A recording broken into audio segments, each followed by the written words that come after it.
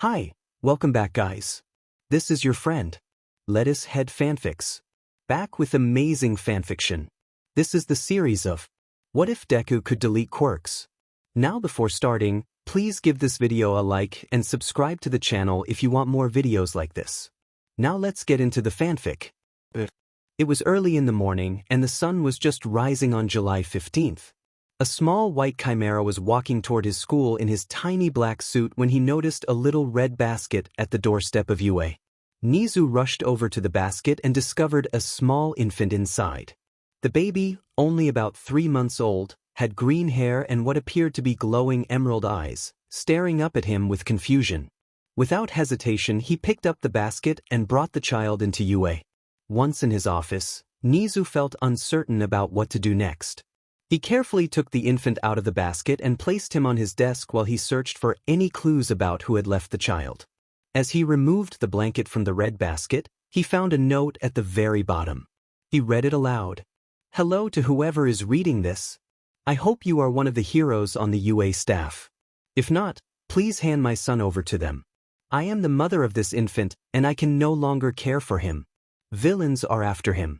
You may wonder why. It's because this child is very special and unique. He was born with a quirk that is quite dangerous. If it falls into the wrong hands, society could be at risk. I won't mention his quirk here, but if you are indeed a hero, you can request a quirk check on him. As for why I can no longer look after him, I fear I will be dead by the time you read this letter. His father was killed a month ago, and our relatives are also gone. He is truly alone. So please find him a good family that will protect him instead of mistreating him upon discovering his quirk. His name is Izuku. Please take good care of him. From his mother."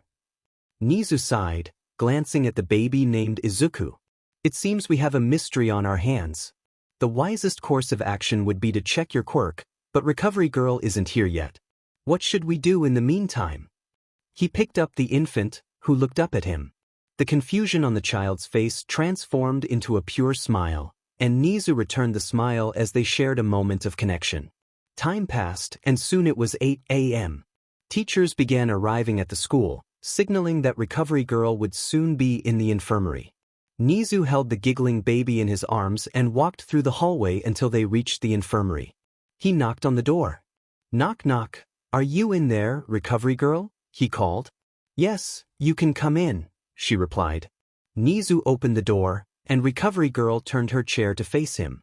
He stepped inside and closed the door behind him. "Nezu, why do you have an infant with you?" she asked, surprised to see the principal holding a child. "Well, I found this baby in front of the school when I arrived, and I wanted to check his quirk," he explained. Recovery Girl raised an eyebrow. "What quirk?" "Children only develop their quirks when they turn 4. Nezu sighed and handed her the letter he had found. She read through it, and once she finished, she placed it on her desk. "I see. Well then, let's check his quirk," she said, getting up from her chair and approaching them. Nezu handed her the child, but Izuku stopped smiling and clung tightly to Nezu's suit. Despite Nezu's attempts to gently pry him away, the baby held on as if he were afraid. Eventually, with some effort, Recovery Girl managed to take him for the quirk check. When they were done, she returned the boy to Nezu. "It seems the boy really likes you," she remarked. "Indeed," Nezu replied, looking down at the child, who was now cuddling closely against him. "Anyway, the results of the scan are in," she said, printing out a piece of paper. As she read through the results, her eyes widened in surprise. "Nezu, I think it's best if a hero looks after this child," she stammered. Nezu furrowed his brow. "But is there a problem?" "Well," Nezu took the paper from Recovery Girl. "For Izuku, 3 months, birthday, unknown. Quirk, deletion. Quirk description. His quirk can erase any quirk from existence, and it can never be returned. To activate it, he needs to see the person, but for mutant-type quirks, he must touch the target. Drawbacks: it takes energy. Oh my, this boy is going to be a target. No wonder his mother left him here," Nezu said, concern etched on his face. "What are we going to do now, Nezu?" Recovery Girl asked. "We need to find a pro hero who can look after him," he replied. But pro-heroes are busy with their duties. What then? She countered. Nezu looked down at the now sleeping boy in his arms. Izuku seemed to feel safe with him, resting peacefully despite being in an unfamiliar place. Nezu contemplated the decision he was about to make, knowing it would change his life. I will look after him, he declared. Recovery Girl was taken aback. Nezu, who had always been wary of humans due to past experiences, was choosing to care for a human child. Was this truly safe? Are you sure, Nezu? She asked hesitantly. Yes, I will look after him, he affirmed. With a nod, Recovery Girl accepted his decision, and Nezu walked out with his new adopted son. He returned to his office, gently laying the small boy down in the basket and covering him with blankets before continuing with his work. As students began arriving at the school, Nezu felt a wave of exhaustion wash over him, knowing that his life was about to become even more demanding. During Yue's lunch break, Nezu decided to enjoy a cup of tea. To his surprise, he noticed the green-haired child awake and quietly observing him. This reminded him that he was responsible for the child, but he realized he had forgotten something crucial. He had no idea how to care for a human infant. Despite being Nezu, the most intelligent being in the world, he felt unprepared. What do they eat? What do I need to buy? What could be dangerous for the child? Nezu pondered, overwhelmed by questions. He glanced at the papers on his desk and spotted a name, Tensei Ida. If I remember correctly, he has a younger brother who should be around Izuku's age. Maybe he can help, Nezu thought. Nezu called Tensei Ida to his office through the intercom. Meanwhile, Tensei and his friends were anxiously speculating about the reason for the summons. As they walked through the hallways, they knocked on the principal's door and entered upon hearing his invitation. Inside, they found Nezu seated behind his desk, with the cheerful child in his lap. Welcome, Tensei. I see you brought your friends, Nezu greeted, glancing at Namuri Kiyama, Hisashi Yamada, and Shota Aizawa. The students exchanged nervous looks, and Tensei broke the tension by asking why they had been called. Nezu replied, I need your help. Perhaps your friends can assist as well, Tensei. The students were taken aback. They often found themselves in trouble due to their various personalities, yet here was the principal asking for their assistance. What do you need help with, sir? Aizawa inquired. Nezu smiled and turned his attention to the child, who was blissfully unaware of the situation. The students followed his gaze and were met with a bright smile from the little one. That's quite a smile, they thought, squinting slightly. As you can see, I have a child with me. He will be my adopted son, but I don't know how to care for a human child. I remembered that you, Tensei, have a younger brother around his age, so I asked for your help, Nezu explained. I see. So we need to teach you how to care for a child? Tensei asked. Nezu nodded. Also, I will need you to look after him when I'm busy, as I have work too. If you refuse, that's your choice, but you will face consequences for any trouble you've caused. The group gulped, knowing that could mean a lot of extra work. Hisashi and Namuri often dragged Aizawa and Tensei into chaotic situations, but this was their chance to avoid trouble, so they all agreed. That's what I like to hear, Nezu exclaimed. Now, any questions? Aizawa asked. Nezu, if you're busy and we have class, what will happen to the child? I will inform the teachers soon, and you will be excused from class. However, you will need to catch up on lessons during your free time, Nezu replied, and Aizawa nodded in understanding. Hisashi then asked, Nezu, why are you adopting this child if you know you'll be busy? Nezu's expression shifted to a serious one. What I'm about to tell you must remain confidential, understood? His tone was firm, causing the students to shiver slightly. They nodded, sensing the gravity of the situation. This child is special and unique. He was born with a quirk that is quite dangerous, Nezu explained. He needs protection from pro-heroes because villains may target him due to his quirk. If it falls into the wrong hands, it could spell disaster. Other pro-heroes haven't taken him in because they might view him differently, and they are often occupied with their duties. I can care for him at home and at school since I don't engage in hero work. The students listened intently, curious about the child's quirk. As first years at UA, They had never encountered someone born with a quirk before. May I ask what his quirk is and what it does? Since we will be looking after him, it would be good to know what to expect, Nemuri inquired. Nezu sighed. I will share this with you, but remember not to speak of it to anyone or treat him differently. He hesitated before continuing. His quirk is called Deletion. It allows him to erase quirks. But sir, that's similar to Shota's quirk. Why would it be dangerous? Hisashi questioned. While it is similar to Aizawa's, it's best if he has a quirk-canceling bracelet because it can have more severe consequences than Aizawa's quirk, Nezu clarified. Tensei pressed for more details. Could you explain further, sir? Nezu nodded. His quirk can permanently erase a quirk from existence, and it can't be undone. The only drawback is that it drains his energy. When he looks at a target, he can take their quirk, and for those with mutant quirks, he just needs to touch them to erase their abilities. A few gasps echoed in the room. Aizawa was taken aback, his jaw dropping in disbelief. Someone had a quirk that could do that? No wonder Nezu said it was dangerous, the group thought, realizing the implications. Aizawa felt a sense of camaraderie, knowing someone shared a similar quirk, and reassured Nezu, don't worry, we won't see him differently. Even though he has a dangerous quirk, he is still a child who needs proper guidance, and one day he could become a hero just like us. The others nodded in agreement with his heartfelt speech, and Izuku responded with a bright smile that warmed everyone's hearts. They all thought, we will protect this child, no matter the cost. Nezu felt relieved that his 4 students viewed Izuku as a normal child. However, he wondered how the rest of the UA staff would react when they learned about Izuku and his quirk. He could only hope for a positive response. Later, Nezu and Tensei discussed what a child needs to grow up, while Nemuri, Hisashi, and Aizawa kept an eye on the young boy in the corner, who was giggling at Nemuri and Hisashi's playful games of peekaboo. Aizawa watched fondly as he noticed a quirk-canceling bracelet on the child's right wrist. As the day drew to a close, Tensei and his group of friends headed home, along with Nezu and his little companion. Once Nezu entered his house, he gently placed the sleeping child on the couch in his living room. The house was white and featured simple, understated furniture. While the baby slept peacefully, Nezu made his way to his study and sat at his desk. He quickly filled out the adoption papers that Recovery Girl had gathered for him.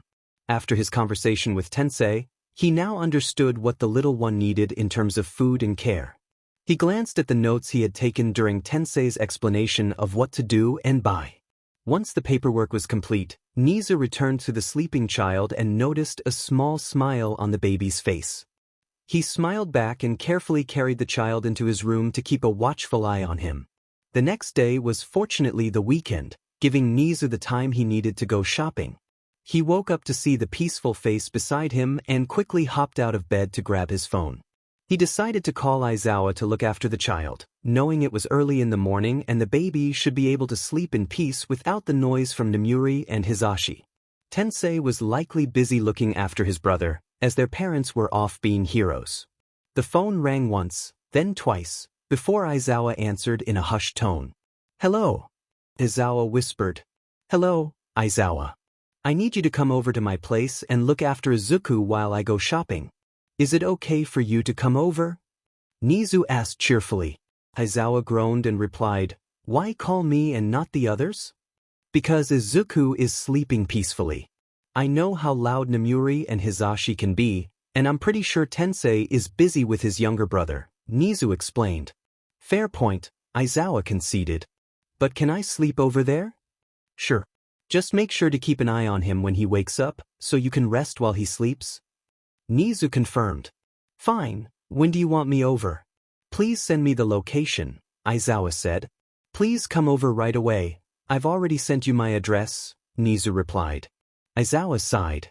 I'm on my way. Nezu hung up and got ready for his shopping trip, grabbing shopping bags, his keys, and the list of items Tensei had told him to buy. 10 minutes later, there was a knock on the door. Nezu walked over and greeted Aizawa. Hello, Aizawa. Hi, Nezu. So where's the kid? Aizawa asked. He's in my bedroom, fast asleep. Aizawa, do you know what to do? Nezu inquired. Aizawa nodded. This isn't my first time babysitting. I usually look after kids in my neighborhood with Hizashi and Nemuri. That's good to hear, Nezu said. You can sleep while he's sleeping, but please be awake to look after him when he's awake. Aizawa nodded again and entered Nezu's house. He familiarized himself with the living room and the bedrooms before returning to Nezu. How long do you think you'll be out? Aizawa asked. Probably 3 to 4 hours at most. Okay, have a nice shopping spree. Aizawa waved as Nezu left him alone in the principal's house. He thought to himself, what have I gotten into this time?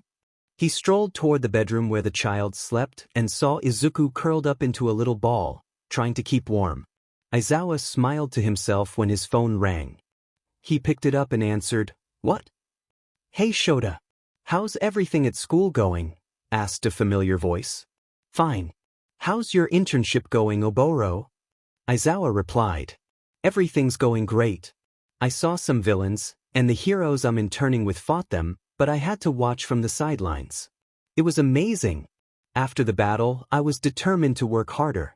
Anyway, I was wondering what you and the others are up to. We're fine, but I'm not with the others right now, Aizawa said. Oboro laughed. Yeah, you probably kicked them out when they came over and woke you up. Actually no. Nezu woke me up and asked me to babysit, Aizawa whispered. What? Why would Nezu call you at 7 a.m. to babysit? He doesn't even have a child, Oboro said, confused. Aizawa sighed. You don't know what happened yesterday. You should come back, you might get in on the fun. I can tell you this, I'm babysitting his son, and he's incredibly adorable. Oh, I guess I need to hurry and see the boy since the great Shota complimented him, Oboro teased. Ha, Aizawa said, rolling his eyes. Oboro continued, Can you please send me a photo of the little bean? Fine, Aizawa replied, taking a picture of the sleeping child and sending it to Oboro. After it was sent, he heard squealing from the other end of the line. So cute. You better come back quickly, or Hizashi and Nemuri will try to keep him, Aizawa warned. That's it, I'm coming right now. Send me the address, Oboro demanded. Oh no, you still have your internship and you'll make just as much noise as the other two. I don't want to deal with that today, and I definitely don't want to ruin Izuku's sleep like mine was, Aizawa lectured. Oboro pouted, and they discussed the conditions of looking after Izuku, though Aizawa kept his quirk to himself. After their conversation, Oboro said he had to go, and they hung up. It was 8 a.m., meaning Aizawa had spent an hour talking to Oboro, and now he was ready to sleep. He settled on the floor of the bedroom, feeling it would be inappropriate to sleep on his principal's bed without permission. After about 2 hours of sleep, Aizawa woke up and wondered if Izuku was still sleeping. To his surprise, he found a pair of emerald green eyes staring at him in silence. Aizawa backed away, startled. Normally, when children wake up, they make noise that would rouse him, yet Izuku was quiet, as if he wanted him to continue sleeping. Izuku, were you watching me sleep so I wouldn't be disturbed? Aizawa asked, but immediately felt foolish for speaking to a child who likely couldn't understand. To his surprise, after a few moments, Izuku nodded. Before Aizawa could ask another question, the door unlocked, and Nezu entered the room. Aizawa turned towards Nezu and got up from the ground. Welcome back, Nezu. It's good to be back, Nezu replied as he walked toward Izuku. Izuku stretched out his arms and embraced Nezu warmly. Nezu happily returned the hug, and Aizawa captured the moment with his phone, taking a few pictures to share with his friends. Afterward, he tucked his phone away and spoke up. Nezu, sorry to interrupt, but how old is Izuku again? Nezu turned to Aizawa and answered, He is 3 months old. May I ask why you're curious? I mentioned it just yesterday. Aizawa replied, Well, you see, before you arrived I was asleep, and when I woke up, Izuku was just staring at me. For a child his age, shouldn't he be making noises or crying? I asked him if he let me sleep, and he nodded. So, could it be that he has a high level of intelligence? Nezu paused, looking at the boy still hugging him. After all, he was born with a quirk, which was unusual, so it was possible that he also possessed a high IQ. Well then, why don't we check?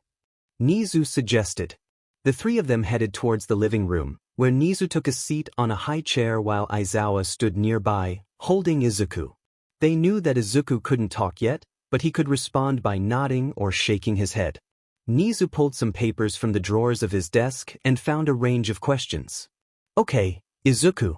I will read out a question, and you have to nod if you agree or shake your head if you don't, okay? Nezu asked. Izuku nodded in response. All right then. Is 25 times 4 equal to 100? Izuku nodded again, and Nezu continued with the math questions. Some of the problems were so advanced that Aizawa felt a bit embarrassed when the baby answered them all correctly. After the math questions, they moved on to other topics. If there was a battle between Aizawa and Hisashi, who would win? Nod for Aizawa and shake for Hisashi. Izuku nodded once more, getting all the answers right. Once the little IQ test was finished, it was time for lunch. Nezu hopped off his seat and patted Izuku on the back to congratulate him for his impressive performance. Nezu grinned widely and chuckled. Little Mouse is also a genius. He'll have a higher IQ than me when he grows up. He's going to be just like his father and help me in my plans for the future. I can't wait. I will teach him so many things later on. He won't even need to go to school. I can teach him myself. Aizawa, overhearing this, felt a bead of sweat trickle down his forehead as he thought, I better raise Nezu Jr. well and hope he doesn't turn out like his father. I need to inform the others about this. As Aizawa pondered his friends, he remembered that Oboro also wanted to look after Nezu Jr. and asked Nezu if Oboro could join their babysitting club. Nezu agreed, stating that the same rules would apply to him as well.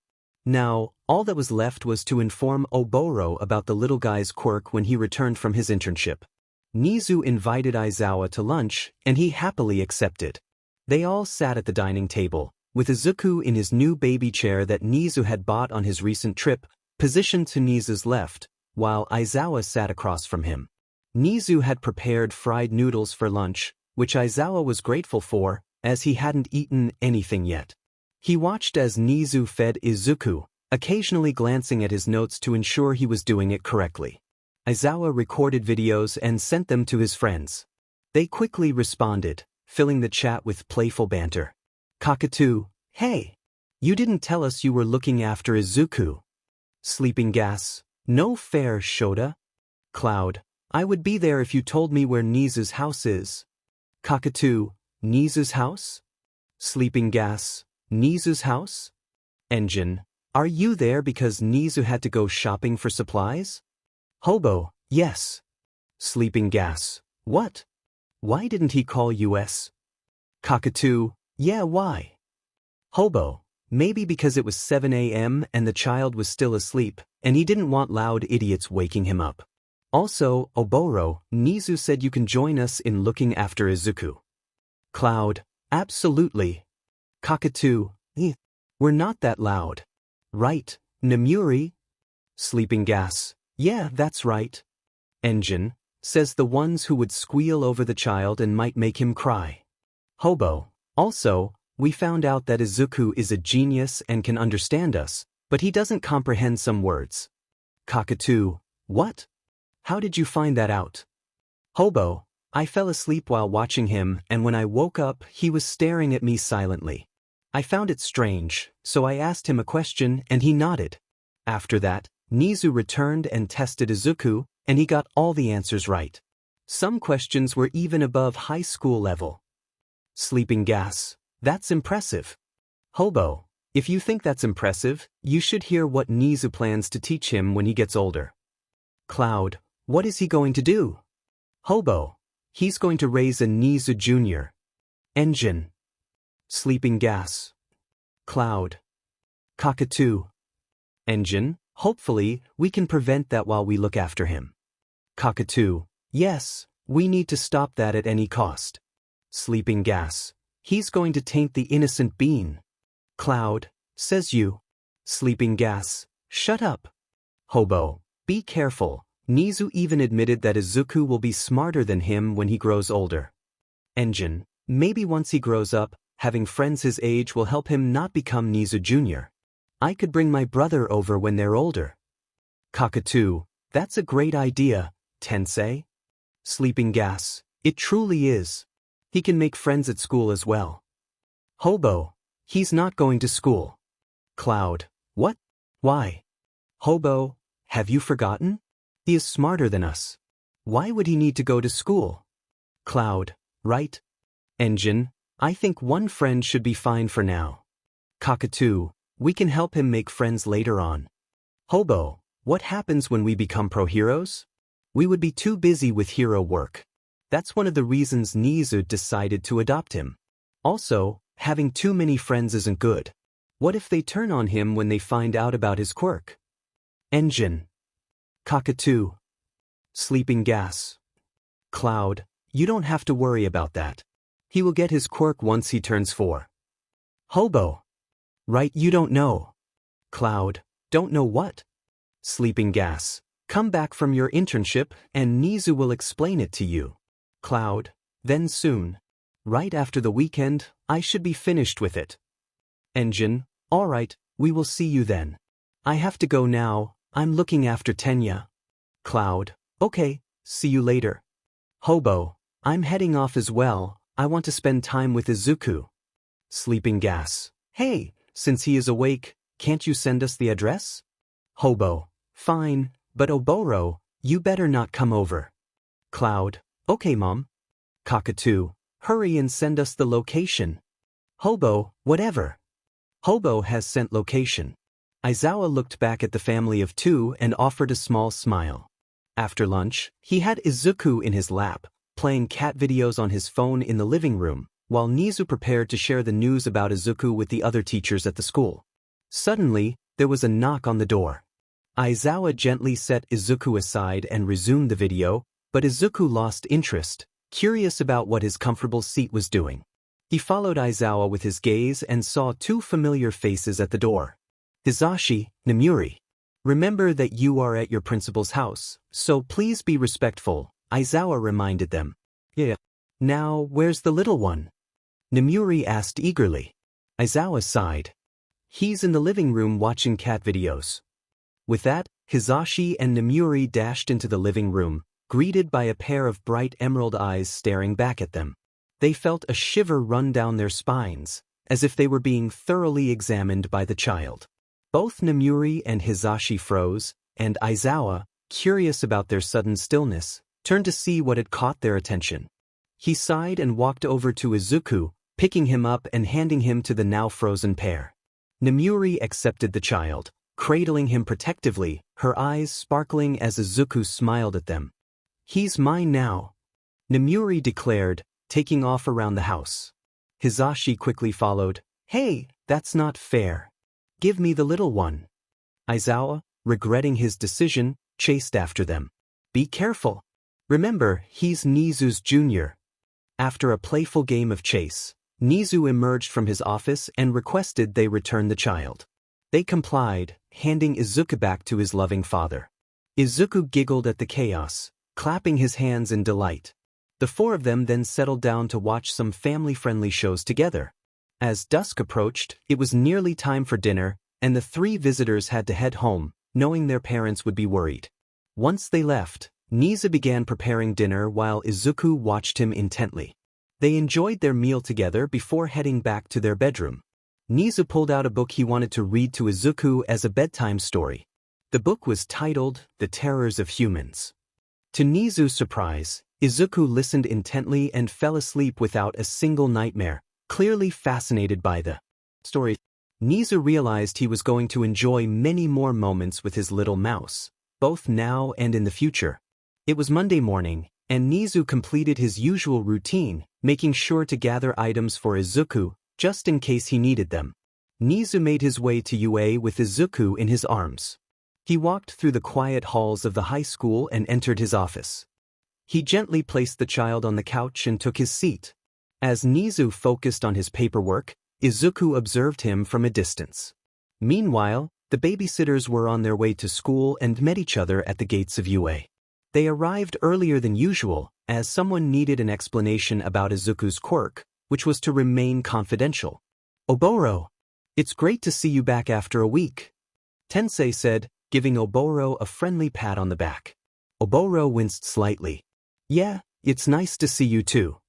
Nemuri laughed and exclaimed, I can't wait to see Izuku. He's just the cutest. He totally is. Hisashi agreed. Aizawa sighed. Let's just get going. They all walked into the empty school and headed to Nezu's office. Upon entering, they found Nezu engrossed in his paperwork and Izuku watching him intently. The students hesitated near the door, not wanting to interrupt, but they needed to get Nezu's attention. Tensei cleared his throat, catching the principal's eye. Oh, sorry. I didn't see you there. Please, come forward, Nezu said apologetically. They nodded and approached the desk. So, Oboro, I hear you would like to help look after Izuku. Is that correct? Nezu asked. Oboro nodded. Yes, if I could. Well, that depends on how you feel about Izuku once you learn about his quirk. Aizawa mentioned something similar, but doesn't he need to be 4 years old to develop his quirk? Oboro questioned. Nezu sighed. I will explain once the other teachers arrive. As if on cue, all the teachers entered the office. Nezu, you called us for something? Asked Lunch Rush. Yes, I have, Nezu replied as he walked over to his son. You see, I have chosen to adopt a child. What? Exclaimed all of the UA staff, their eyes wide, except for Recovery Girl. Meet my little mouse, Izuku, Nezu introduced, holding the child gently. Hound Dog asked, Nezu, why do you suddenly want to adopt a child? Nezu explained, I found this child outside UA on Friday. He was abandoned by his mother. How could his mother do such a thing? Hisashi exclaimed, shocked, as it was his first time hearing this. He wasn't abandoned out of choice. Villains are after him, and he has no other family since his father passed away a month before he was left here. Why would villains target the child? Oboro asked, voicing the concern shared by the staff. He is a unique and special child. His IQ could surpass mine when he grows up. Nezu was interrupted by the UA staff gasping, What? He sighed and reiterated, he might have a higher IQ than me when he is older. How is that possible? Power Loader exclaimed. Can I continue? Nezu said in a serious tone. They nodded, a bit nervous. As I was saying, the child not only has a high IQ, but villains are after him because of his quirk. He was born with one. That's why I thought a hero should adopt him, but they are too busy with their duties. However, there are heroes at UA who can keep an eye on him and protect him. The room fell silent, eyes widening in shock. He was born with a quirk? What is it? It must be powerful if villains are after him, right? Asked Cementos. Do you promise not to judge the child once you find out his quirk? Nezu questioned. Power Loader looked puzzled. Why would we do that to an innocent child? Just promise, Nezu insisted. We promise, everyone who didn't know his quirk said in unison. Good, Nezu continued. His quirk is quite dangerous if it falls into the wrong hands. It's called Deletion, and it can erase a quirk permanently. The only drawback is that he must touch mutant quirk users to delete their quirk, which takes his energy. For other quirks, he only needs to look at the target to erase it. The room was silent until Oboro spoke up. Well, now we know what he can do, but I still want to look after him. He's just a child, and we heroes can teach him right from wrong. Wait, doesn't he have a high IQ? Even better. He would know what to do. I noticed he is wearing a bracelet. Is that a quirk-canceling bracelet? Nezu nodded. Great. Now we know it can't lose control. Besides, we have Aizawa, and what's wrong with being a hero without a quirk? Aizawa fights quirkless, but that doesn't make him any less cool. Izuku has a bright future ahead and could be our greatest ally. We just need to protect him from falling into the wrong hands. So, Nezu, my opinion of him will never change, and neither should anyone else's, Oboro lectured. At the end of his speech, his friends applauded, and so did the other UA staff. Some were moved to tears, while others had tears welling in their eyes. Wonderful speech, Oboro. You should consider a career in politics, Nemuri teased. Hey, you guys already knew this, didn't you? Oboro exclaimed. Tensei nodded. Yeah, but we didn't know he was abandoned. We accept Izuku for who he is. Also, Aizawa made a similar speech, but it wasn't as emotional as yours. Oboro turned bright red, realizing what he had just said. He picked up Izuku from Nezu and cuddled him in the corner, feeling embarrassed. The group of friends chuckled at the sight and went over to comfort him while the teachers spoke with Nezu. Nezu, we also accept him and will protect him to the best of our ability when the time comes, Lunch Rush stated, with every staff member agreeing. Thank you very much for your support, Nezu replied gratefully. Once Oboro emerged from the corner, he walked toward the teachers with his friends and Izuku giggling in his arms. When they reached the teachers, Oboro handed Izuku back to Nezu, and Izuku beamed up at them all. Everyone in the MTUA high school thought the same thing. We will always protect this little ball of sunshine, no matter the cost. It had been 5 months since Nezu had taken in Izuku as his own, and now he was 8 months old. Over the months, Izuku started to walk, and Nezu filmed the whole experience. Nezu was beginning to feel like a real parent, and he dearly loved his little mouse. Izuku also began to try and say proper words. He hadn't said anything yet, but he was trying. Nezu wanted to capture the moment when Izuku said his first word, and he hoped it would be something like, Papa. Aizawa and the others had been looking after Izuku during busy times, and surprisingly, they were all keeping up with their classes. The only motivation Nemuri, Hizashi, and Oboro needed was Izuku. Sometimes, when they had unfinished work and didn't know what to do, they would jokingly ask Izuku for the answer. It was amusing, and Aizawa made sure to film the whole thing. Izuku always seemed to choose the correct answer, but once the teachers realized they were using Izuku like a quiz app, they informed Nezu, and let's just say they felt the consequences of an upset parent. Aizawa and the others had been looking after Izuku, and sometimes they would misplace him, but he would always be found with Nezu. This would cause them a moment of panic as they searched every corner of the room. The whole school now knew that Nezu had a child, but they were kept in the dark about his quirk. They always greeted him when they saw him, and he would respond with a bright smile. Izuku still wore the quirk-canceling bracelet and had grown taller. Nezu and Izuku enjoyed their storybooks, and once they tried to read at school, they were caught by Recovery Girl while reading a book that was not appropriate for children. That was when the staff promised themselves they wouldn't let Nezu Jr. become a reality. What they didn't know was that Izuku found the stories his father read to him fascinating and was delighted when they became bedtime stories. Luckily, Izuku still had his innocence, well, except for the Nezu-related content, but he didn't know any inappropriate words or concepts since Nezu wanted to protect his little mouse from that. On a Wednesday afternoon, Nezu had a meeting with the other staff at UA. Aizawa and his friends were pulled out of class and tasked with looking after Izuku. When the door opened to reveal Tensei, Oboro, Hizashi, Nemuri, and Aizawa, Izuku ran over excitedly. They were caught off guard. "That's going to be the end of me," Aizawa exclaimed. "What?" a confused little Izuku echoed, mimicking Aizawa's tone. The whole group shot a glare at Aizawa. He gulped, hoping Nezu hadn't heard that. "Shota, you taught him that?" Hizashi whispered, leaning closer to Aizawa. Oboro and Tensei shook their heads in disappointment. Nemuri playfully smacked Aizawa's head. "Hey, at least he said his first words?" Aizawa defended himself. "Yeah, but Nezu isn't here, and it was the wrong word." Oboro countered. "Let's just teach him to say, Papa, before Nezu finishes his meeting," Aizawa suggested. The group attempted to teach Izuku the word, Papa, by repeating it over and over, but he didn't say it even once. They were losing hope when they heard the door beginning to open. Nezu appeared, and all attention shifted to him. The students backed away, hoping Izuku wouldn't reveal their secret. Izuku ran over to Nezu calling out, "Papa! Papa!" Nezu froze in his tracks, seeing his little green-haired child run to him saying, "Papa!" Tears began to form in his eyes as he hugged Izuku tightly.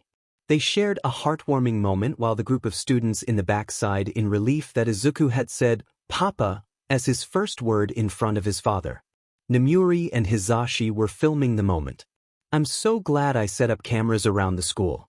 Now I have it on film, just like I wanted," Nezu said. Nemuri and Hizashi dropped their phones in shock. The others were sweating nervously, but Aizawa was the most anxious. They all left the room quietly while Nezu and Izuku continued their moment. Once it was over, Nezu insisted on watching the video, and they both sat at the desk. They replayed the moment when Aizawa and the others entered the room. When Nezu heard his little mouse say that word, he felt a surge of anger, especially when Izuku repeated it. "That's not a word you should use, little mouse. Don't ever say that, okay?" Nezu said, trying to maintain his composure. Izuku nodded, looking confused, and a few minutes later he fell asleep in Nezu's warm embrace. Once Nezu confirmed that his little mouse was sleeping, he gently placed him on the couch and headed toward Class 1A. The door swung open to reveal the entire class. "Aizawa, can you explain this?" Nezu asked, a playful smile on his face as he played the video of Izuku's slip-up. Aizawa gulped and sank into his seat. "I can explain. I was surprised he ran up to us, and I kind of let that word slip." "That may be true, but it doesn't mean you're off the hook," Nezu replied. The whole class watched as Aizawa was dragged from his seat to the outside of the classroom. Some were upset that Aizawa had taught Izuku that word, while others, like Aizawa's friends, silently hoped for his well-being. "Let him rest in peace," they thought, hands clasped together. Outside the classroom, Aizawa faced the consequences of his actions, and from inside, the students could hear his pleas for help. The students were terrified and made a mental note for themselves: never activate Nezu's angry parent mode. When Aizawa returned to the class, Nezu had already left, not wanting to leave his little mouse alone in his office. Aizawa was covered in bruises, and the students gasped at the sight. They hadn't realized Nezu could be so formidable, despite his small stature. The teacher looked concerned and ordered, "Aizawa, go visit Recovery Girl and tell her what happened." Aizawa nodded and followed the teacher's instructions. He limped over to the infirmary and knocked on the door. Once he heard a response, he entered. Recovery Girl faced him and asked, "What happened to you, dear?" "Nezu happened," he replied. Recovery Girl sighed. "But what made Nezu cause this much trouble for you?" "I kind of taught Izuku how to express himself more colorfully," Aizawa admitted. Recovery Girl's expression darkened. "You taught him to use bad language?" "Yes," Aizawa said. "What were you thinking? Are you trying to ruin his innocence? He's still learning from Nezu. Don't take that away from him." Recovery Girl exclaimed. Aizawa stuttered, "Yes, ma'am, it won't happen again." "It better not," Recovery Girl said, but then she sighed, and the mood shifted. She gently kissed Aizawa on the forehead and told him to head back to class. On the way there, Aizawa reflected on his thoughts. "I don't think we should ever use bad language in front of Izuku again. Well, maybe when he's older, but still. Also, note to self, never get Nezu and Recovery Girl into angry parent mode." Izuku was just 1 year old, and his babysitters were now in Class 2A. He had started to form complete sentences and could hold conversations with his father. They discussed various topics, including analysis and the improvements needed at UA. While it might seem unusual for a high school principal to seek feedback from a 1-year-old, the staff at UA understood Izuku's unique abilities and welcomed his insights. His intelligence was comparable to Nezu's, and he provided valuable feedback regarding the students and their quirks. Izuku showed a keen interest in quirks, often mumbling about the potential ways users could harness their powers effectively. Although some found his mumbling a bit unsettling, it ultimately contributed to the school's growth. When Izuku spent time with Hisashi, they would play music and sing along, sometimes even dancing. One day, Izuku recorded Hisashi performing a quirky dance he called the Ritual of Waking the Sleepyhead. Hisashi hopped around the room, making loud, playful noises. Izuku couldn't help but laugh, especially when he mentioned how annoying it was for Aizawa to wake up to such antics. When Nezu later saw the video, he couldn't resist ordering Hisashi to perform the dance again, much to everyone's amusement, especially as they watched Aizawa's annoyed reaction. Nemuri often looked after Izuku, usually accompanied by Oboro, as the others wanted to protect the boy's innocence.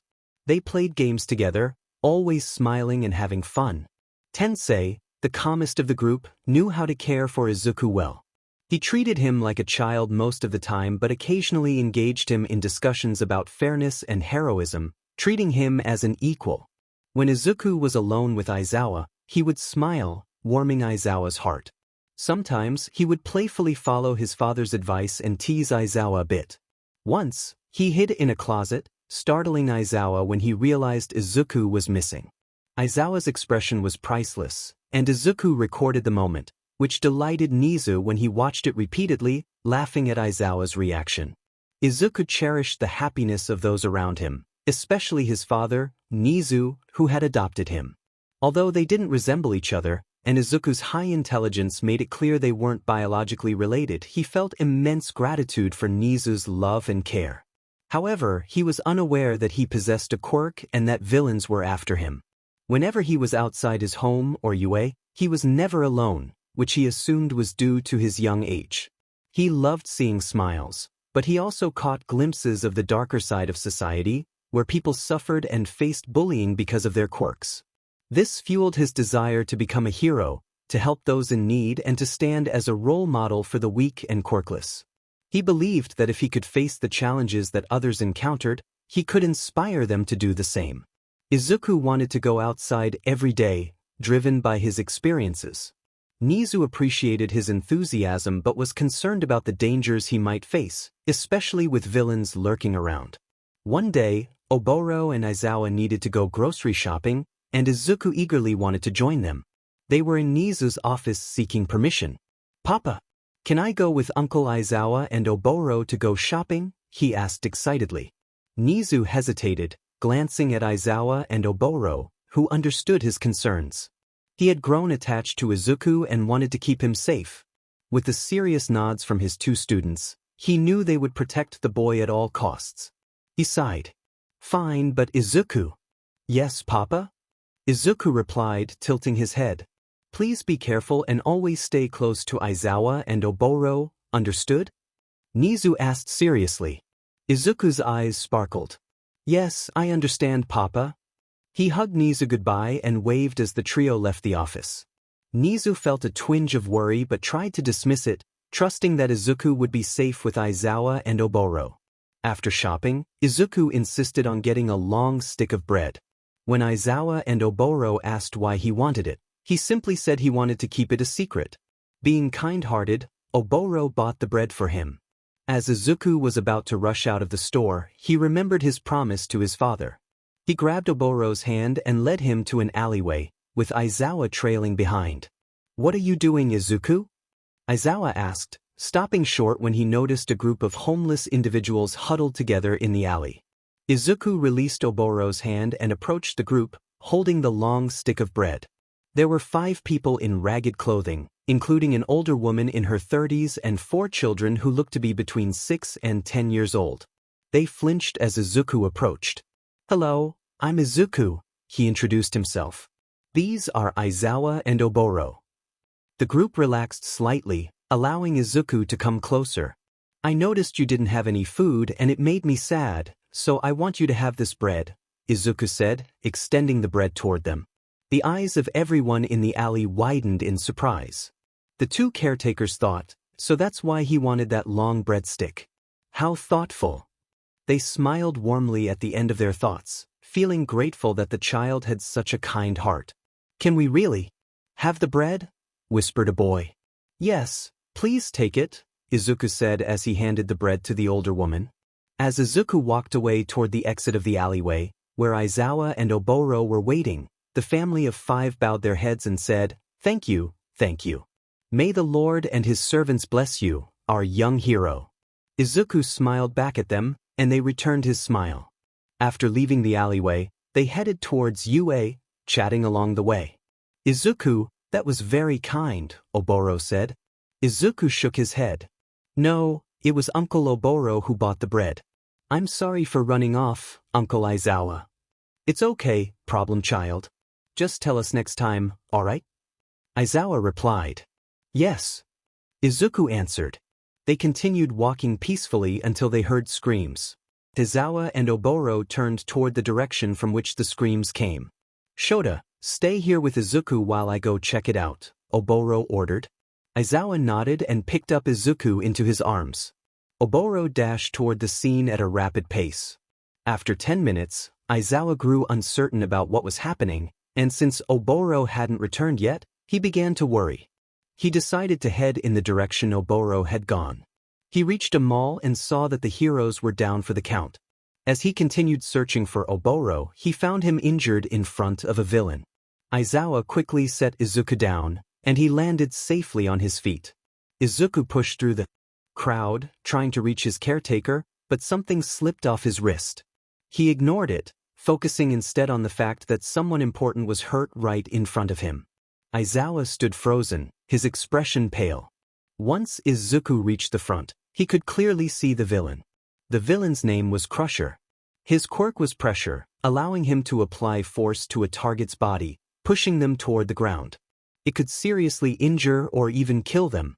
In that moment, Izuku watched as Oboro struggled against the pressure, the villain laughing menacingly. Tears streamed down Izuku's face as he desperately wished for the villain's quirk to disappear. Without realizing it, he activated his own quirk. "Stop!" he yelled, his voice breaking with emotion.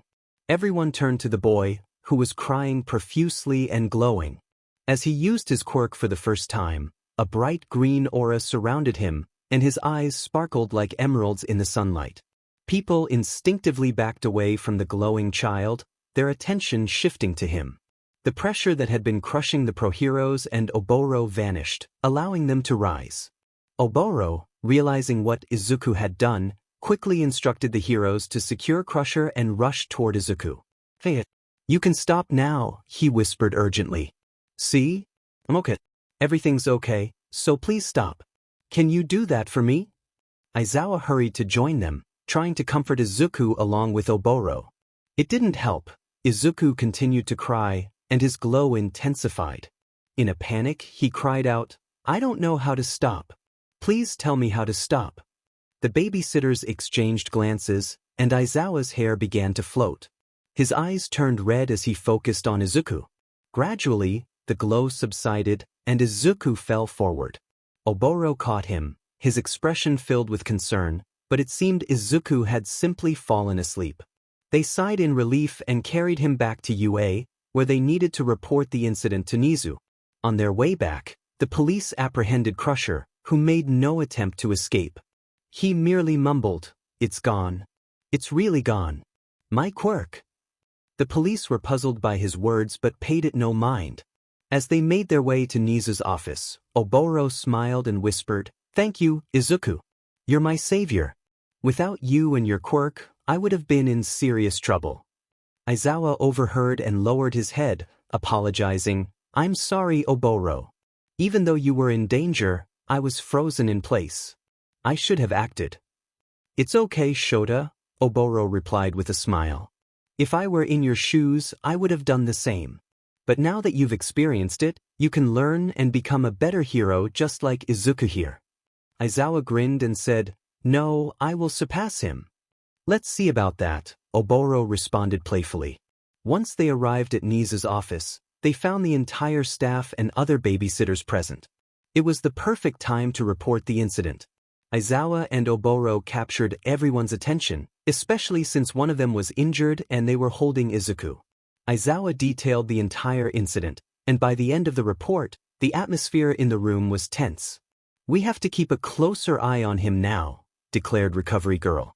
Power Loader nodded. After activating his quirk in public, some people might figure out what it is, especially since he nullified Crusher's quirk. "Even if we need to keep a closer watch on him, we will all protect him, Nezu, so don't worry. But I think it's best if he doesn't go out for a while," Tensei suggested. Nezu agreed, and so did everyone else. They would keep a closer eye on their little mouse and ensure he stayed inside for a time. They all looked toward the small child, who was sleeping peacefully on the couch with a new quirk-canceling bracelet on his wrist. "It's for Izuku's protection," they thought. It has been 2 years since Izuku left UA and his home, and now he is 3. His babysitters have grown closer to him than ever, visiting even when they don't need to look after him. They all share lunch and dinner at Nezu's house on weekends, though Tensei often has other commitments.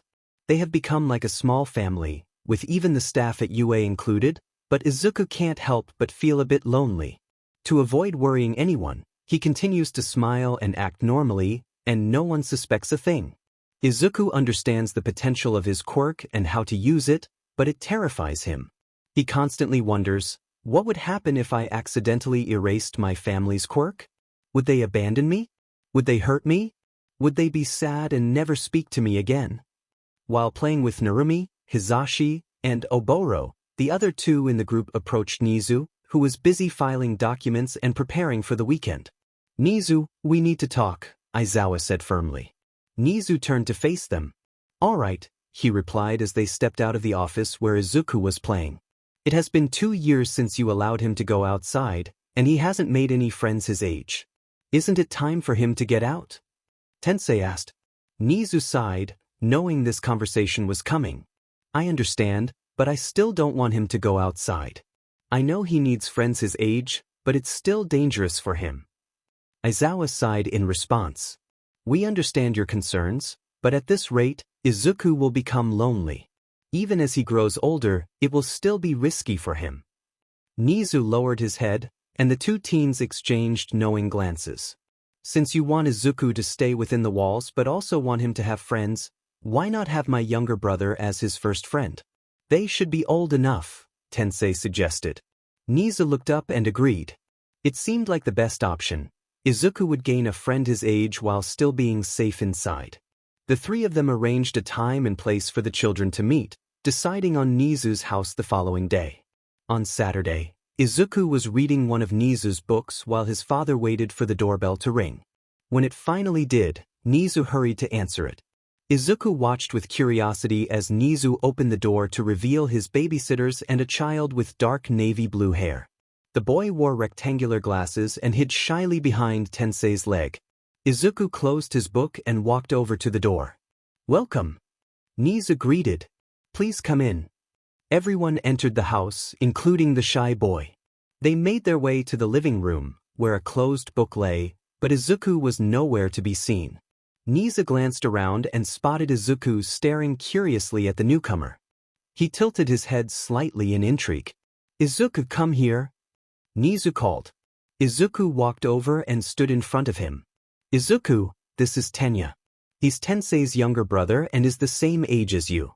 I hope you can become friends, so why not play while I talk to the others? Nezu suggested. Izuku's emerald eyes sparkled with excitement. Yes. Of course, he exclaimed. He rushed toward the boy, who was Tenya Ida, and introduced himself. Hello. My name is Izuku. It's nice to meet you. Ida stopped hiding and bowed slightly. It's nice to meet you, Izuku. I am Tenya Ida. Once Ida stood up straight, Izuku took both of his hands in his own. Can we be friends? He asked eagerly. Ida froze, unsure of how to respond. Other kids at his daycare had thought he was odd because of his robotic hand movements, and he had never had a friend before. Hesitantly he asked, Are you sure? I mean, I do weird hand movements. Aren't I strange? Izuku, sensing Ida's good nature, replied, Of course we can be friends. You're not weird. If everyone were the same, it would be boring. Being different is what makes you. Nothing should change that. Ida was taken aback. He had always felt the need to fit in, but the boy in front of him encouraged him to embrace who he was. It meant a lot to him, knowing that Izuku would accept him without judgment. He smiled and answered Izuku's earlier question. Let's be friends. Izuku looked like he might burst with joy. I made my first friend, he shouted. Ida's eyes widened in surprise. He had thought someone like Izuku would already have many friends, but he was the first one Izuku had made. Everyone in the room clapped, pleased that Izuku had found a new friend, as well as Ida. Now that you have a new friend, why don't you play together in your room? Nezu suggested kindly. Izuku beamed and shouted, Okay. He grabbed Ida's wrist and rushed upstairs to his room. Ida wore a shocked and slightly worried expression, having never been pulled along like that before. The teenagers laughed at the scene, and Tensei felt especially happy. He had never seen his brother show so much emotion since starting daycare, and it warmed his heart to know that Ida had found a wonderful friend in Izuku. The children entered a bright white room adorned with charming pictures of mice on the walls. The room was filled with books and notebooks, and Ida marveled at how much Izuku enjoyed reading. Izuku eagerly pulled him toward the bed, which was also white, accented with hints of green and red. "So, since we're friends, we should get to know each other better," Izuku said as he hopped onto the bed. Ida followed suit, landing on the soft surface. "I guess you're right. So, what should we talk about?" Izuku closed his eyes and crossed his arms thoughtfully. "Oh, I know," he exclaimed, opening his eyes again. "What do you like and why?" "I like my family books and many other things." Ida's eyes sparkled as he answered, "I like my brother because he's always caring for me and treats everyone equally. He's my role model." Izuku nodded in agreement. "Uncle Tensei knows his stuff and is better than others. He is really kind and caring. Then there's Uncle Hisashi, who is a jokester and makes people laugh. Uncle Aizawa just wants to sleep, and Auntie Namuri is funny with Uncle Oboro." He paused before asking, "Wait, if Uncle Tensei is your role model, do you want to be a hero?" Ida nodded firmly. "I come from the Ida family. We are a family of heroes. I want to follow my brother's footsteps and help him when I get older." He emphasized his determination with the robotic chop. Izuku looked at his new friend with admiration. "That must be nice." Ida turned to Izuku, curious. "Don't you want to be a hero?" "I do, but I want to help my dad, and I can't go outside," Izuku replied, a hint of sadness in his voice. Ida's concern grew. "Why can't you go outside?" "I don't know, but I trust that my dad and the others have their reasons," Izuku said. "Is that why you were so happy to have your first friend?"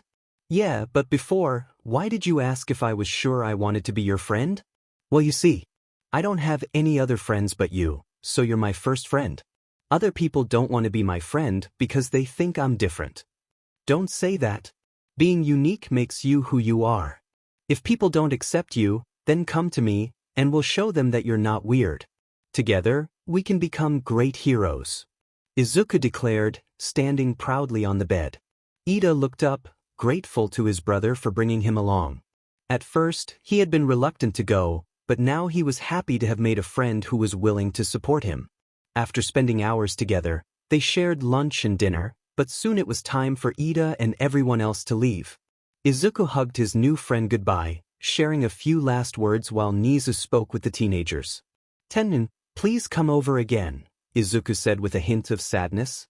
"Of course," Ida replied, then paused, realizing what Izuku had called him. "Wait, Tenshan." Izuku smiled. "It's a nickname. Do you like it?" "I think it's nice, but if I have a nickname, what's yours?" Ida asked. "Oh, you can call me Izuku, Zuzu, Zuku, or Aizu. You can pick." Ida thought for a moment. "No, I think I will continue to call you Izuku." "Okay, if that's what you want," Izuku said cheerfully. They waved goodbye as Nezu's door closed behind them. Izuku and Nezu began preparing for bed.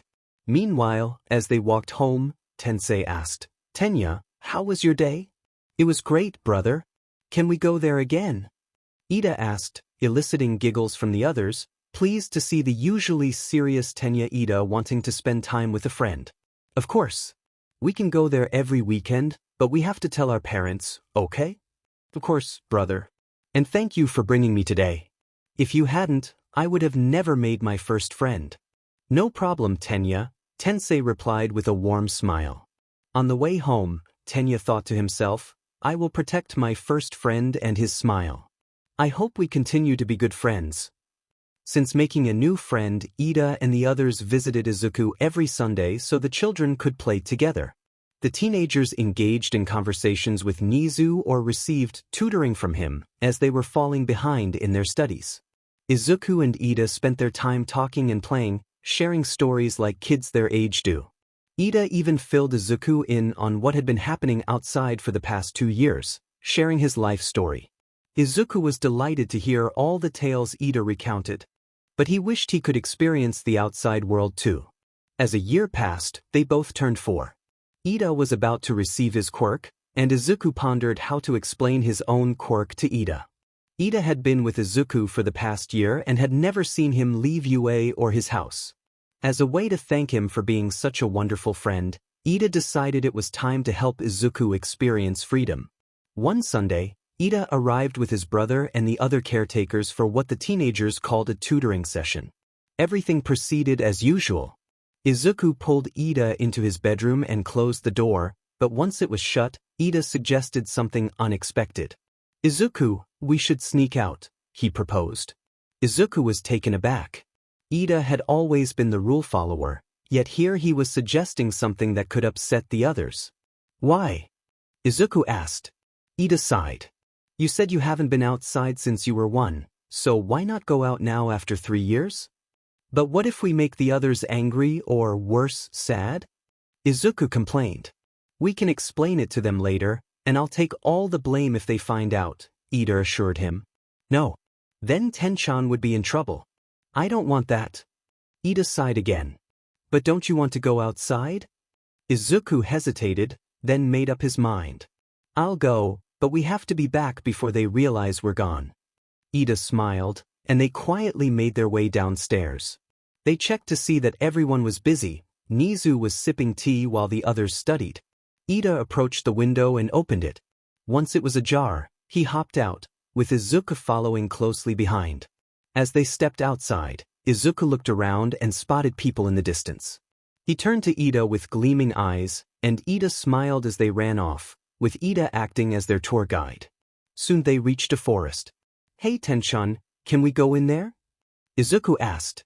"Sure, but watch your step, okay?" Ida advised. Izuku nodded and entered the forest with Ida. They wandered around, chatting about various things, until they heard quiet cries. Izuku immediately rushed toward the sound, with Ida following closely. They ran until they found a child crouched on the ground, hugging his knees with his head bowed. The boy had bandages around his left eye and his hair was split in 2 colors, white on the right and red on the left.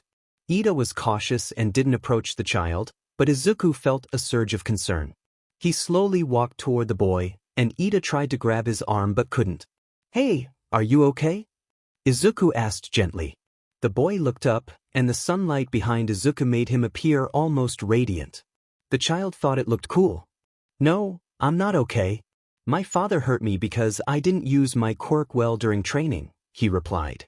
Izuku furrowed his brow. "That's not nice. Does your father do that often?" The boy nodded. "He hurts me and my siblings, even my mother." Realizing he had shared too much, he quickly covered his mouth. He wasn't supposed to tell a stranger that, but something about Izuku made him feel safe enough to open up. Ida watched from a distance, his worry for Izuku fading but concern for the new boy growing. A parent shouldn't hurt a child. He could see that Izuku was upset by the boy's words, but he knew Izuku would find a way to help. "That's even more not nice. Why don't you come with us and we'll help your family?" Izuku offered. The boy was taken aback. A stranger he had just met wanted to help him? Could he really trust him? He thought Izuku seemed kind and trustworthy. The boy nodded and stood up, taking Izuku's hand.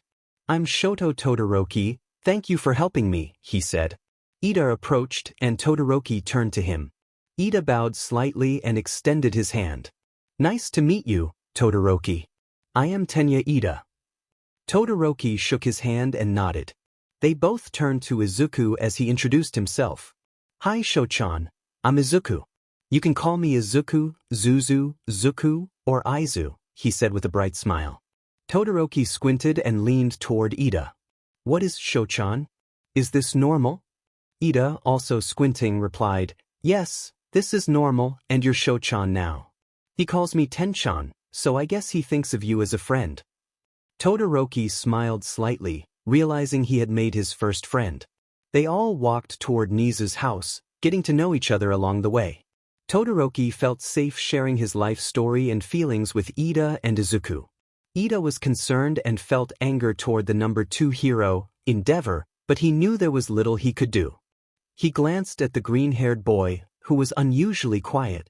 Izuku was visibly upset, and Ida could sense a determination within him as he listened to Todoroki's story. Once they reached Nezu's house, they could hear the chaos inside. Ida and Izuku exchanged nervous glances, realizing they had forgotten they snuck out. Todoroki, confused, followed Ida and Izuku through an open window. Inside, they were met by a glaring white chimera. The green and blue-haired boys gulped as Nezu opened his mouth. "Where have you been?" he asked in a cold tone, lacking his usual smile. Ida froze, recalling his promise to take the blame, but before he could speak, Izuku chimed in. "I'm sorry, Papa. I suggested to Ida that we sneak out since I haven't left the house in 3 years." Izuku's words made Todoroki's eyes widen. The child who had urged him to follow had been confined indoors for so long. It made him wonder, why wasn't he allowed outside? Nezu sighed, understanding that Izuku missed the outdoors, but he hadn't expected him to actually sneak out. "It's fine, but you're not going outside again." "Don't do that," Nezu insisted. Ida and Todoroki exchanged shocked looks, pondering what this meant for Izuku's freedom. "Sir, that's not fair. I was the one who convinced him to Ida began, but Izuku interrupted. "I understand, but Papa, I know I shouldn't ask, but can we please get rid of Endeavor?" Izuku's request took Nezu by surprise. He had snuck out, but now he wanted to address Endeavor. "May I know why?" Nezu inquired. Izuku pushed Todoroki forward, and Nezu immediately recognized him. "Izuku, why is Endeavor's youngest son here?"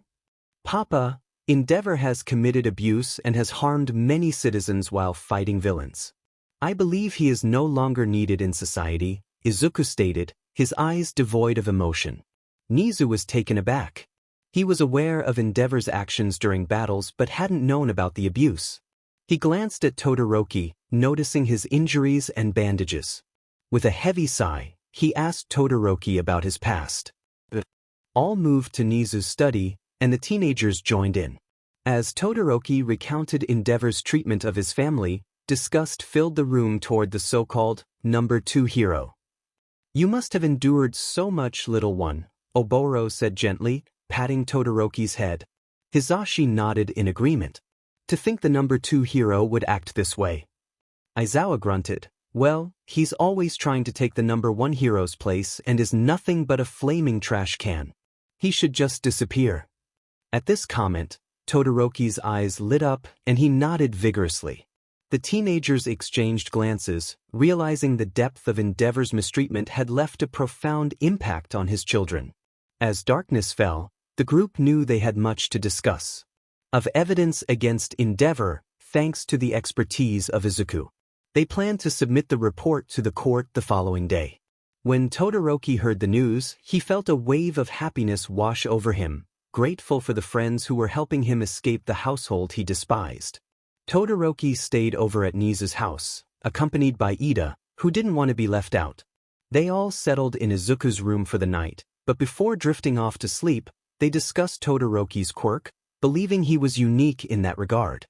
Izuku was fascinated by quirks and eagerly took notes on Todoroki's abilities, mumbling potential uses for them as he scribbled in his notebook. Occasionally, Todoroki would ask Ida, "Is this normal?" to which he would receive only a reassuring nod in response. Nezu felt a sense of pride that Izuku was helping someone in need, but he also worried about Izuku's safety in public. He pondered what to tell others about Izuku's quirk. Would they still accept him once they learned the truth? Would they treat him differently? He had many questions swirling in his mind but decided to focus on rescuing Todoroki's siblings and mother from the threat posed by Endeavor. The trial was set for the next day, and Nezu was determined to ensure its success. As the day of the trial arrived, Nezu donned his miniature suit and gathered a stack of documents in his paws. Aizawa and Tensei were tasked with watching over Izuku while the trial took place. The 3 boys were set to play during the proceedings. Before Nezu left for the trial, he leaned down and kissed Izuku on the forehead. "Good luck, Papa. Show him the truth," Izuku encouraged. Nezu grinned and replied, "Of course." They both shared a laugh, which caused Aizawa, Tensei, Ida, and Todoroki to exchange concerned glances. The teenagers thought, "We didn't stop Nezu Jr. from appearing." The younger boys mused, "Nezu 2.0. Nezu departed for the courthouse, where Endeavor was already present. Rei, Endeavor's wife, was there alongside her eldest son, Tuya. They had received a call from Nezu late the previous night, informing them that Endeavor, also known as Enji Todoroki, was facing trial for abuse, family violence, and other serious charges. While this news brought a sense of relief to the family, they were also worried about their youngest son, who was not at home. Nezu had explained the situation earlier in the day, and Rei felt a sense of joy knowing her son had made friends. She agreed to participate in the trial against the number 2 hero. As the trial commenced, Tuya wore a hopeful smile, wishing for everything to turn against his father and favor Nezu. With everyone present, the trial officially began. Meanwhile, the children were playing together in the living room while the caretakers received instructions from Nezu, "Don't let them out of your sight." Nezu was concerned they might escape or sneak out of the house if not closely monitored. They chatted about their favorite heroes and their quirks. Todoroki's favorite pro-hero was All Might. Ida admired his brother, who was on his way to becoming a pro-hero, and Izuku looked up to his father, Nezu. "So, why do you like All Might, Sho-chan?" Izuku asked. "Well, because he is the opposite of my father," Todoroki replied. The two teenagers who overheard the conversation exchanged glances, thinking, this kid really has issues with his father. "Okay, Ten-chan, why do you like Uncle Tensei as a hero?" Izuku prompted. Ida adjusted his glasses. "You see, my brother truly aims to become the best pro-hero he can be, and I think that is admirable. He wants to save people in need, and he is my overall role model. Now he is the hero ingenium." Izuku and Todoroki clapped their hands together. Tensei felt emotional as he heard Ida speak so highly of him, while Aizawa watched Tensei grab tissues to dry his eyes. Todoroki stopped clapping and turned to Izuku. "So why choose your father, Aizu? I mean, I don't see him rescuing people like the other heroes on TV." Izuku smiled and replied, "Papa is my favorite because he started UA, where many people train to become heroes and save others. His school brings hope to future heroes and guides them on the right path. But my papa also helps people like you, Sho-chan." Ida and Todoroki agreed with the first statement but were puzzled by the second, so Izuku explained further. "Papa gathers information and evidence about wrongdoings and helps the victims, just like how he is at court trying to assist your family, Sho-chan." Now understanding, they all agreed that Nezu was a great hero. They continued to play and talk while the teens joined in. As it got late, Nezu still hadn't returned, which worried Izuku. However, he didn't want his guests to feel anxious, so he kept smiling, and no one suspected anything. As midnight approached, the teenagers tried to convince the children to go to sleep, but they refused, wanting to wait for Nezu to return and tell them what was going to happen. Suddenly, there was a click at the door, and it swung open. Standing there was Nezu, accompanied by a woman with white hair and what appeared to be her children. Todoroki instantly recognized them and rushed toward them, tears in his eyes. "Mother! Natsuo! Fuyumi!" he shouted. They all embraced in a group hug, and Izuku realized the unfamiliar faces were Todoroki's family. "Shoto, so this was where you were," Natsuo said. Todoroki nodded. "I was upset in the forest yesterday because he hurt Mother again, but then Aizu and Ida found me. They brought me here, and I explained our situation to Nezu. He decided to help us and attended the trial," he explained. "Thank you, Shoto. Thanks to you, we got help, and that man has a life sentence in prison," Tuya said gratefully. Todoroki smiled, and so did the others. Those who weren't part of the Todoroki family stood back, watching in silence. It was getting late, and they all had school the next day, so the Idas decided to leave first with Aizawa. Ida waved goodbye to Izuku, who was still engaged in conversation with Todoroki and his family. "Izuku, make sure to look after Todoroki and get a proper night's rest," Ida instructed. Izuku giggled, "Of course, Ten-chan." With that, the group of 3 left, and the rest remained in the living room. Rei had Todoroki sitting in her lap while the rest of her children surrounded her. For those who weren't at the trial, like Natsuo, Fuyumi, Shoto, Todoroki, and Izuku, I will explain what happened, Nezu stated. They nodded, and Nezu continued. The trial started at 10 a.m., and Endeavor was in court canceling cuffs. The police had to bring him there because he refused to go and was furious to see his wife and eldest child present. I thought it best to discuss the damage and harm Endeavor had caused to civilians and property. The judge reviewed the evidence and agreed, which resulted in the loss of his hero license, meaning he was no longer a hero. Natsuo whispered, but in the quiet room, everyone could hear him. That man shouldn't have been a hero in the first place. Nezu cleared his throat and explained, it would also mean he would only serve 1 or 2 years in prison, but since that wasn't the main issue, I moved on to the abuse and family violence. Thanks to Tuya and Rei being there, they served as evidence against the claims. They had visible injuries and bandages. Neighbors also provided recordings of the distress, which contributed significantly to the case. Consequently, he was sentenced to life in prison due to the harm he caused during reckless fights with villains and family violence. Now, the Todoroki family is free from the grasp of the monster Endeavor. Izuku clapped, and others followed suit. The Todoroki children beamed with joy, and seeing their happiness made Izuku smile brightly. They all squinted, and Nezu, anticipating what was coming, closed his eyes before it happened. After the explanation, Rei decided it was getting late and that she and her family should head home. Nezu suggested moving houses as the one they were living in might bring back bad memories, but Rei declined, saying, I will change those bad memories into happy ones. Nezu was surprised but pleased that she wanted to move on. With that, the Todorokis left the house and headed home. While heading home, Todoroki remembered the smile Izuku made and thought, it's all thanks to Aizu. If he hadn't invited me to follow him, we wouldn't have been free. I admire Aizu, he is my hero. I care for him deeply, even more than All Might, and I want to protect him and his smile from any danger. I want to be by his side forever and make him happy. After realizing what he was thinking, he snapped out of it by slapping his cheeks with both hands, catching the attention of his family members. He didn't notice and thought to himself, what am I thinking? I'm just his friend. I don't feel that way about him. Todoroki started to blush a bright red, and his whole family seemed to grin knowingly. Rei thought with a soft smile, my son has feelings for Izuku. At least Enji isn't here. I will support him with everything I've got. Meanwhile, his 3 siblings exchanged glances and nodded to each other, thinking, our baby brother has a crush on the Izuku kid, and we need to make sure it becomes a reality. When the family reached their house, Todoroki questioned himself, I don't like him that way. Right. It had been 3 years since Endeavor was put in jail, and Izuku still didn't leave the house except to go to UA. He was now 7, spending time with the rest of his friends.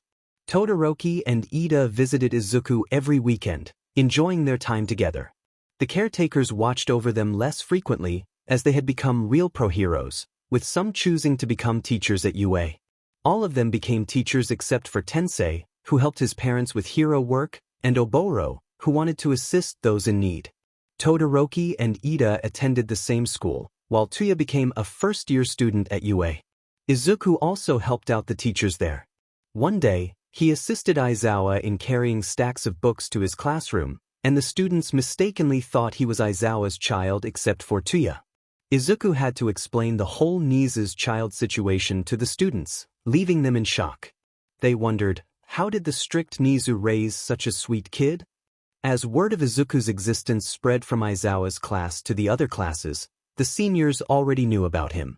Occasionally, teachers would ask Izuku for help, and he always agreed, often assisting Aizawa the most. One time, feeling sorry for Aizawa, who was exhausted, Izuku suggested he take a nap. Once the teacher was asleep, Izuku turned to the class. Not wanting the future heroes to miss out on learning, he decided to teach the lesson himself. The class was captivated, finally seeing the similarities between him and Nezu. They were both incredibly intelligent. While the class initially spaced out, Tuya already recognized Izuku's brilliance, having been tutored by him alongside his siblings. When the students began to engage with the lesson, it became clear and easy for them to understand, and some hoped he would become their teacher instead of the sleeping Aizawa. When the lesson ended, the students panicked, realizing they hadn't taken notes.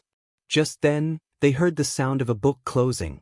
They turned to Tuya, who was sitting at the back, bowing to Izuku in appreciation for the clear lesson, their eyes sparkling with admiration. The whole class rushed to Tuya, trying to grab his notes, but he skillfully dodged their attempts. Eventually, They begged him to write the notes on the board, and he agreed. Izuku laughed at the scene as he watched, but he left the classroom shortly after. After a year of getting to know Izuku and the others, Todoroki's family brought up his feelings for Izuku and assured him of their support. They emphasized that Izuku needed to reciprocate those feelings. Todoroki felt grateful for his family's backing and with comments like, "We'll help you with your love, Shoto," and "We'll make him fall for you." From his siblings, he knew he had to try his best. Todoroki attempted to get closer to Izuku, but the little bean remained oblivious to his feelings. Determined, he reassured himself, "He still doesn't have a crush yet, I still have it. Chance." Eventually, Ida began to notice Todoroki's feelings. During their school lunch break, he made sure no one was around and asked, "Todoroki, you like Izuku, don't you?" The question made Todoroki turn bright red, nearly igniting his flames, but he managed to control them. He nodded in response, curious about Ida's reaction. Ida smirked and said, "I will support you and try to help, but Izuku can be a bit clueless, so be prepared for some disappointments." Todoroki smiled back, and Ida continued, his smirk fading, "But if he doesn't feel the same and you hurt him, I will become your enemy. I promised myself I would protect him. I think the others are aware of your feelings for Izuku, except for him, and probably think the same way I do." Todoroki shivered at the thought of hurting Izuku. "Don't worry, Ida, I will never hurt him." "That's what I like to hear," Ida replied. Nezu was contemplating whether to reveal Izuku's quirk to his two friends during a school day in his office at UA. Should he tell them the truth or keep it a secret? They found it odd that Izuku still didn't have a quirk after 3 years and assumed he was quirkless. Nezu felt he should share the truth, especially since they treated Izuku the same despite their assumptions, but having a quirk that could erase others might change their perception. As Nezu pondered, there was a knock at his office door. It opened to reveal Aizawa. "Nezu, are you still thinking about that?" he asked. The chimera nodded. "I don't know how they would react. I don't want Izuku to feel isolated." Aizawa sighed. "Trust them, Nezu. If this continues, it would be like lying to them, and Izuku already feels guilty about not telling them. As they grow older, they should be able to protect Izuku and help him feel free." "I know, but should I tell the rest of the Todoroki family?" Nezu asked. "It would be for the best. They could also protect Izuku. Since Tuya is becoming a pro hero, he should be able to look out for him. It's only fair to let them know as well. Once you tell them, Izuku could go outside and experience life again. He hasn't been out for 5 years, except for that time he snuck out," Aizawa reasoned. "It's time for him to see the world again." Nezu sighed, finally conceding. "All right, I will tell them when they come over at the end of the week." When the weekend arrived, the entire Todoroki family and Ida visited. Nezu greeted them at the door as usual, and they all enjoyed lunch together. However, what happened after lunch was unusual. "Rei, can you and your family, along with Ida, stay here for a moment?" Nezu asked. "Sure, but why?" Rei replied. Nezu sighed and brought Izuku to the front. "I trust you all, and I want you to know a little secret about Izuku." Izuku's eyes widened and he gulped. He hadn't expected his father to reveal his secret, but he knew it was for the best. He braced himself for what was to come. All eyes were on him as Nezu took a deep breath. "Promise me you won't treat him any differently," he insisted. This surprised everyone except Izuku, who understood his father's concern. "Why would we treat him differently?"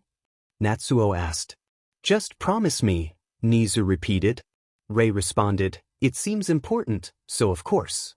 Nezu and Izuku exchanged relieved glances. "Thank you. Now, I will share Izuku's secret. You know that Izuku's quirk didn't manifest when he turned 4, Nezu continued, and the others nodded. Izuku was born with a quirk. Gasps filled the room. "Why didn't you tell us, Izuku?" they exclaimed, except for Rei. "Let me explain," Nezu interjected. Izuku was born with a quirk that can be very dangerous in the wrong hands, and people might treat him differently because of it. His quirk is called Deletion. What does it do? And why would he be treated differently? Ida questioned. Nezu explained, his quirk can permanently erase other quirks, which is why he might be treated differently. Eyes widened as they turned to Izuku, who had his head lowered, looking sad. He worried that he might lose his friends after this revelation, but then Todoroki spoke up. "It's okay. It doesn't matter as long as he doesn't use his quirk against us. Aizu is still Aizu, and he's our friend." Ida and the others nodded in agreement, lifting Izuku's spirits as he raised his head, tears in his eyes. "You won't be scared of me?" he asked. Rei smiled warmly. "Of course not. You're our hero, and I noticed you always wear that bracelet on your wrist. I think it's a quirk-canceling bracelet, right?" Nezu nodded. "So we will be fine. Thank you for accepting my son for who he is, but I think it's time to let him go outside," Nezu said. Another round of gasps followed, including Izuku's. "Really, Dad?" Izuku shouted. "Yes, but you need to have people who know about your quirk around you at all times," Nezu explained. The others looked confused, so he elaborated. "Izuku, people are after you, especially villains. Your mother left you in front of UA because of your quirk, and villains were after you. They killed your real parents and left you here for protection." Izuku knew he was adopted but didn't understand why his real parents had left him. Tears streamed down his cheeks, and his friends noticed. "Aizu, you didn't know this?" Todoroki asked, hugging the crying boy. He shook his head. "I knew I was adopted, but I didn't know my real parents died because of me." "It's okay, Izuku. We will protect you," Ida comforted him. "No, I don't want to put you in danger," Izuku cried. Todoroki sighed. "We won't be in danger if we grow stronger. We want to protect you, Aizu, so let us." Izuku looked up, asking, "Will you change your minds?"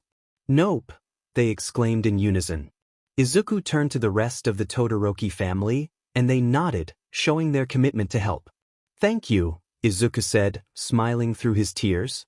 Nezu smiled as well, along with the others.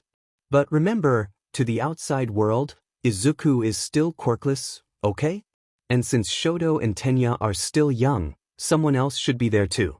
They nodded, and the day continued as normal. They all learned something new about Izuku and joined in the mission to protect him if the need arose.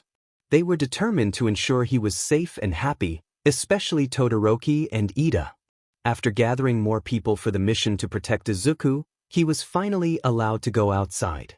He was overjoyed to explore and meet new faces. The three friends roamed around the neighborhood, visiting various places and enjoying their time together, always accompanied by an adult or one of Todoroki's older siblings. When they tried to play with other kids, the newcomers asked about their quirks. Since Izuku couldn't reveal the truth, he told them he was quirkless. They laughed and teased him, but his friends quickly came to his defense. This experience made them realize that acceptance often hinged on one's quirk, rather than who they were as individuals. Disheartened, they decided to focus on their friendship and play among themselves instead. Years later, Ida and Todoroki entered middle school, making several attempts to assist Todoroki with his own mission. However, their efforts often fell short due to Izuku's endearing but oblivious nature. Undeterred, Todoroki continued to try. As they transitioned to UA High, they looked forward to seeing their green-haired friend daily while pursuing their dreams of becoming heroes. Thanks to the training they received from family, friends, and their tutor Nezu, they breezed through the entrance exam. Natsuo started college, Fuyumi became a teacher, and Tuya took on the hero named Dabi, while the other caretakers continued their roles. Rei chose to stay home, as her older children insisted she didn't need to work anymore. Izuku remained involved with the UA staff, often assisting Aizawa's class due to Aizawa's tendency to doze off. He found joy in his responsibilities and was eager to become a student himself. To prepare for potential encounters with villains, Izuku trained in self-defense, pushing himself harder in secret, determined not to be a burden to his family and friends. Nezu was hesitant about Izuku attending school without his supervision, but once Izuku turned 16, he would enroll at UA as Nezu's personal student, as he had already mastered much of the curriculum. Nezu arranged for Izuku to be his personal student, and during breaks, Izuku could join Class 1A, where Ida and Todoroki were. Nezu had faith in their dedication to training and their commitment to protect his beloved student. Though Izuku was no longer little, he would always be Nezu's child. On the first day of Izuku's school life, excitement bubbled within him. He donned his uniform and grabbed his backpack, filled with all the essentials for school. "Papa, I'm ready," he called out. "Okay, coming," Nezu replied. They stepped out the door and made their way to UA. Izuku was bursting with energy, eager to meet new people. However, memories of past bullying for being quirkless crept into his mind. He sighed, shaking off the negative thoughts, reassured by the presence of Ida and Todoroki. Before entering UA, Izuku turned to his father and asked, "Papa, can we keep our relationship a secret for now?" "Why?" Nezu inquired. "I don't want anyone judging me just because you're my papa. There might be people who want to get close for their own reasons." Nezu smiled and nodded. "That's wise. But I need to inform the UA staff to protect your privacy. It would also be best if you told Tenya and Shoto." "Okay," Izuku agreed. "Also, if anyone asks why you're at UA, just say you're my personal student, because you are." "Of course, Papa. I mean Nezu." Izuku sighed, adding, "This is going to be challenging." Nezu chuckled. "It's for the best." Upon entering UA, Izuku headed to Class 1A's classroom alone. When he arrived, he found only a caterpillar waiting for him. "Good morning, Aizawa-sensei." Izuku greeted cheerfully. Aizawa turned to him and replied, "Hello, kid. Welcome to my class. And please, don't call me uncle. Nezu mentioned you didn't want anyone to know about your relationship." "Right? Sorry, Aizawa-sensei," Izuku responded. "I'm going to take a nap and see if anyone can find me, except for Todoroki and Ida, since they've done this before." "Okay, Aizawa-sensei," Izuku replied, ready to embrace his new school life. It was early, so Izuku had to wait about an hour before his friends arrived. They walked into the classroom expecting to be the first ones there, but then they spotted Izuku. He waved at them and they waved back. "Izuku, what are you doing here?" asked Ida. Izuku smiled and replied, "I'm in this class when I don't have tasks or lessons with Nezu." Todoroki smiled slightly. "I guess we're classmates now." "Yep.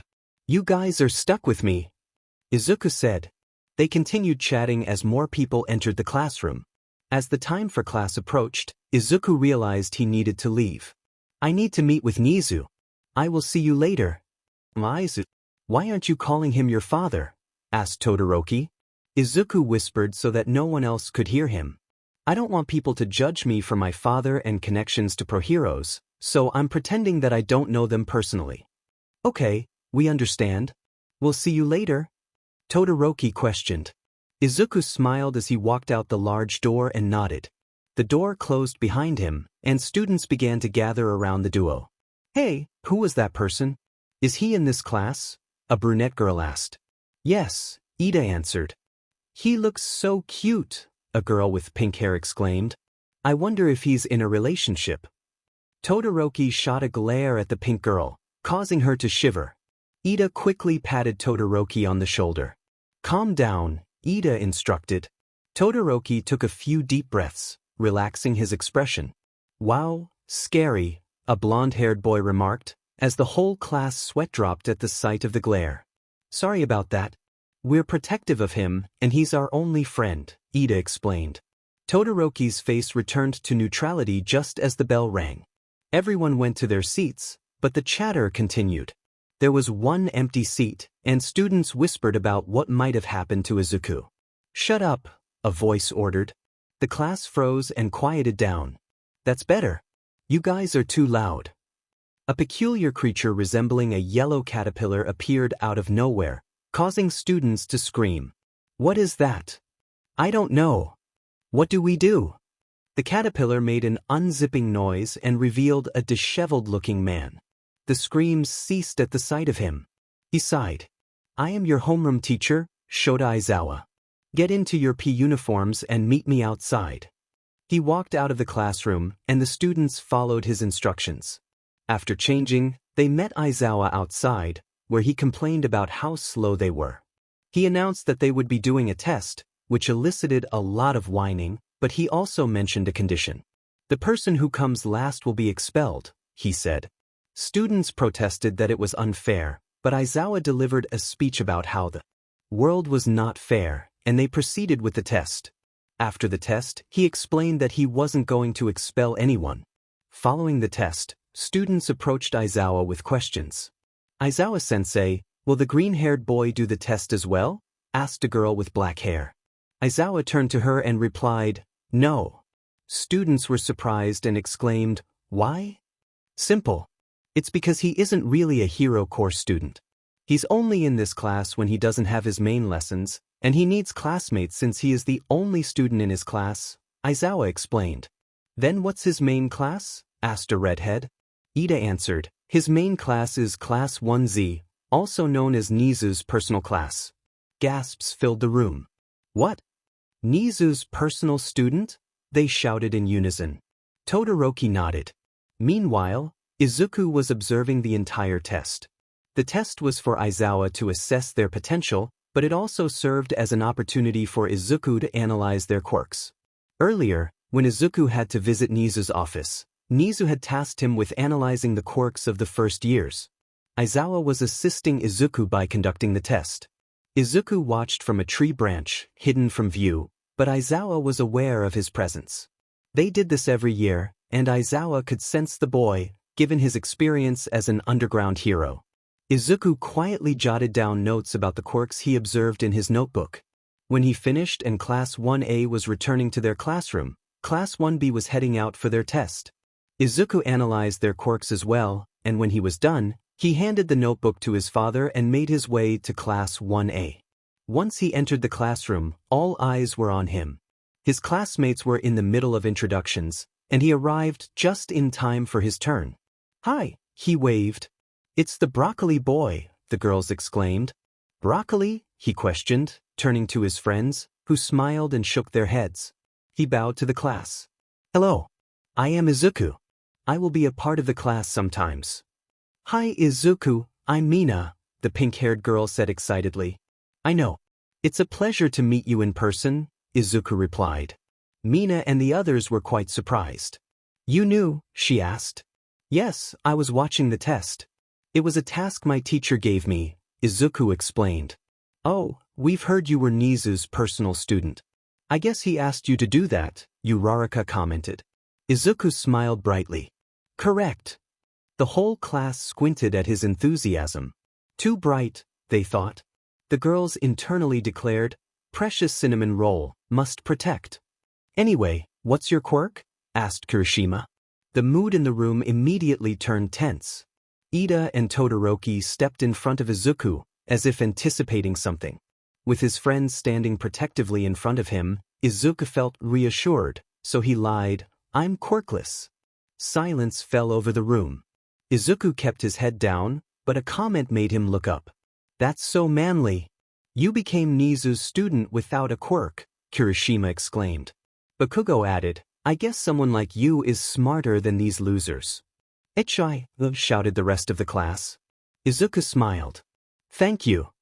See, Aizu, people at school are nice, but some are bad. Bakugo is a combination of both, but everyone is good," Todoroki said. Izuku turned to Todoroki and smiled. "You're right, Shochan."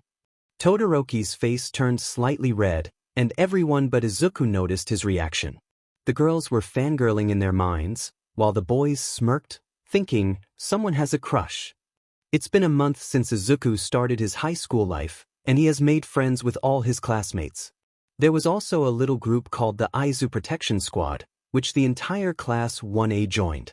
The leaders of the squad were none other than Todoroki and Ida.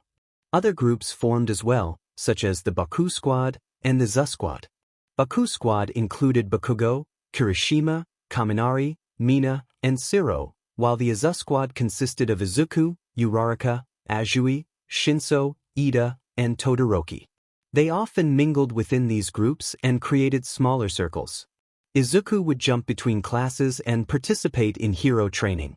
Hero training was challenging since he didn't have a quirk to use, but he trained diligently. Hero costumes were all the same, including Izuku's. He also made an effort to connect with the other first-year students and was quite successful.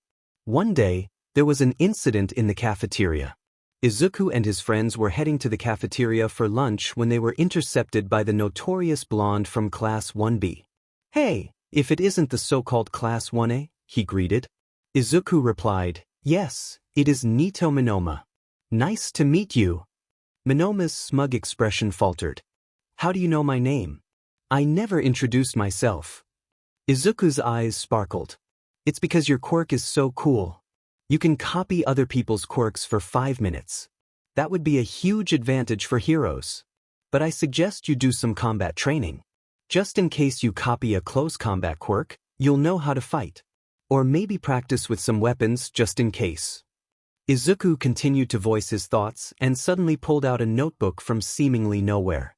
His friends exchanged puzzled glances, wondering where he had gotten it. Todoroki and Ida sighed as if this was a regular occurrence, which only made them sweat more. Minoma, intrigued by the attention, smirked. "He's not too bad. At least he's better than the others," he laughed, but then a large hand playfully tapped his head. "I'm sorry about that," an orange-haired girl said apologetically. "Also, Izuku, stop mumbling. You're scaring people." Izuku looked up from his notebook. "Sorry, Kendo. It's a habit." Kendo smiled. "It's fine, but where did you get that notebook? Your hands were empty before." "I don't know." Izuku replied with an awkward smile. Just as Kendo was about to respond, a loud alarm echoed through the building.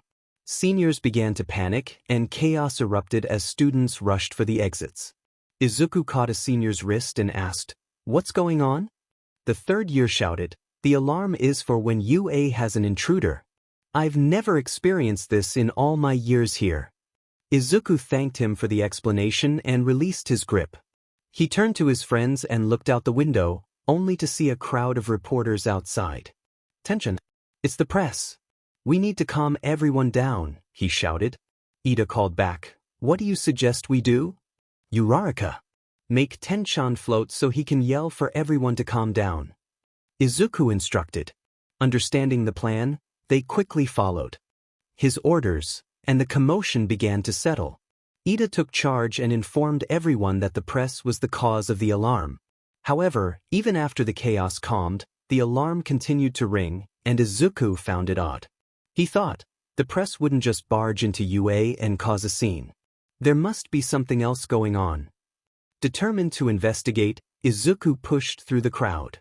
His friends were too busy congratulating Ida on his efforts to notice him slipping away, but Todoroki, curious about Izuku's departure, decided to follow him.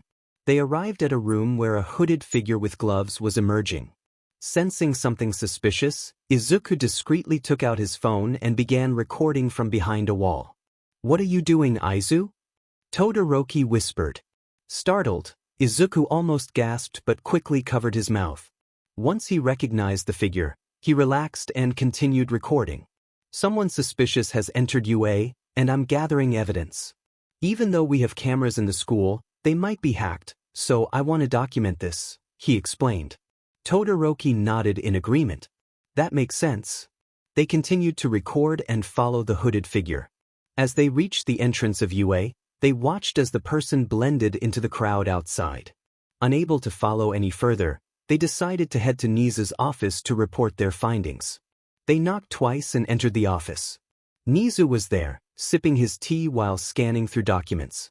"Papa, I have something for you," Izuku said. Nezu looked up. "Oh, what is it?" Izuku placed his phone on the desk and played the recording. Nezu's brows furrowed, and when the recording ended, he looked up. "Thank you for doing this, Izuku. That room he came out of is where the records and documents are stored. I might have to look through the place." "Okay, we understand," Izuku replied. "We'll probably head back to class now." Izuku and Todoroki bid farewell to Nezu and exited the room. As they walked through the empty hallways, Todoroki seized the opportunity to talk to Izuku. "So, Aizu, what do you think of high school?" he asked. Izuku smiled warmly. "It's so nice. I feel bad for lying to them." Todoroki sighed. "It's for the best, Aizu. But it's good that they treat quirkless people normally without bullying them." Izuku agreed. "They and you will become great heroes in the future." They all have kind hearts, even though Bakugo can't really show it, but he cares. They have the power to save people, and I hope they do just that. Todoroki responded, "You really have a big heart, don't you, Aizu?" Izuku looked at Todoroki. "I guess. I really don't like the thought of people suffering, but life always comes to an end, so let's make sure people don't lose their lives too soon." Todoroki nodded and opened the door to Class 1A. They entered the classroom, and everyone was there, asking where they had been and what they were doing. Izuku told them he had gone to the bathroom with Todoroki to avoid worrying them about the intruder, but he planned to inform Ida later, as Nezu was going to tell the teachers. After lunch, Izuku had to go to the principal's office for his lesson. Instead of a lesson, he had a task, to check that all the documents were in place. Everything was where it should be, and he reported back to Nezu. He found it strange but knew he had to be cautious. Why would they come here? Was it to gather information? Did they have a target? Did they take a photo of the document they wanted to see? Izuku had many questions but kept them to himself. He understood that UA needed to be extra careful. He shared his thoughts with his father, who agreed. Things would remain the same, but there would be more security measures in place. After school, Izuku told Ida everything, and he noted that they would all have to be cautious. Little did they know, a surprise field trip was coming soon. After the incident, Ida became the class representative with Momo as his vice, receiving full support from their classmates. 2 weeks later, it was time for the class to go on a field trip to the USJ. All the students boarded the bus in their hero costumes. Izuku sat with Todoroki, thanks to Ida's help. So far, nearly all of their classmates supported their relationship and were trying to help Todoroki, especially the girls. On the bus, chatter filled the air. Aizawa was sleeping in his yellow sleeping bag, undisturbed. Izuku, sitting near the back by the window, was excited for his first day trip away from his neighborhood. He was tired and eventually dozed off, his mouth slightly open and his face peaceful. Todoroki, reading a book, felt something heavy on his shoulder.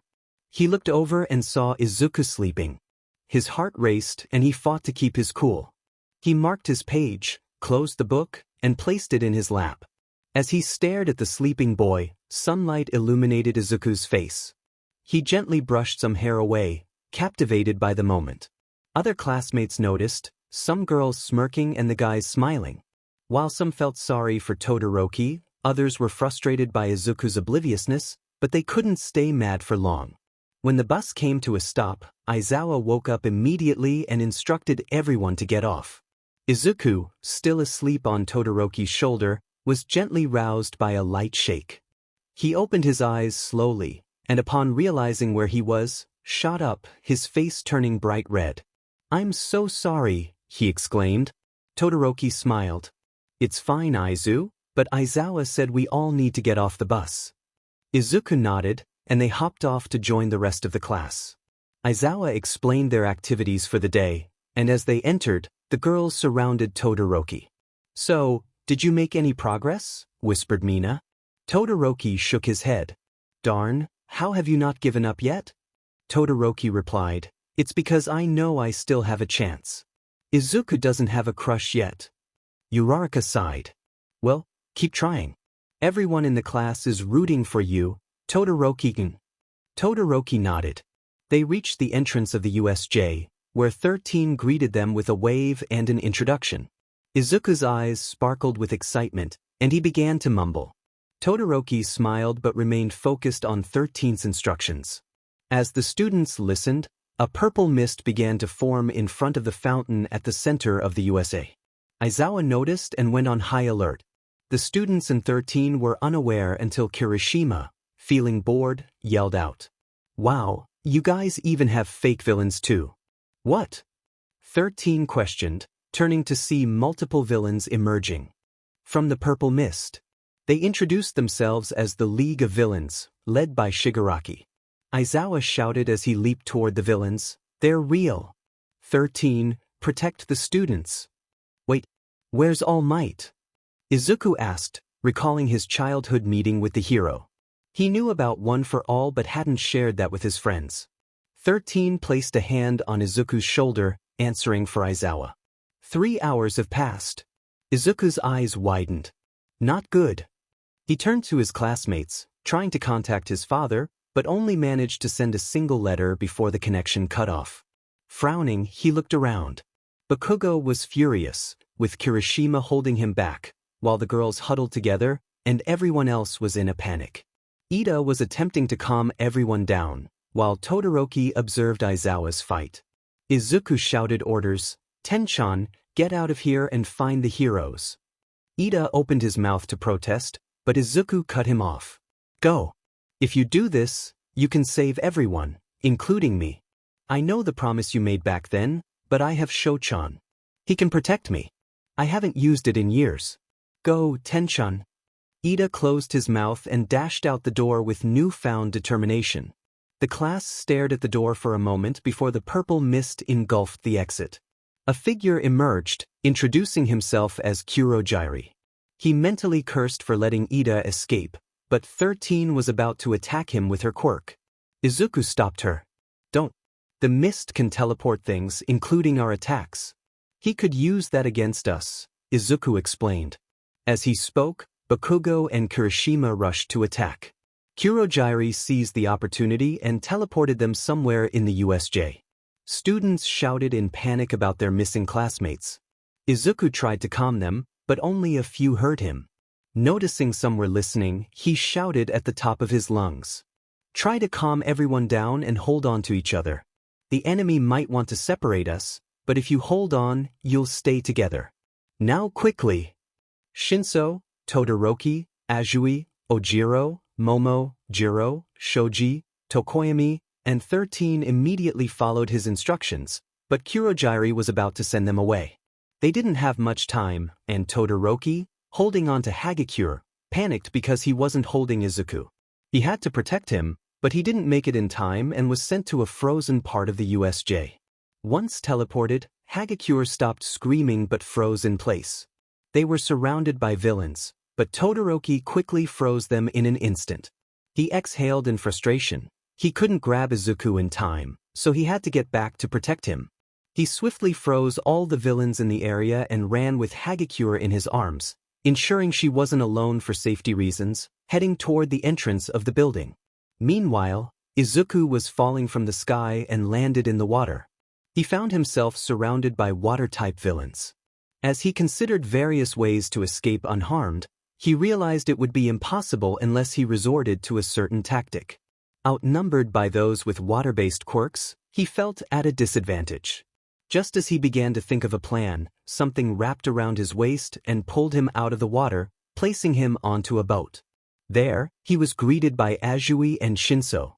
Azui released her tongue from around Izuku and smiled at him.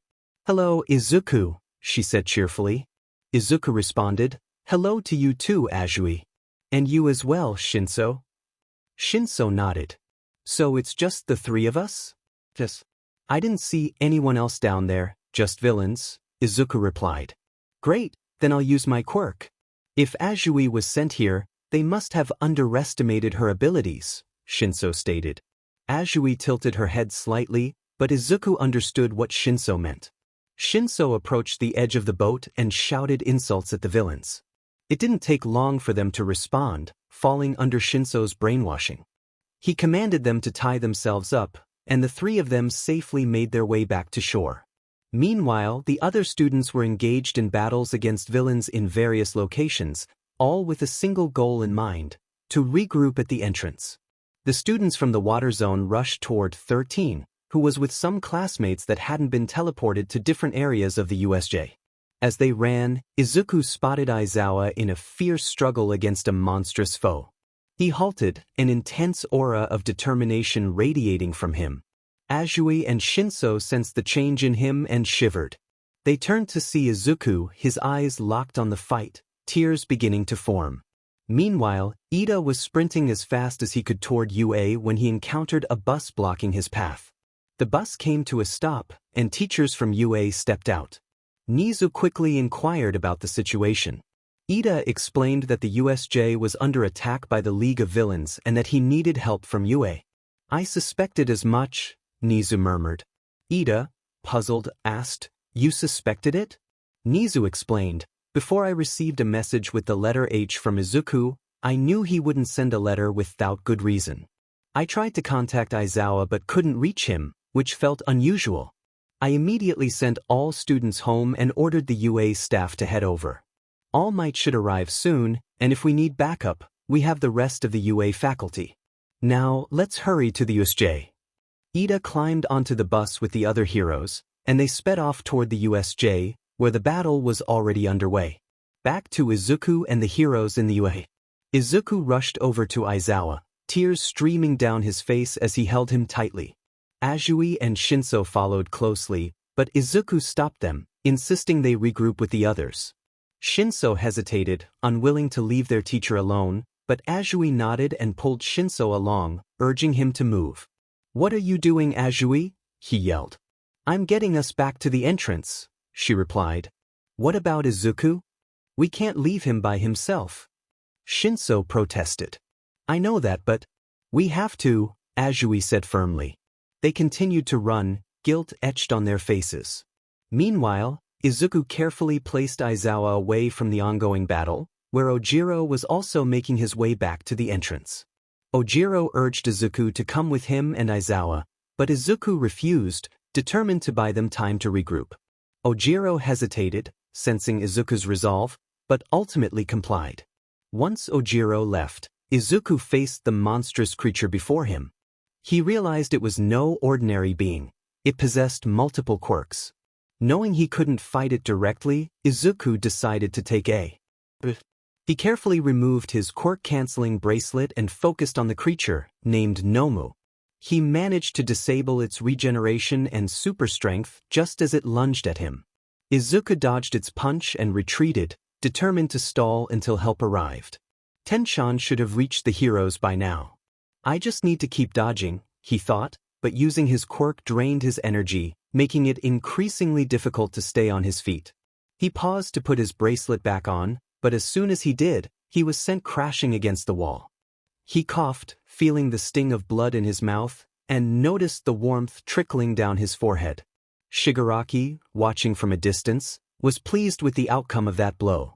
Frustrated by All Might's absence and the students' successes against the other villains, he was determined to eliminate at least one student, Izuku.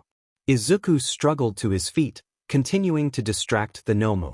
He glanced toward the entrance and saw his classmates watching him with worried expressions. Noticing that Todoroki, Bakugo, and Kirishima had not yet made it to safety, he kept dodging the creature's relentless attacks. He fought back with the knives and gadgets from his hero suit, employing techniques he'd learned from Snipe and Aizawa to keep the Nomu's attention, but fatigue was setting in. His vision blurred, and he could barely keep his footing. Although he had weakened the Nomu by removing its super strength, it was still a formidable opponent. Suddenly, he spotted three familiar figures approaching. It was Todoroki, Bakugo, and Kirishima. Todoroki had just dropped off Hagakure at the entrance and was now searching for Izuku. When he found him, he saw Izuku wobbling and struggling to evade the Nomu's attacks, blood staining his clothes. Without a moment's hesitation, Todoroki rushed to his side.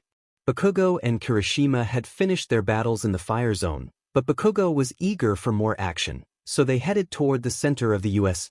They quickly noticed Izuku's dire situation, and Kirishima urged Bakugo to help, suggesting they could take down more villains together. Izuku sighed in relief upon seeing them. He knew he needed help, but he was unsure how to manage the situation. Todoroki, filled with determination, unleashed a massive wave of ice toward the Nomu, encasing it in solid ice. Bakugo spotted Kurogyari and leaped onto him, figuring out his weakness and restraining him. Kirishima joined Bakugo, while Todoroki sprinted toward Izuku. Shigaraki cursed in frustration, and just then, a loud bang echoed through the area as All Might and the other UA teachers burst in. Ida shouted at the top of his lungs, "I brought the heroes!" Relief washed over the students as the heroes sprang into action, quickly securing the remaining villains. However, Kurogyari seized the moment to escape from Bakugo's grip, making his way to Shigaraki. "Young master, I think we should go," Kurogyari urged. "No. They're cheaters. Cheaters!" Shigaraki yelled in anger. As he vented his frustration, Snipe fired multiple shots at him, causing Shigaraki to yelp in pain. Kurogiri wrapped around Shigaraki and fled, leaving the other villains to the heroes. The heroes emerged victorious, and Nezu hurried down the stairs toward Izuku, who was still bleeding. The rest of the class gasped at the sight of his injuries up close. Izuku managed a reassuring smile for his father and classmates. Todoroki stood by his side, trying to mask his worry. "Papa, it's fine. We're all safe, and I managed to catch most of the villains," Izuku said. The students exchanged surprised glances. "Papa? But still, you fought Quirkless against multiple villains, Izuku. How can I not worry about my little mouse?" Nezu replied, concern evident in his voice. "His little mouse?" they thought again. "It's fine, but I feel tired and we should get Uncle Aizawa to the hospital." Izuku trailed off, collapsing backward. Todoroki's eyes widened in alarm as he quickly caught Izuku before he hit the ground. "Izuku!" The entire room seemed to scream. Todoroki held Izuku in his arms, shaking him gently. "Aizu, wake up," he urged. Ida interjected, "Todoroki, don't shake him. It might cause him to lose more blood. We need to get him and Aizawa-sensei to a hospital." Todoroki nodded, lifting Izuku in a bridal carry. He rushed out the door, seeking medical attention for his friend. Seizing the moment, Mina quickly snapped a photo of the scene, prompting Kirishima to ask, "Really? Now?" Mina smiled, "Of course." The mood lightened thanks to Mina, and the class made their way back outside the USJ. They all returned to UA, relieved to be safe at last. Once Izuku was in the hospital, Todoroki and Ida sat in the waiting room. Todoroki had his head in his hands, staring at the floor. "If only I could have protected him," he whispered. Ida looked at Todoroki with sympathy. "It wasn't your fault. If I had gotten there sooner." Todoroki faced Ida. "It wasn't your fault, you had to get help. And you had to protect yourself and those around you."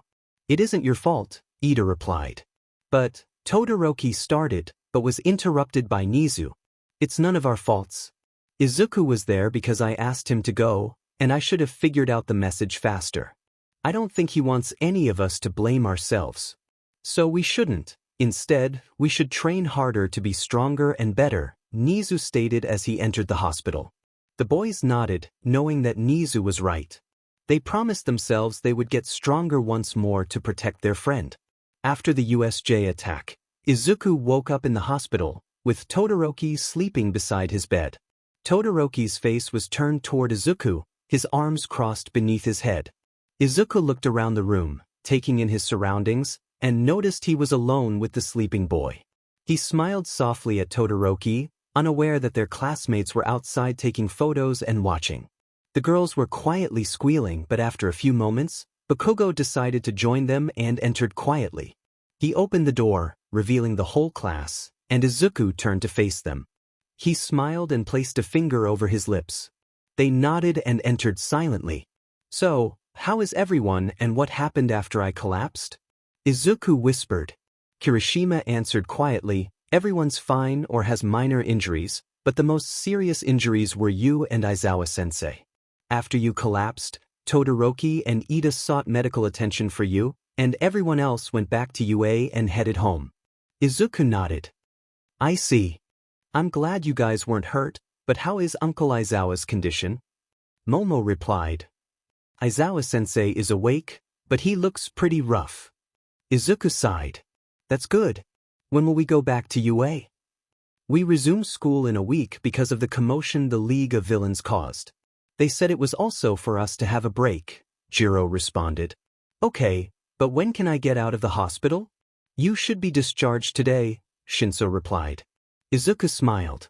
They all squinted and continued to talk, but when Bakugo shouted an answer, Todoroki woke up from his slumber. He sat up straight and saw the whole class and Izuku awake, watching him. Ignoring his classmates, he asked multiple questions about how Izuku was feeling and his condition. Bakugo, frustrated at being ignored, started a fight with Todoroki. Luckily, Kirishima and Izuku stepped in to stop the altercation before it escalated. They chatted until Nezu arrived at the door and entered the room. "Papa!" Izuku exclaimed with a bright smile. The class was confused once again about why Izuku was calling their principal Papa. "Hello, little mouse. How are you?" Nezu asked. "I'm better than ever," Izuku answered. Nezu smiled. "That's good. I might be interrupting, but why are you so familiar with each other?" Kaminari questioned. Kaminari's question broke the moment, but they all shared the same curiosity, except for two. "Well, I am his father," Nezu replied. "What?" they screamed in unison. "His father?" "Yes." "Izuku, introduce yourself properly since there's no need to hide it anymore," Nezu said. "Okay," Izuku exclaimed. He stood up and bowed. "I'm Izuku, son of Nezu and the only personal student in Nezu's class. It's nice to finally introduce myself properly." "Izuku, why did you hide this from us?" Uraraka asked. "I'm sorry I hid it, but I never lied about my parents. I kept it a secret just in case some students wanted to be my friends to get closer to all the UA staff and heroes," Izuku explained. "Oh, that makes sense," Hagakure responded. "I'm guessing that Ida and Todoroki knew this as well, since they're your childhood friends?" Momo said. Izuku nodded. "Is this also why you called Aizawa-sensei uncle?" Izuku nodded. "Yes, he was one of my caretakers along with Uncle Tensei, known as Ingenium, Uncle Oboro, known as Loud Cloud, Uncle Hizashi, known as Present Mike, and Auntie Nemuri, also known as Midnight. They looked after me when Papa was busy. They still do, but when they were UA students, they took care of me. The whole UA staff is my family." There were a few gasps. All of them sweat-dropped. This kid had been cared for by a variety of unique characters, yet he remained so innocent. How was he so pure? They questioned themselves. The next day, Izuku and Aizawa were discharged from the hospital. Aizawa headed straight home and quickly fell asleep in his sleeping bag. Izuku and Nezu returned to their house, where Todoroki's family came to visit. They discussed the recent attack at the USJ, and Izuku mentioned that he had used his special ability against the Nomu. Nezu inquired if anyone had witnessed it, just to ensure he kept an eye on Izuku, but Izuku reassured him that he had been careful and it would have been difficult for anyone to notice. After a sigh of relief, the Todoroki family had to leave, and they exchanged goodbyes. The week that followed was filled with father-son bonding time for Nezu and Izuku. They read books, watched TV, reviewed police files on villains, and even discussed world domination. They enjoyed many activities together, but this pleasant time came to an end as school resumed. When the short break was over, Izuku and Nezu returned to their school routines. Izuku entered the classroom for Class 1A, finding it empty and lonely. Not even Aizawa was present, and the sight of the vacant seats made him feel isolated. He walked to his desk, sat down, and leaned forward with his head resting on his arms, gazing out the window. The trees swayed gently, and birds flew overhead, creating a peaceful scene that soon lulled him to sleep. An hour later, students began to arrive at UA, including some from Class 1A. Todoroki, Ida, Bakugo, and Momo entered the room and noticed Izuku resting on his desk, unaware that he was asleep. Momo confirmed his slumber, prompting them to keep quiet. Bakugo, feeling a bit drowsy himself, dozed off in his chair, head resting on his hand and facing the window. Todoroki took his seat, observing Izuku from a distance, while Momo pulled out her notes to study. Ida, seeing Momo's dedication, decided to follow her lead. Another hour passed before more students burst into the classroom. Todoroki quickly signaled for silence, but they were too loud to notice. The commotion stirred Izuku from his sleep. "Shut up!" Bakugo shouted, causing the class to quiet down just as the bell rang. Whispers circulated about Aizawa possibly not making it, but before the chatter could escalate, Aizawa burst through the door, looking exhausted but determined. "Aizawa-sensei, should you be resting?" Momo asked, raising her hand. Aizawa sighed. "No, I'm fine. I will teach. If I stayed down, what kind of hero would I be?" "A weak one," Izuku replied, surprising the class. "Uncle Aizawa isn't weak, he gets back up even when it hurts." Aizawa smirked slightly and said, "Correct. Now, I have an announcement." The entire class focused on him, their attention unwavering. The sports festival is coming up in 2 weeks, he announced. The class erupted in cheers, but Aizawa quickly silenced them with a serious expression. The sports festival is an opportunity for UA to showcase its students to pro heroes. If selected, pro heroes will offer internships, and students can choose which one to accept. This event also allows other students a chance to enter the hero course, but it may mean someone from the hero course has to step down. Any questions? One hand went up Izuku's. The class turned to him as he asked, "Is there a way not to participate?" "What?" the class exclaimed in unison. "Why don't you want to participate, Izuku? It's your chance to show off to pro heroes." Kirishima shouted. Izuku chuckled nervously. "It's because I don't have a quirk and people would judge me for it. Plus, I'm not really a hero course student." "Then prove them wrong, Izuku-kun. You saved us at the USJ, so you are a hero," Uraraka encouraged. Izuku looked at her, contemplating. "Even so, I have a task to complete for a whole month, and it depends on whether I finish it early." "Oh, I guess that can't be helped," she replied. Aizawa sighed. "Well, since you have a task, Nezu would pull you out anyway. By the way, what's your task?" Izuku smiled mysteriously. "Secret. Of course he won't tell us," they thought. "But," Izuku added, "it has something to do with blades." Aizawa's eyes widened slightly. "He's letting you go after him?" "Yep, but I have Uncle Oboro, Uncle Tensei, and Tuya with me," Izuku exclaimed. "Good, just be careful and don't get hurt," Aizawa advised. Izuku nodded. "Of course. If worst comes to worst, I might have to use that." Ida and Todoroki exchanged glances, unsure of what Izuku's task entailed, but they understood that if it involved using that, it had to be serious. His mission was to gather information and capture the hero killer, Stain. Students at UA were training and preparing for the upcoming sports festival. However, none of them had seen Izuku in the classroom or around the school. Ida and Todoroki attempted to visit him on the weekends, but there was never anyone home. It was unusual, and they worried something might have happened, but they reassured themselves that he was likely just focused on his task. They continued to train their quirks, but their concern for their friend lingered. Even their classmates shared the same worry. As the day of the sports festival arrived, everyone headed to the arena where the event was being held. Once they reached their seats, they spotted the familiar green hair they had missed for so long. "Aizu!" Todoroki shouted. Izuku turned with a smile and waved. "Hello, everyone." Ida asked, "Where have you been for the past 2 weeks?"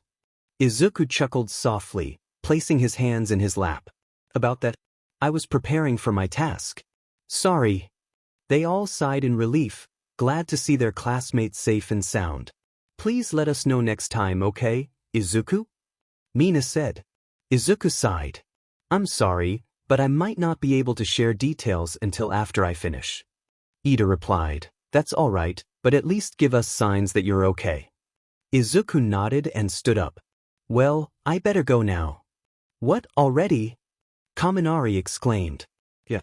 I only came to wish you all good luck and to do your best." "You won't see me until after your internships," Izuku explained.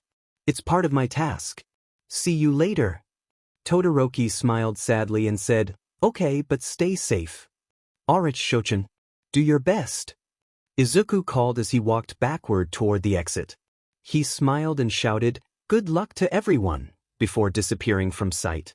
Todoroki smiled softly and whispered, "I wish the only one he wished luck to was me." Mina overheard and yelled, "Hey! I heard that.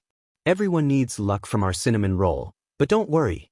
No one has a crush on him so far." Todoroki blushed and glared at Mina, feeling the eyes of their classmates on them. He walked away, preparing himself for the first event. Once everything was set for the sports festival, it began. Present Mike was in the announcement box with Aizawa, calling out the classes into the arena. Midnight stood on stage, giving instructions to the students and acting as the host alongside Present Mike. Every student of UA was lined up by class, and Midnight called up the year representative, Katsuki Bakugo. He boldly declared that he would win the sports festival, causing the class to mentally facepalm while the audience and other classes cheered and booed him. Bakugo walked off the stage as Midnight explained how the events would be chosen. She spun the wheel, and it landed on the obstacle race. Every student rushed to the starting line. The crowd was large, but it didn't faze Todoroki or Bakugo. When Midnight fired the starting gun, the ground froze instantly, and Todoroki glided ahead of the crowd. Bakugo used his explosions to propel himself into the air, while some of their classmates from Class 1A managed to avoid being trapped in the ice, trailing behind the two. Todoroki led the way toward the first obstacle, a series of robots. He considered freezing them but decided against it, wanting to give others a chance to use their energy. Instead, he dodged the robots, leaving them for the others behind him. Bakugo soared over the robots, thanks to his explosions. As he flew across the field, he spotted a tunnel ahead. He gradually reduced his explosions and descended, landing in front of Todoroki, who had to navigate around the robots. Realizing he had lost his lead, Todoroki continued gliding on the ice. He saw a rope over a river and decided it would take too long to use it. Instead, he froze the river and quickly melted the ice after crossing, allowing him to catch up to the competitor ahead. Meanwhile, the others were battling the robots. Ida dashed across the field without expending much energy, while Uraraka teamed up with Azui to navigate the obstacle course.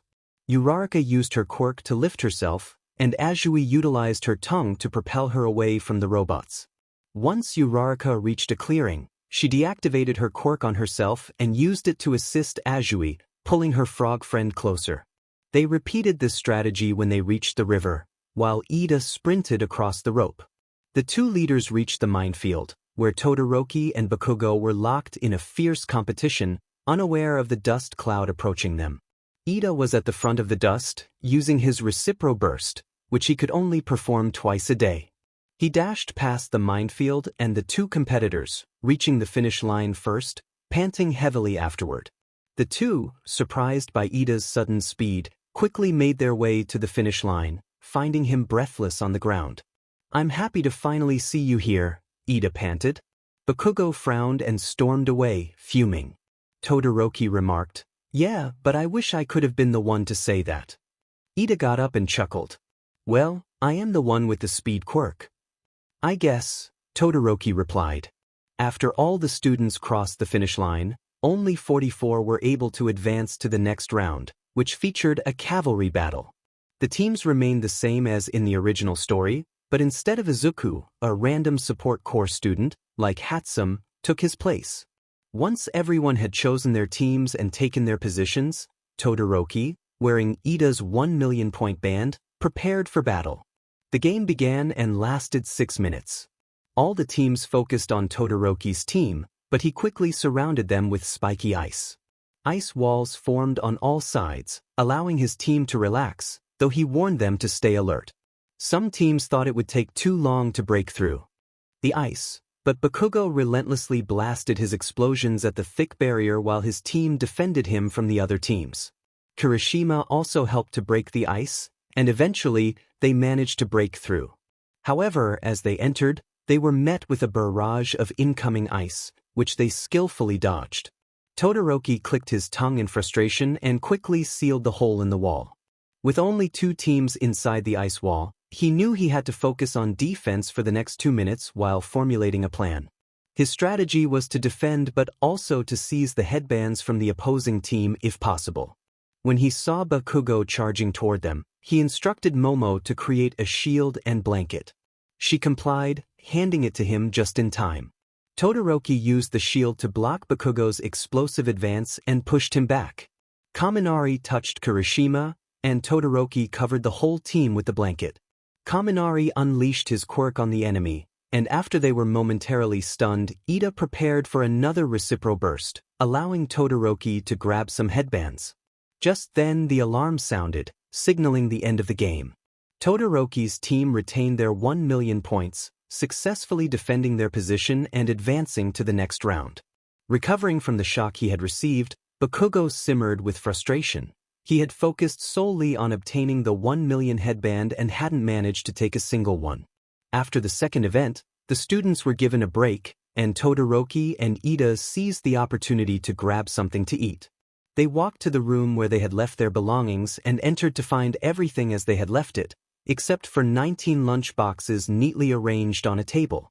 Todoroki, curious, noticed a note attached that read, "Hey, I thought you guys would be hungry by lunchtime. So, I made you lunch boxes. Enjoy." Izuku.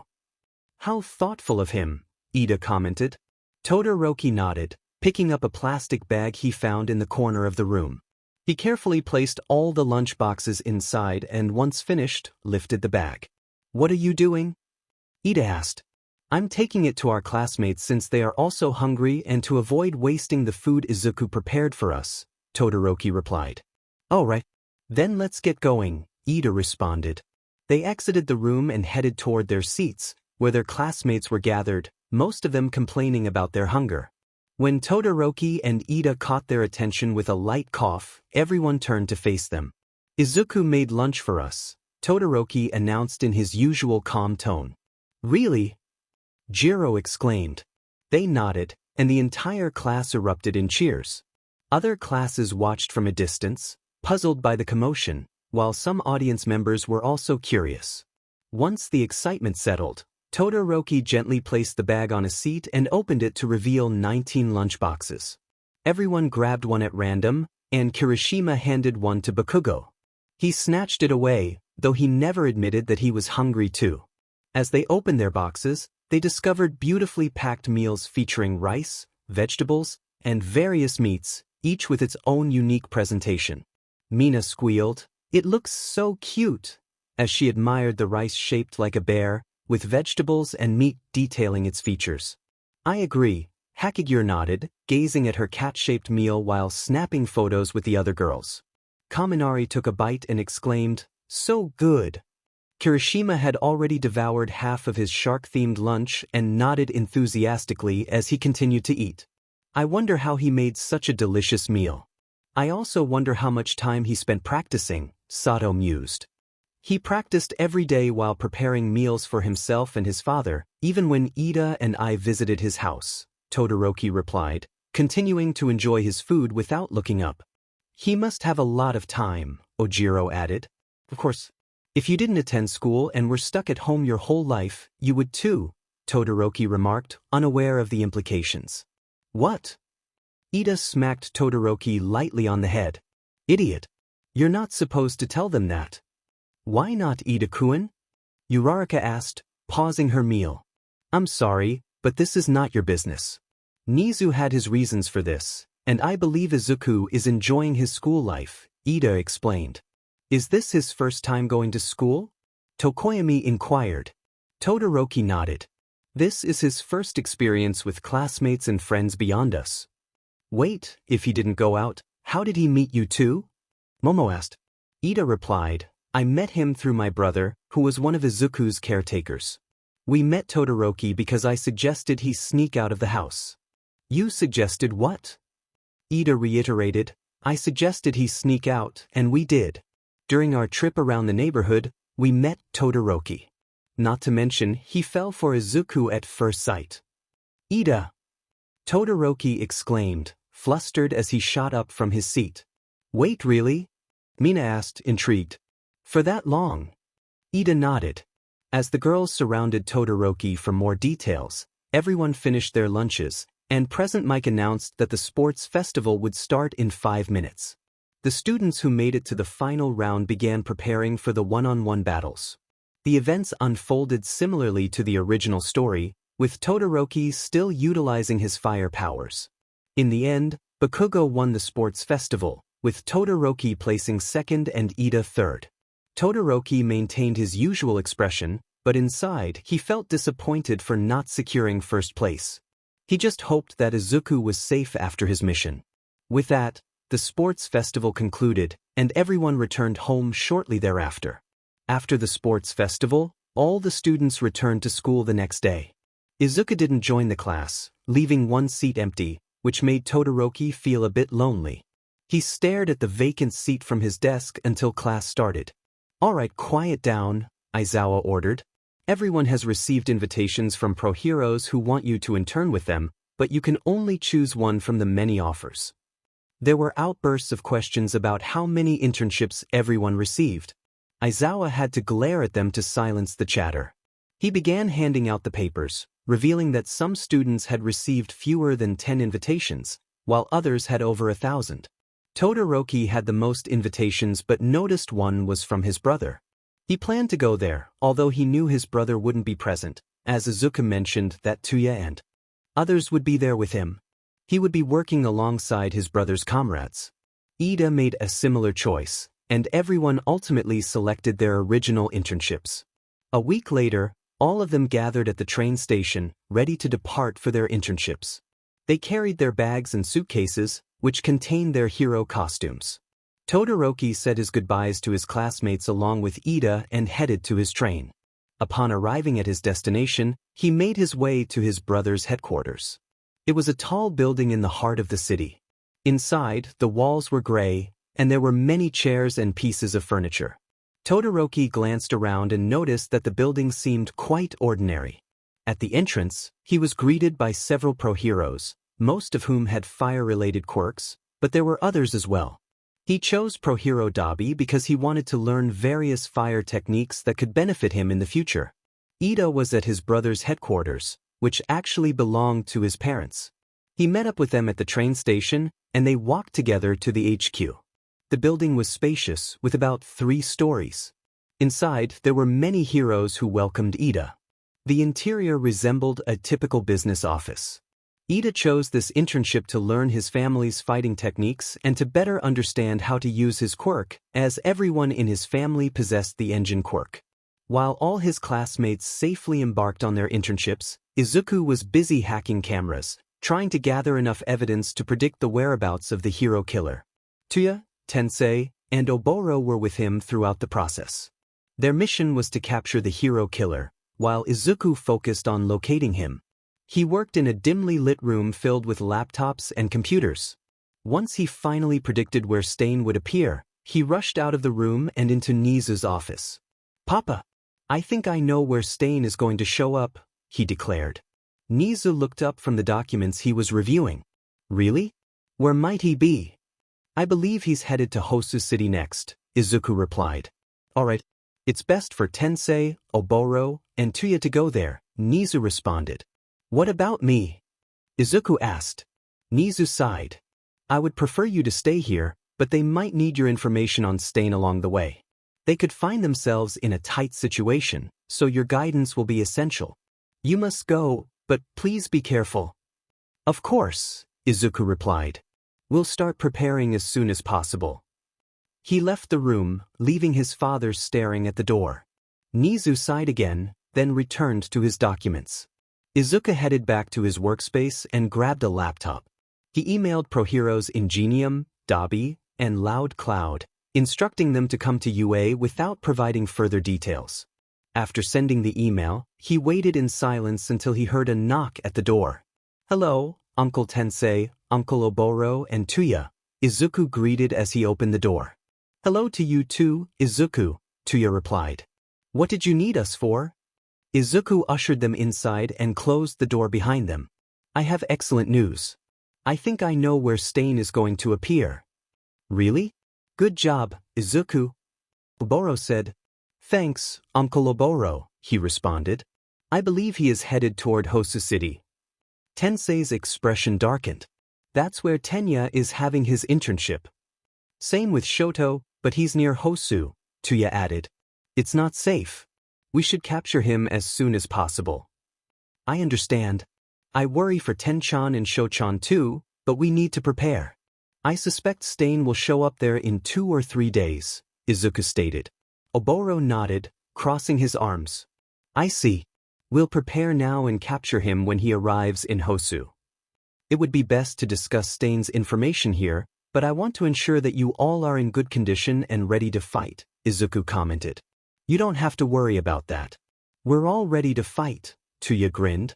"That's good," Izuku smiled, then explained. "Regarding Stain, he primarily uses blades like knives, swords, and daggers.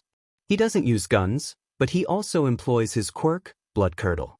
When he licks a target's blood, they become immobilized, but after a certain PRD, they regain movement. Some blood types are released faster than others, in the order of O, A, AB, and B. The heroes nodded, absorbing the information about Stain's fighting style and quirk. They spent time discussing strategies to defeat and capture him. Once their planning was complete, they all went home to prepare for the next 2 days. Izuku continued to dig up more information on Stain, trying to find a pattern in the heroes he targeted. So far, Stain had only attacked the smaller pro-heroes and had not gone after the top ones. Izuku wondered why but pushed the thought aside to focus on his investigation. It was time to confront the hero killer, and the team was prepared. They patrolled through Hosu during the day in their hero costumes, with Izuku wearing just a hood. He instructed them to head to the alleyways, knowing that Stain only targeted his victims in the dark. As they patrolled the alleyways, the daylight offered little sign of their quarry. However, as dusk approached, the atmosphere grew eerie and silent. They continued their search until night fell, when suddenly, they heard explosions. The night sky was filled with ash and smoke, and screams echoed through the alleyways. The team looked in all directions, wanting to help, but they had a mission to focus on.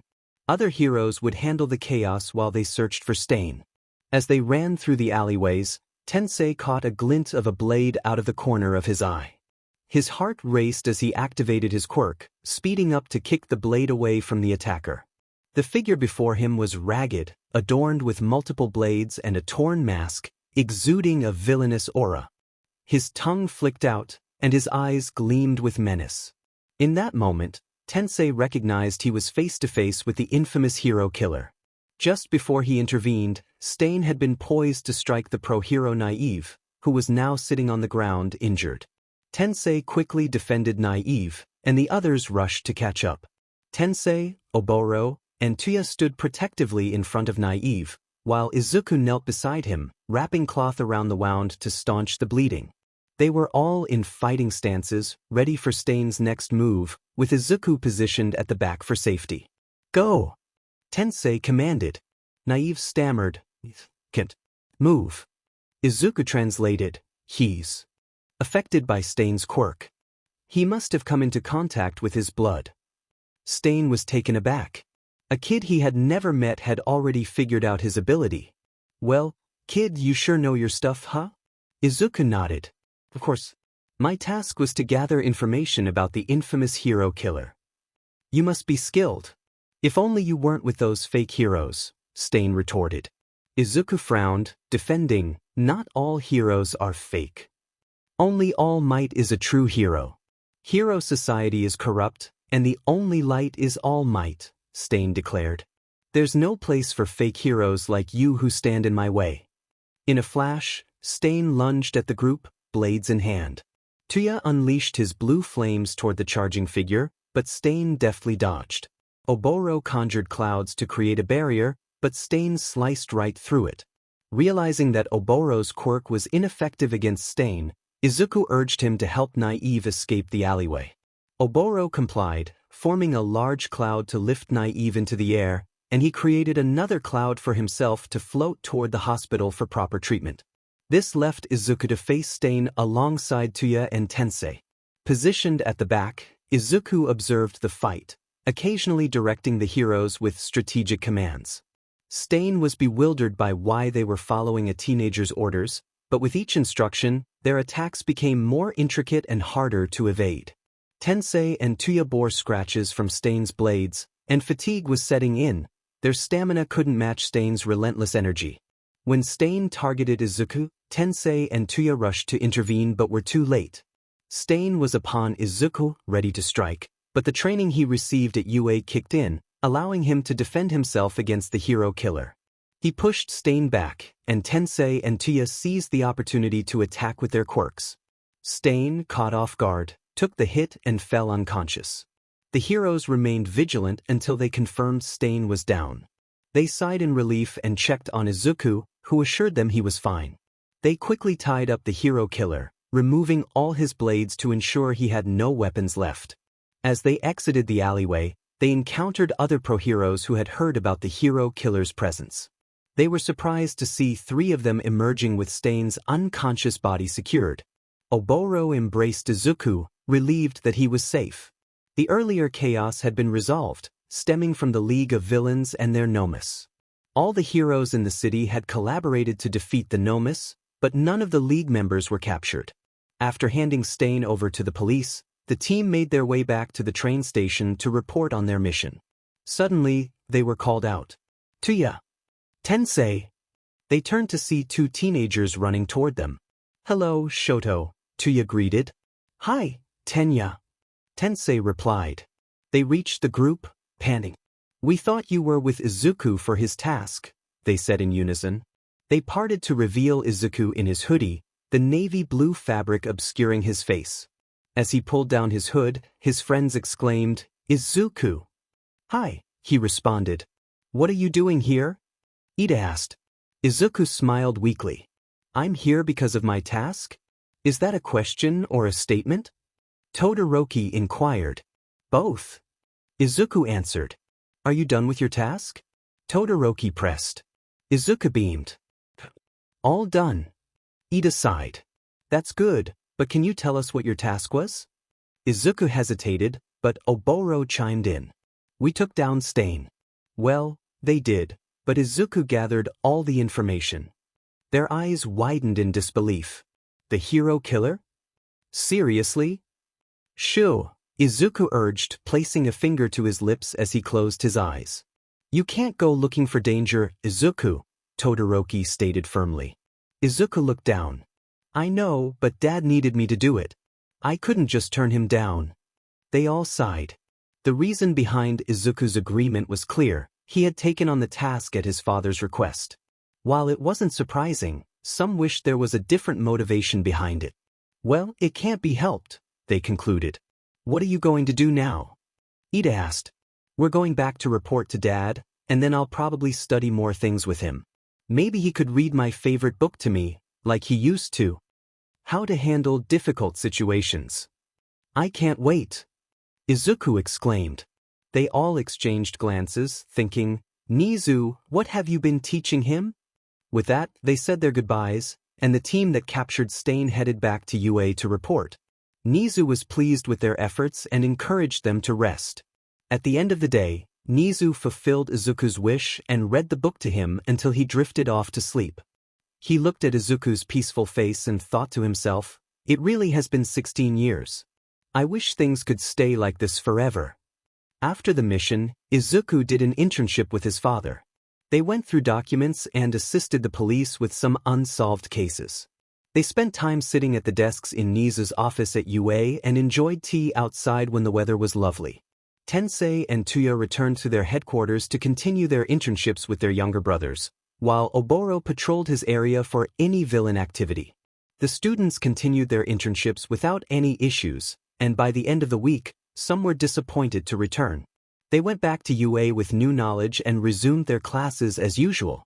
Izuku arrived early again, finding the classroom empty. Feeling tired and a bit dizzy for some unknown reason, he decided to take a nap. He walked to his desk, put away his bag, and sat in his chair. Crossing his arms on the desk, he rested his head between them and closed his eyes, allowing darkness to envelop him. In the darkness, he saw two figures. He was dreaming, though he didn't realize it at the time. As he approached them, they became hazier. Izuku squinted to make out the figures, but it was futile. He tried to speak, but they didn't seem to notice him. Instead, he overheard their conversation. "Target is at UA. I know, we just have to capture him and everything will go according to plan. I understand. We will attack soon. Should we eliminate the others once we capture the target? Yes, they're of no use. Understood." Izuku felt a chill run down his spine. He didn't want anyone to be harmed. He needed to find out what was happening. Determined for answers, he rushed toward the figures, but as he reached out, his hand passed right through them. Forgetting he couldn't be heard, he shouted questions. "Who are you trying to kidnap? Is it one of my friends? When will you attack? Why do you want to capture just one person and harm the rest? What are you planning?" Izuku continued to yell as the figures faded from view. He chased after them, but suddenly he stumbled over something. Looking down, his heart sank as he saw Todoroki's hand, lifeless and covered in blood. Todoroki's body lay before him, motionless. Izuku's eyes widened in horror, and tears streamed down his cheeks as he froze. All around him were the lifeless bodies of his classmates, people he considered family. He fell to his knees, hesitating as he reached out toward Todoroki's hand. Gently, he picked it up, searching for a pulse, but it was no use. He tried to check on the others, but the outcome was the same. Their bodies were cold, and he felt a wave of despair wash over him. Izuku found himself back where his father, Todoroki, and Ida lay. He cried out in anguish, his tears flowing uncontrollably. Just as he felt overwhelmed, he heard voices and tried to focus on them. He needed to calm down, but nothing seemed to work. Then he felt a familiar touch on his face. It was cold yet comforting, and with that sensation, Izuku's eyes shot open to find his friends looking at him with concern. Todoroki was closest, his expression filled with worry. Izuku sat up, relief flooding through him at the sight of his friends alive, and his tears continued to flow as Todoroki gently patted his back to soothe him. After Izuku had fallen asleep, he slept for about an hour before Todoroki, Ida, and Bakugo entered the classroom. He was facing the door, so they saw his sleeping face. Todoroki smiled slightly, as did Ida, but Bakugo frowned. Izuku's brow was slightly furrowed, but he didn't want to disturb his nap. Bakugo walked over to his seat in front of Izuku and propped his feet on the table. Ida scolded Bakugo in a hushed tone, not wanting to wake Izuku. Todoroki placed his belongings on his desk and approached Ida and Bakugo. After about 5 minutes of Ida's scolding, they noticed Izuku's breathing change. It became uneven and faster. Ida stopped talking to listen more closely. Todoroki and Ida exchanged worried glances, noticing Izuku's face growing pale and tears pooling in his eyes. They fell onto the desk, and Todoroki frowned at the sight. "What do you think he is dreaming about?" Ida asked. "How would I know, for eyes?" Bakugo replied. "I want to wake him up," Todoroki stated. "I understand, but is that a good idea?" Ida questioned. Bakugo insisted. "He looks like he's having a nightmare. Wake him up." "I agree with Bakugo for once." "I'm going to wake him up," Todoroki said. He walked over to Izuku and shook him gently, but it had no effect. Frowning, Todoroki felt uneasy. Izuku could wake up from any sound, yet he remained unresponsive. Ida suggested shaking him harder, and Todoroki complied. He tried again, but the result was the same. Their classmates began to enter the classroom, noticing Todoroki's efforts to wake Izuku. They gathered around, calling out softly to him, but Izuku remained asleep, mumbling and whispering in response. Concern grew among their classmates as Izuku continued to cry in his sleep.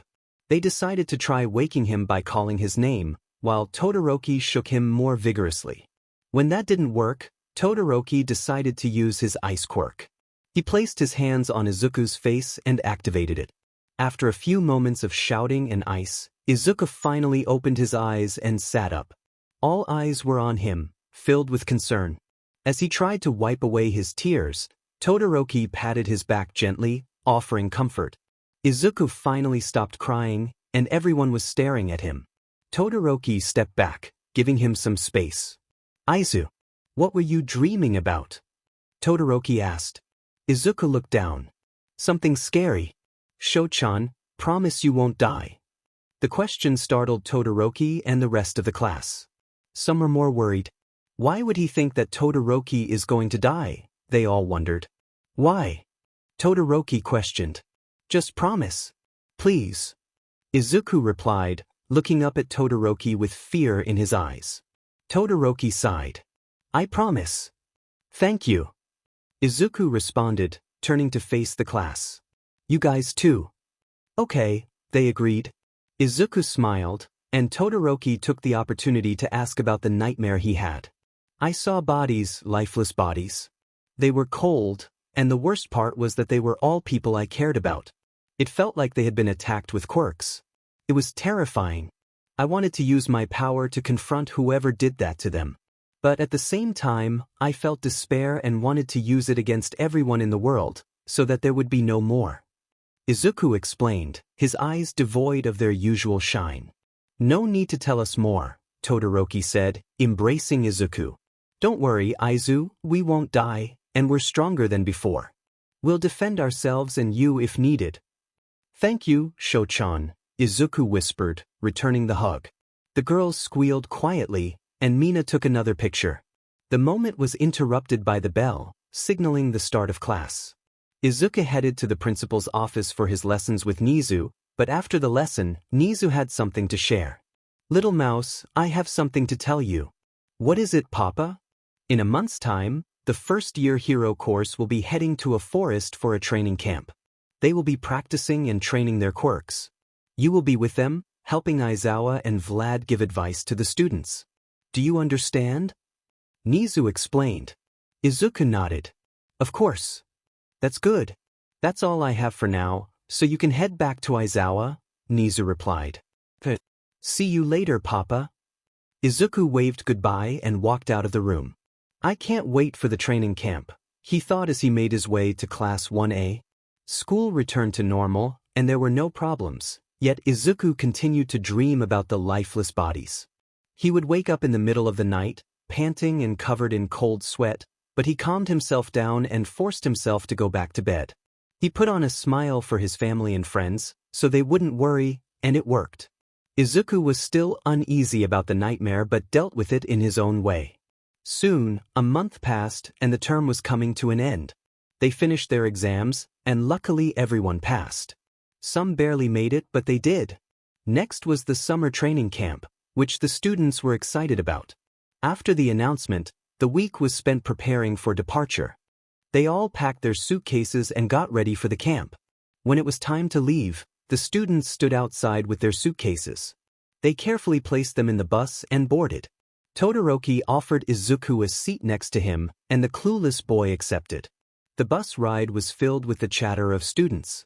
Some speculated about what they would be doing at the camp, while others talked about random topics. Aizawa, annoyed, tried to sleep in his sleeping bag, but it was impossible. When they reached a cliff with trees below, Aizawa instructed the driver to stop the bus. He stepped outside with the students, who stretched their arms and legs once they were out. They finished stretching and saw the wild PP cats. Hello. We are the wild PP cats. Hello, they greeted. After a brief exchange, Aizawa grabbed Izuku and pulled him toward the pro-heroes. Izuku's eyes widened for a moment, then he realized what was happening. Other students, unaware of the situation, stood there confused. One student shouted, "Run!" but it was too late. Pixie Bob used her quirk, causing a landslide that sent the students tumbling into the forest. Your task is to make your way out of the forest. The campsite is there, and you need to arrive before dinner. If you make it before noon, you might get lunch, Aizawa said tiredly. He released Izuku, who knew exactly what to do. His job was to help and analyze the students' progress and how they could improve. He looked down from the edge of the cliff and saw his classmates battling earth monsters. He immediately pulled out a pen and notebook. The pro-heroes watched him, puzzled about where he got them from, but Aizawa just sighed and walked back to the bus. It was normal for him. Problem child, we will see you at camp, Aizawa said. Izuku turned to them. Of course, you shouldn't see me until the last students arrive. That's fine, but make sure you don't get too caught up in your notes, Aizawa replied. The wild PP cats were confused. The child wasn't part of the hero course, yet Aizawa was talking about notes. I'll try, Izuku responded as he jumped down the cliff and landed in a nearby tree. The wild PP cats rushed to the edge of the cliff. Is this really okay? They asked. Yep, Aizawa answered. Now get in the bus. Ragdoll asked. Is that all right? Don't you have to observe your students like Vlad? It's fine. Izuku should be able to handle it. It's his job, Aizawa replied as he stepped into the bus. The pro-heroes shrugged and followed Aizawa's lead, heading toward the camp. Meanwhile, the students were engaged in a battle against earth monsters, and some were starting to feel fatigued. Izuku perched in a tree, observing them from a distance, just like at the beginning of the year. Unnoticed, he quietly jotted down notes. Fortunately, they remained grouped together, making it easier for him to analyze their actions. Todoroki relied solely on his right side, as using fire in this situation wasn't ideal. Ida delivered several kicks to a monster before it finally crumbled, but it took longer than expected. Shinso found it challenging to contribute since the monsters couldn't communicate, so he leaped from tree to tree, mimicking his uncle Aizawa. Izuku thought it was endearing to see someone emulate his uncle's moves. He continued to write in his notebook while jumping from tree to tree. By 3 p.m., the entire class had made it back to the campsite, sweating and panting. Some lay on the ground, gazing up at the sky, while others rested on their knees. Izuku hopped down from the tree, startling everyone. They turned, expecting an enemy, but sighed in relief upon recognizing their green-haired classmate. Izuku approached Aizawa and handed him the notebook. Aizawa flipped through it, scanning the contents before closing it. "Thanks, problem child," he said. Izuku smiled. "No problem, Aizawa-sensei. You don't have to do that. Everyone here knows now," Aizawa replied. "Right." Izuku agreed. He walked over to his classmates, who were finally catching their breath. He waved and asked, "Hi. What did you think about the battle?" "It was tiring, Izuku," Uraraka complained. Mina added, "Yeah, I don't want to do that again." Izuku chuckled. Kaminari turned to him. "Where were you anyway? You just hopped down from the tree," he asked. "Me? I was following you guys," Izuku replied. "You were?"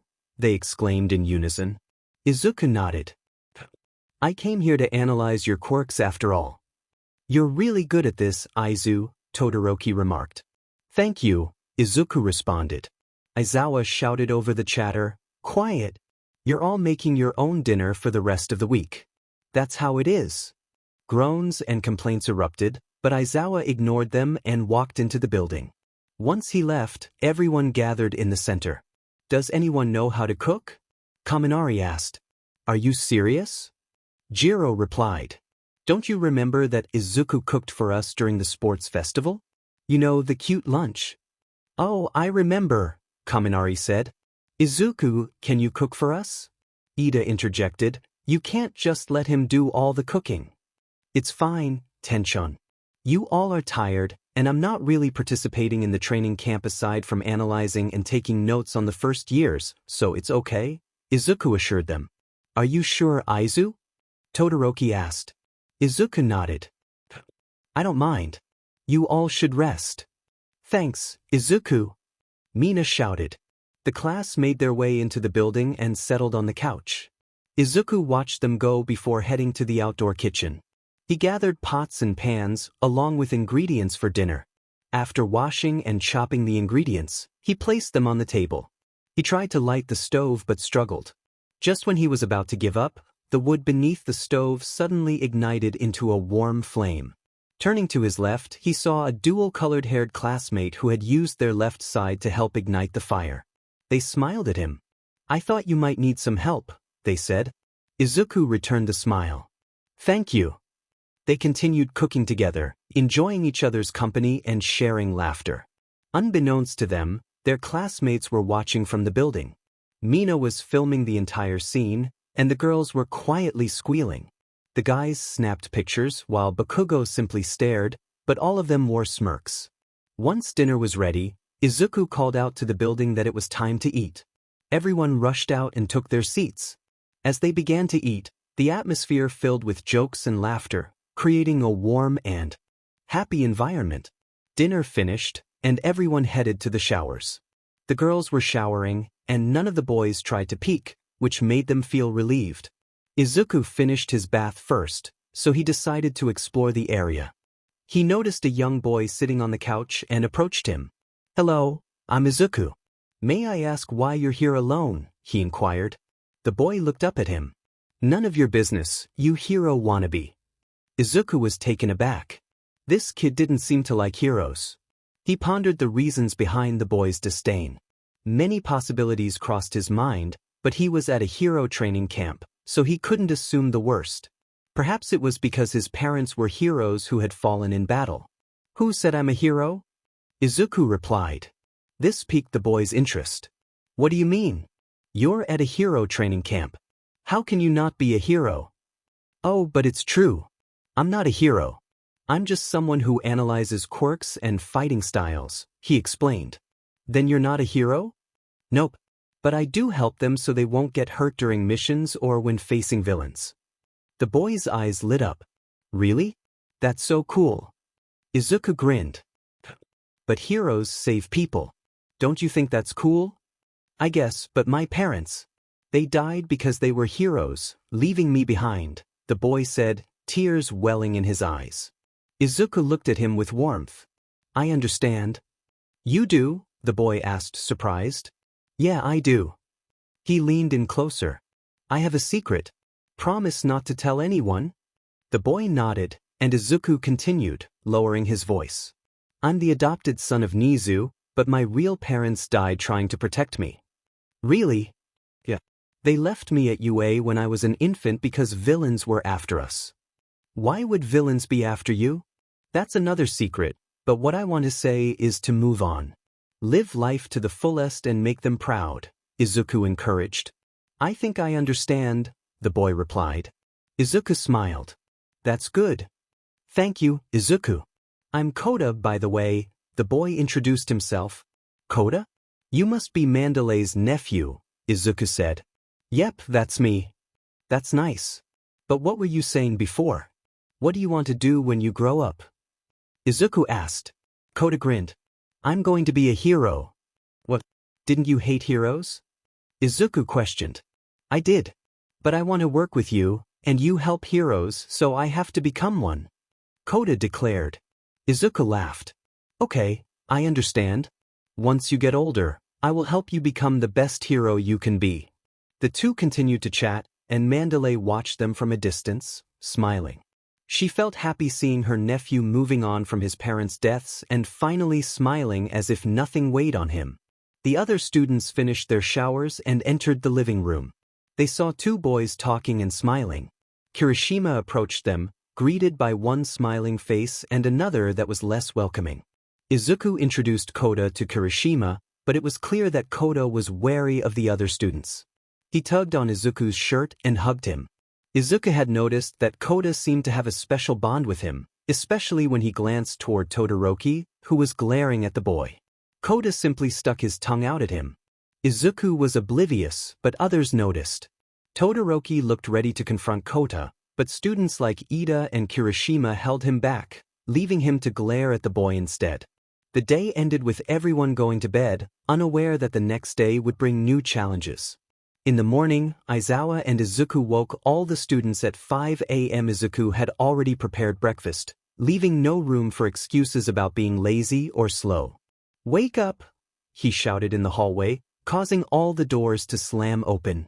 Students, startled and ready for anything, quickly assessed their surroundings before relaxing and groaning. Izuku, why are you yelling so early? Kirishima asked, rubbing his tired eyes. Izuku smiled. Your training starts now. Another round of groans echoed through the hallway. Mina spoke up. Isn't it a bit early for training? It's 5 in the morning. Nope. Uncle Aizawa wanted it to be 3 a.m., but thanks to the wild PP cats, it's 5 a.m.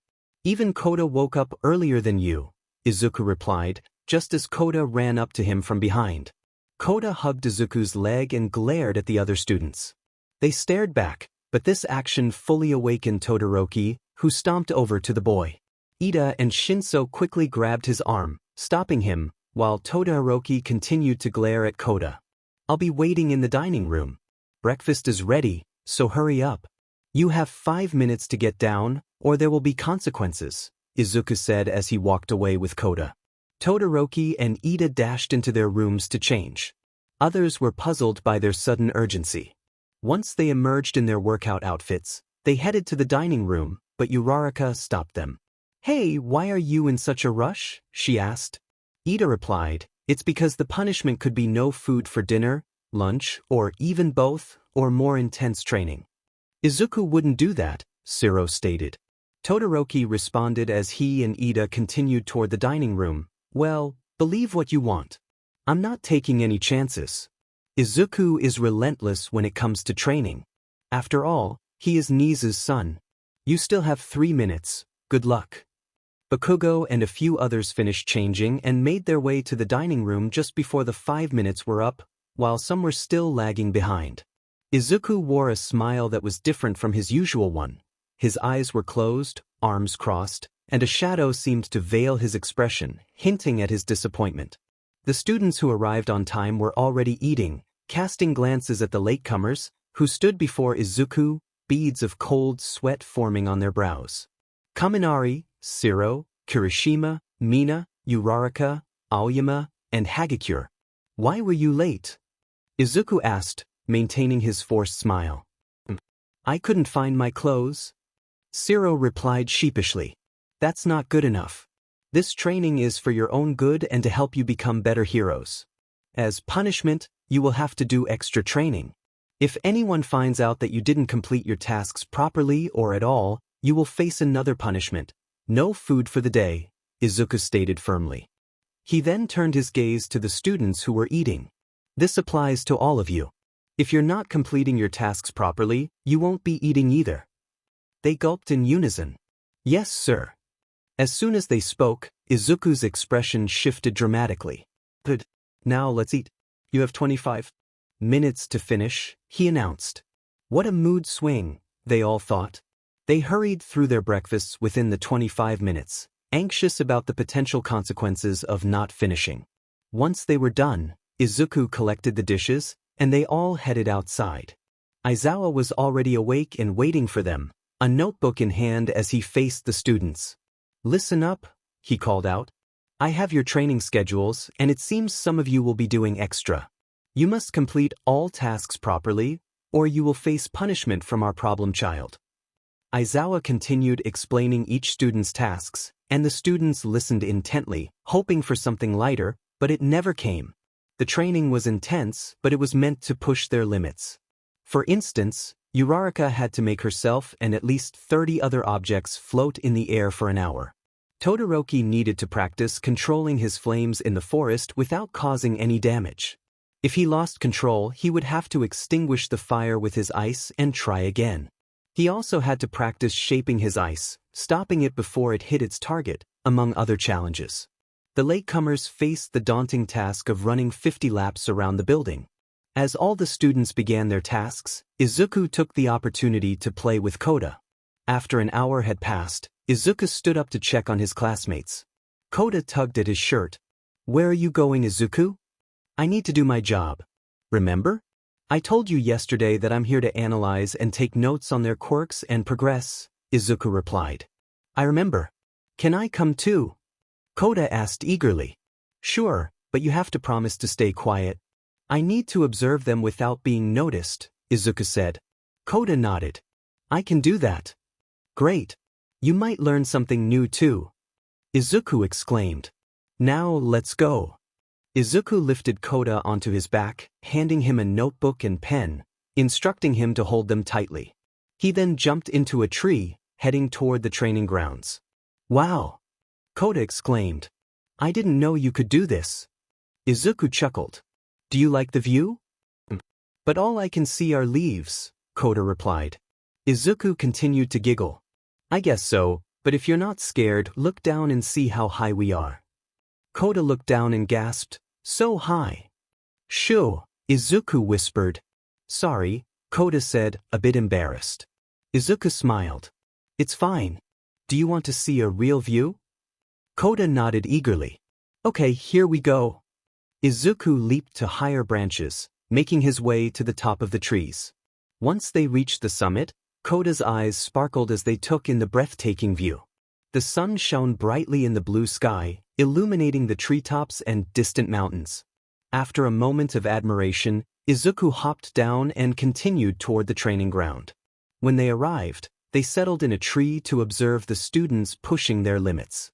Koda handed the notebook to Izuku, who began taking notes. He mumbled to himself, and Koda listened intently, trying to learn from the students' fighting styles. He watched them silently, though he was puzzled by some of their actions. Curious, he tugged at Izuku's clothes. What's up, Koda? Izuku asked quietly, glancing over. Why is Todoroki away from the others and in the forest? And I noticed not everyone is here. Why is that? Koda whispered. Good questions. Todoroki is in the forest because he needs to practice controlling his flames near flammable things, like trees.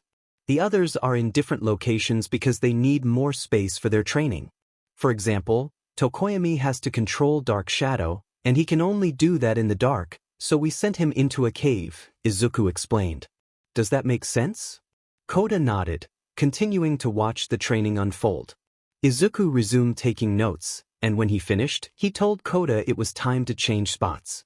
Koda eagerly hopped onto his back again, and Izuku made his way to a larger area where Uraraka, Ida, Kirishima, and Tokoyami were training. Ida was sprinting around the cave, pushing himself to beat his speed record.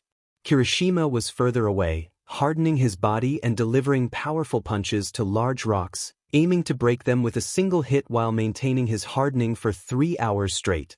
Uraraka floated in the air, looking a bit queasy, while Tokoyami was in the cave, with Aizawa watching closely, ready to intervene if needed. Still perched in the tree, Izuku took notes while Koda observed. It was tough for Koda to watch Kirishima struggle. It took him several punches to break a rock, and he was panting, his hands turning red from the effort. Izuku finished his notes and decided to train. He headed back to the building with Koda. Once they arrived, he let Koda down and placed his notebook inside. What are you doing now, Izuku? Koda asked. Me? I'm going to train. What about you? Izuku replied. I'm probably going to watch, Koda answered. Izuku smiled. I think that's fine, but how about I train you for a bit? Really? Koda exclaimed. Yeah, why not? You said you wanted to become a hero one day, and part of my job is to train future heroes, Izuku said. Koda beamed. Thank you, Izuku. Instead of training himself, Izuku analyzed Koda's quirk and explained the basics. He had Koda practice shooting water towards a tree 3 meters away, as his quirk was called Water Gun, allowing him to release water from his hands. They worked on the range and power of his quirk. Although the speed wasn't there yet, they planned to improve it later. Koda kept using his quirk tirelessly, feeling fatigued but determined to be a hero who could save others without falling in battle. As lunchtime approached, Izuku watched Koda cook. Koda continued to practice his quirk, trying to extend its range, but by the time lunch was ready, he had only managed to reach 5 meters. Once lunch was prepared, Izuku told Koda to take a break, which he gladly accepted. Izuku took a deep breath and shouted at the top of his lungs, "Come and rest. It's lunch time. You have 5 minutes to get here, or no food." Birds scattered as Izuku sat down at the table and served Koda his meal. Koda devoured it quickly. After about 3 minutes, Izuku heard footsteps approaching. His classmates emerged from the forest, tired and panting. They joined Izuku and Koda at the table, where Izuku laid out the food for them. They had 25 minutes to eat before returning to training. It was 12:30 p.m., and they needed to train until 6 p.m. for dinner and rest. With groans, they stood up and headed back to their training spots. Izuku cleaned up, with Koda helping him. Once they finished, they resumed training Koda's quirk. 4 hours later, Izuku decided to check on his classmates' progress. He went inside to grab his notebook and pen. Koda jumped onto his back, startling Izuku. "What are you doing, Koda?" Izuku asked. "I'm coming with you," he replied. Izuku questioned, "You don't want to stay here and train your quirk?" "It's fine. I'm tired and want to go with you," Koda said. Izuku chuckled. "Okay, if you say so." They made their way to the training grounds, where Izuku observed the progress of his classmates.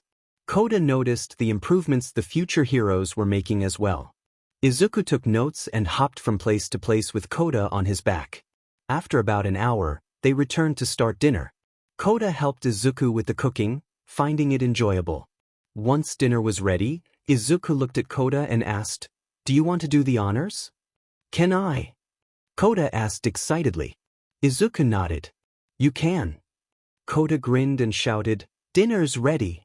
Come in 5 minutes, or you'll have to face Izuku's punishment." Izuku gave a thumbs up and sat down with Koda. Koda started eating first as the students rushed over. They panted as they took their seats. They waited for Izuku to give them time to finish, but he simply served them the food without delay. Izuku, what's our time? Jiro asked. Izuku replied, there isn't any. Training is finished for the day. You can relax unless you want a time limit. Nope, we're fine, they responded. Oh, I almost forgot.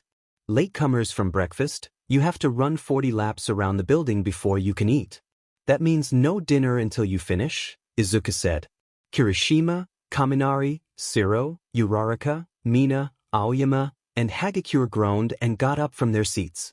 They were exhausted from training, and now they had to run laps because they were late for breakfast. The others were relieved to have made it in time and made a mental note to keep track of the time.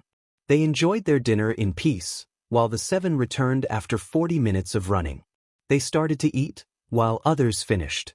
So, Izuku, what did you do today? Todoroki asked. Izuku answered, I watched you train to see if anyone needed help and trained Koda on how to use his quirk. Really? I didn't know you were there, Shoji commented. Jiro added, well, he's been doing this for a long time, and we were probably focused on our training to avoid punishment. Yeah, Momo agreed. But you were training Koda? Izuku nodded. Yeah. I thought it would be nice since he plans to become a hero when he gets older. But doesn't he dislike us because we're future heroes? Ida questioned. What changed his mind? Izuku changed my mind, Koda said. Ojiro replied, really? That's cool, but what kind of hero do you want to be and why?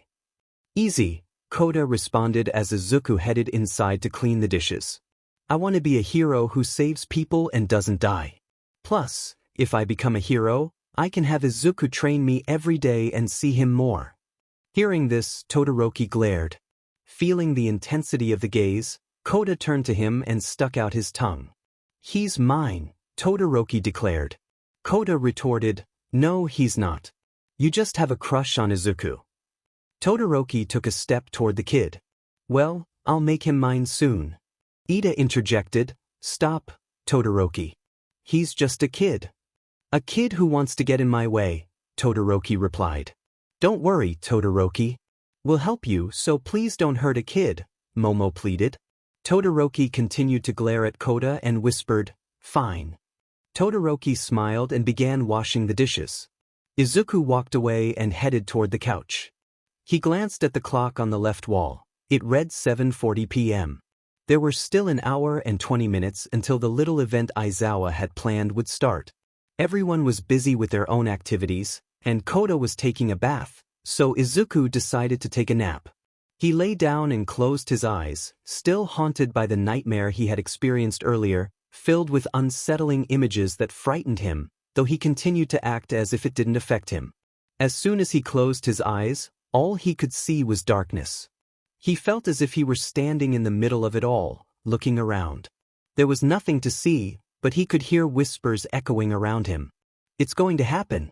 Today is the day. Capture him and eliminate the rest. We attack soon. Be ready. The whispers surrounded him. Izuku turned, trying to find the source of the voices, but all he saw was black. He shouted questions into the void, but no one answered. Just then, a light tremor shook him awake. He opened his eyes to see Todoroki standing in front of him. Hey, Aizawa wants us outside, he said. Izuku nodded and got up. They walked together outside, where everyone had gathered. Koda ran up to Izuku and greeted him. Izuku returned the greeting, but Todoroki shot a glare at the child, who glared back defiantly. The class sighed, sensing the tension in the air. Koda began to bond with the others, but Todoroki remained distant, which Izuku found peculiar, though the others did not. Aizawa spoke up. Problem child. I have an event for you. It's an obstacle course. The wild PP cats, the problem child, and I have set up traps in the forest. Your task is to reach the end without getting caught by the traps. The loser faces extra homework.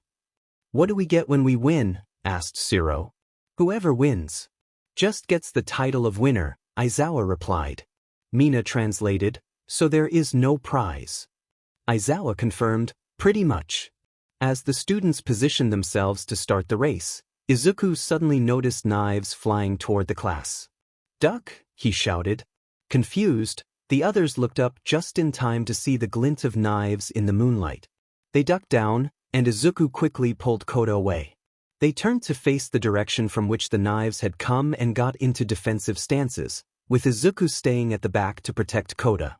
Figures emerged from the forest, and there were 8 of them, villains from the League of Villains, introducing themselves as Toga, Twice, Mr. Compress, Spinner, Muscular, Moonfish, Magna, and Mustard. The heroes braced themselves, and Izuku recalled the ominous whispers from his earlier dream. They had said an attack was imminent, and today was the day. Without thinking, Izuku called out to the villains, "Who are you trying to kidnap?" The heroes turned to Izuku in surprise, and even the villains looked taken aback by the question. "How do you know?" Mr. Compress asked. Toga giggled maniacally and answered, "Well, we're here for the Bakugo kid, but anyone would be great." "Toga!" the villains shouted in unison. While the villains scolded Toga, the heroes turned to Izuku, questioning him. "How did you know they came here to kidnap someone?" Aizawa asked. "I had a dream?" Izuku replied. "Is that a question or a statement?" "A statement, but shouldn't we try to take them down now since they aren't paying attention?" Izuku suggested. Aizawa nodded. "Good point. You have permission to use your quirks in self-defense." The wild PP cats and Aizawa sprang into action, quickly taking down Moonfish and Mustard. The villains noticed and began their assault. After hearing that the villains were after Bakugo, Kirishima and the rest of the Baku squad formed a protective barrier around him, facing the oncoming threat. Some villains slipped past the pro-heroes, prompting the students to use their quirks for defense. Koda trembled with fear, and Izuku tried to calm him with reassuring words, but Koda remained terrified. Izuku kept his back to the villains, aware it wasn't the safest choice, but he trusted his friends to protect him. As he attempted to soothe Koda, Muscular charged toward them. Koda's expression turned to one of anger. Muscular was the villain responsible for the loss of his parents. Todoroki and Ida fought together, attempting to trap Muscular in ice and knock him out with one of Ida's powerful kicks, but Muscular kept breaking free. Izuku felt a growing unease as he watched Koda struggle to cope. The nightmare he had experienced felt all too real, and he feared for the safety of his friends. As he turned to face the battle, he saw many of his classmates injured and struggling. He felt powerless, silently watching in horror as Todoroki and Ida fought valiantly but were visibly hurt and exhausted. Muscular clenched his fist, preparing to strike Todoroki, and without thinking, Izuku pushed Todoroki out of the way. "Deletion!" Todoroki cried out. Todoroki fell to the side, watching as Izuku was sent crashing into the wall of the building. "Izuku!" Todoroki and Ida shouted in unison. The class turned toward the loud crash, where Izuku lay against the wall, injured. Koda's face paled at the sight. Struggling to stand, Izuku used the remnants of the building for support. "I'm sorry, Papa, but I have to use it," Izuku murmured, removing the bracelet from his wrist. As he dropped the bracelet, Aizawa noticed and glanced back, seeing Izuku without the quirk-canceling bracelet. He frowned, knowing it was a dangerous choice, but he understood Izuku's determination. The heroes were losing ground, having only captured Mustard and Moonfish at the start. Izuku focused on Muscular, and suddenly, the villain's quirk faltered. "Huh, what's going on?" Muscular asked, confused. Ida stared at Izuku in shock. "Izuku, you used it?" "I'm sorry, Tenchan, but I have to." "Please use this time to capture him," Izuku replied. "Right." Ida charged at Muscular, delivering a powerful kick to his face while the villain was still disoriented. Mr. Compress observed the shift in the battle's momentum as Izuku rushed toward Spinner, trying to reach him, but it was challenging. Spinner wielded a massive sword made of blades, making it dangerous to approach. Izuku began to emit a faint green glow, catching the attention of everyone on the battlefield. Understanding Izuku's intentions, Todoroki supported him by using his ice to freeze Spinner's weapon. With Spinner unable to use it any longer, Izuku seized the opportunity to charge at him. He lightly touched Spinner's shoulder, and in that moment he was able to erase Spinner's quirk. As Spinner transformed back into his human form, he retaliated with a swift chop to Izuku's neck, knocking him out. Turning his attention to Mr. Compress, who was approaching Bakugo while his squad was engaged with some of Twice's clones, Spinner glared at him. Mr. Compress attempted to capture Bakugo in a marble, but it failed. Bakugo noticed Mr. Compress and unleashed a powerful blast. Before Mr. Compress succumbed to the explosion, he shouted, "The kid with green hair can erase quirks." Toga and Twice overheard him and scanned the battlefield. "Diamond, we're outnumbered." "This isn't good," Twice muttered. "Toga, we need to retreat." "Fine, but let me leave them a little surprise," Toga replied. As Kurogiri began to open a portal, Toga grabbed 3 knives and hurled them in a random direction. They were aimed at Todoroki, but just before they could reach him, Izuku summoned the last of his strength and dashed toward Todoroki. Todoroki, fatigued and unaware of the danger, felt Izuku wrap his arms around him in a protective hug. In that instant, the 3 knives struck Izuku's back. Todoroki's eyes widened in shock as they both fell backward. When they hit the ground, Toga and Twice had vanished, and the other students rushed to their side. "Aizu, what were you thinking? We're supposed to protect you," Todoroki exclaimed, noticing the knives embedded in Izuku's back. "It's fine," Izuku whispered. Todoroki protested, "It's not. We were weak and couldn't protect you, even after our training camp." Izuku reassured him, "It's okay. You were tired from training and weren't at your best." "No, it's not okay. You used your quirk. Now you're in danger. The villains know about you and might target you again," Todoroki cried. "Shochan, you saved me twice." "I feel so weak," Todoroki admitted, tears welling in his eyes. Izuku managed a weak smile. "At least we saved Bakugo, and no one died. So it's a win." "Stupid," Todoroki muttered. "Anyway, I'm tired, so I'm going to take a nap," Izuku said. "Problem child, don't do that," Aizawa ordered. Izuku pouted, "Why not?" Aizawa replied firmly, "Just don't." "I'll try," Izuku responded. The other students gathered around, tending to each other's wounds. Aizawa called Momo over, and she began to treat Izuku by creating bandages and carefully removing the knives. Izuku winced with each knife pulled out, but he managed to stay awake. Meanwhile, the wild PP cats secured the captured villains, and Aizawa contacted UA to report the situation and request police assistance.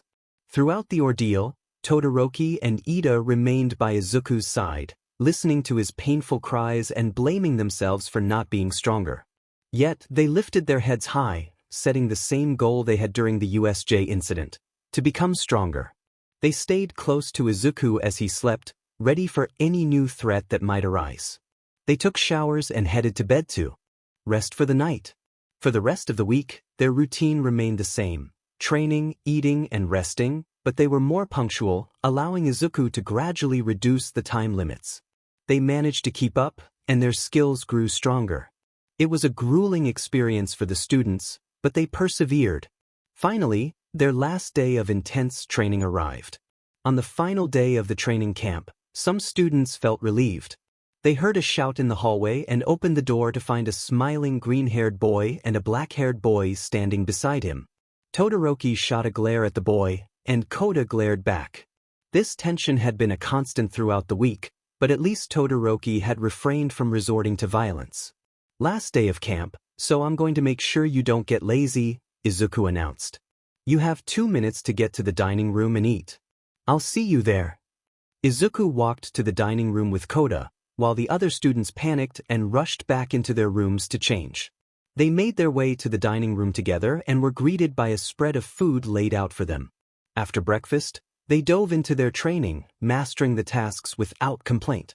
On the 3rd day, Kaminari voiced his frustration about the difficulty and suggested longer breaks, but he ended up running laps around the building 60 times. From that point on, everyone learned to keep their complaints to themselves and simply focus on the training.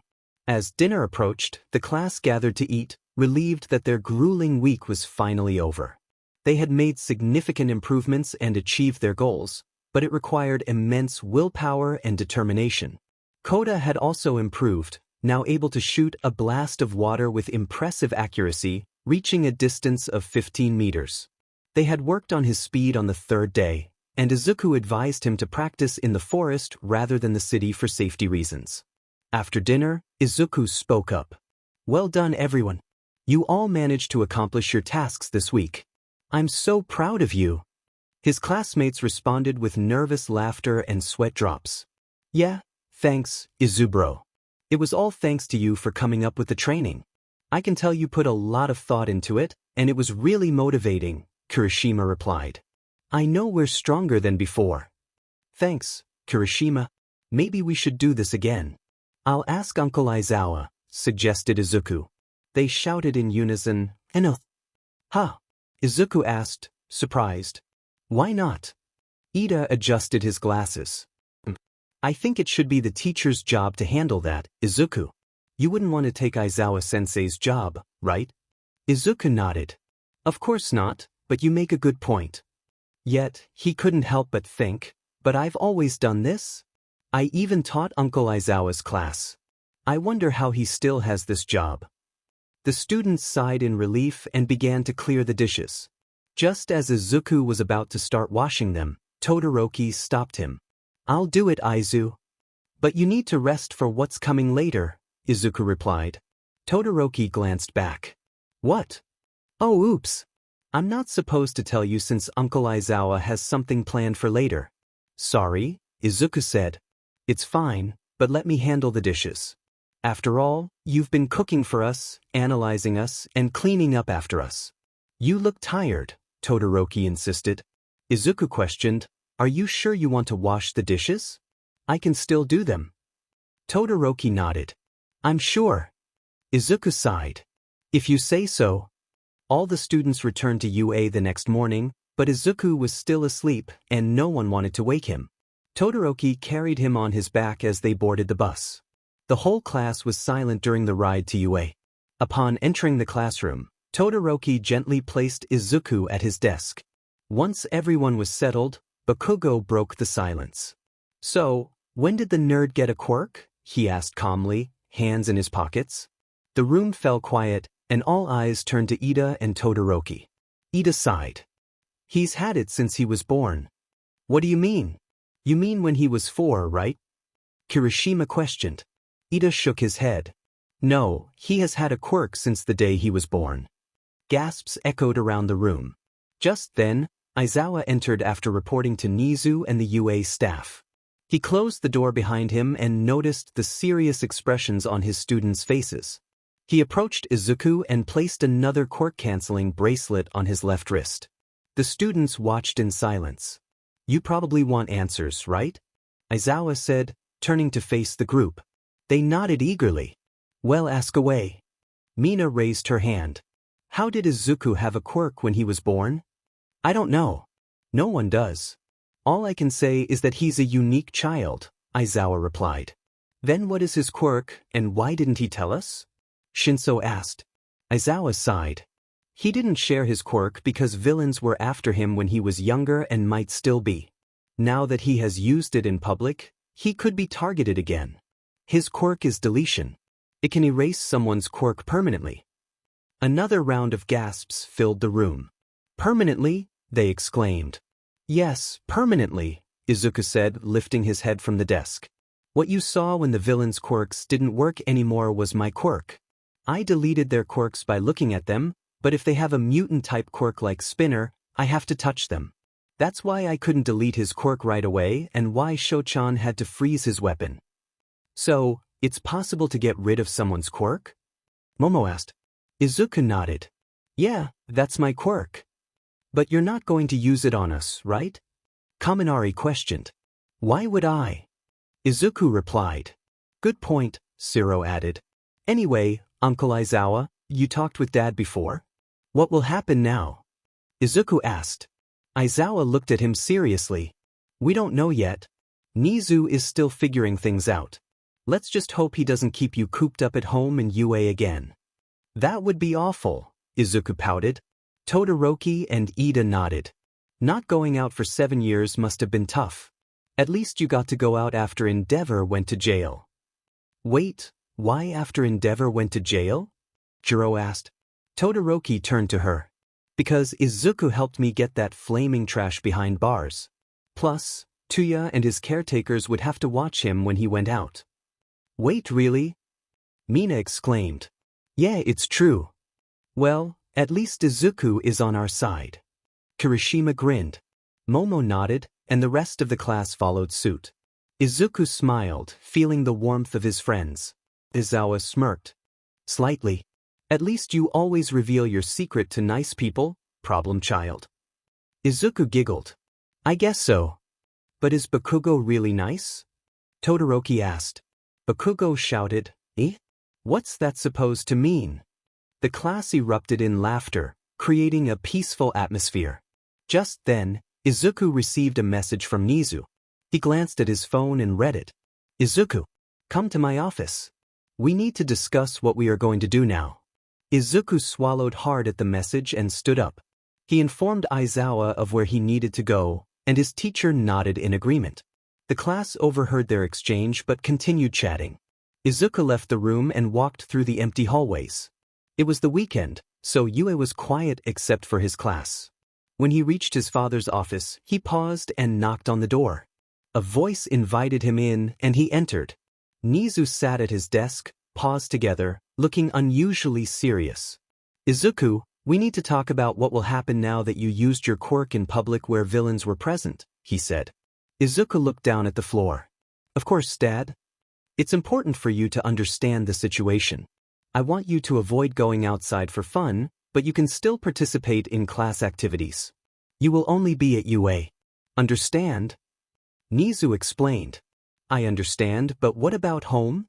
Izuku asked, lifting his gaze. Nezu returned to his usual smile, pleased that his son accepted his conditions. I've decided to implement a dorm system here at UA. May I ask why? Izuku inquired. Because UA keeps getting attacked by the League of Villains, so it would be safer to monitor the students here. It's for your safety and protection. That means you'll be in Class 1A's dorm, since you can't be alone, and it'll be more fun to spend time with your friends, Nezu clarified. But what about you, Dad? Nezu hopped off his seat and walked over to Izuku. I will be in the UA staff dorm, where the staff without homes, like Recovery Girl, will stay. That means I'll only see you in class. I don't want that, Izuku complained. Little mouse, please understand. It's for the best. You can always visit me when you're free, Nezu reasoned. Izuku picked up Nezu and pulled him into a hug. Promise. Promise. After the weekend ended, the dorms at UA were ready. The teachers completed all the paperwork with the students' parents over the 2 days. Everything was set, and the students moved into the dorms when school started. All the students arrived at school, but there were no classes that day. It was dedicated to moving in and getting accustomed to their new surroundings. Ida, Todoroki, and Bakugo walked to the dorms together, but they were not the first ones there. Izuku had already decorated his room and was now peacefully asleep on his bed. The three friends were unaware of his presence, but Aizawa informed them that the room Izuku was sleeping in was occupied. Quickly catching on, Todoroki and Ida chose rooms next to the locked one.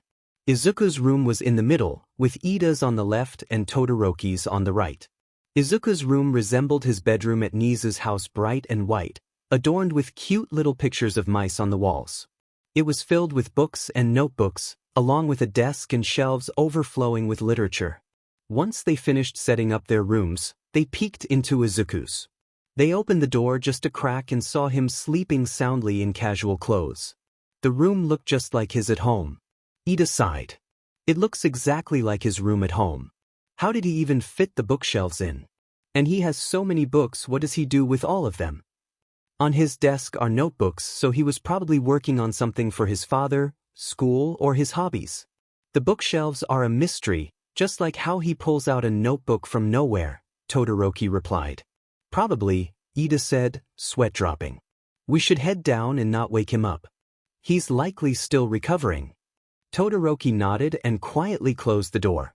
They walked to the common room, where all their classmates were gathered, chatting in their casual clothes, seemingly done with their rooms. Uraraka noticed the two and greeted them. Todoroki, Ida, how are your rooms coming along? She asked. Ida moved his hand in a robotic manner. We finished. What about you? Everyone's done, Shinso answered. Mina's eyes lit up.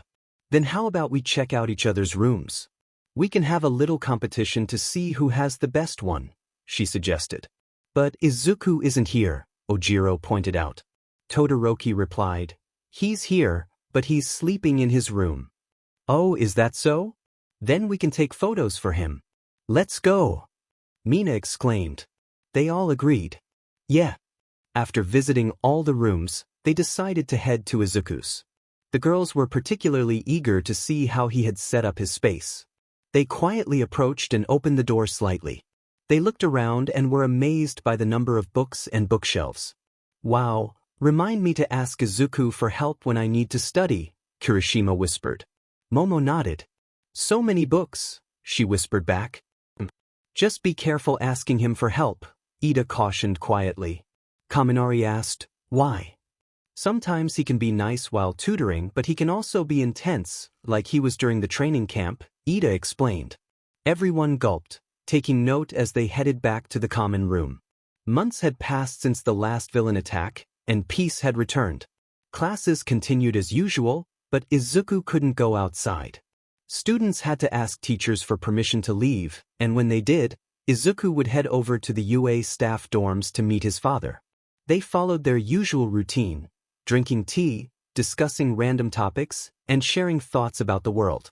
They also talked about some of the books Nezu had recommended for his little mouse. They would share laughter while holding their tea, causing some teachers and UA staff to sweat nervously in the background. Overall, Izuku never felt lonely. Living in the school dorms, which were always lively and filled with friends and classmates, kept boredom at bay. Mina had so many games, but Izuku found it amusing that he was often paired with Todoroki.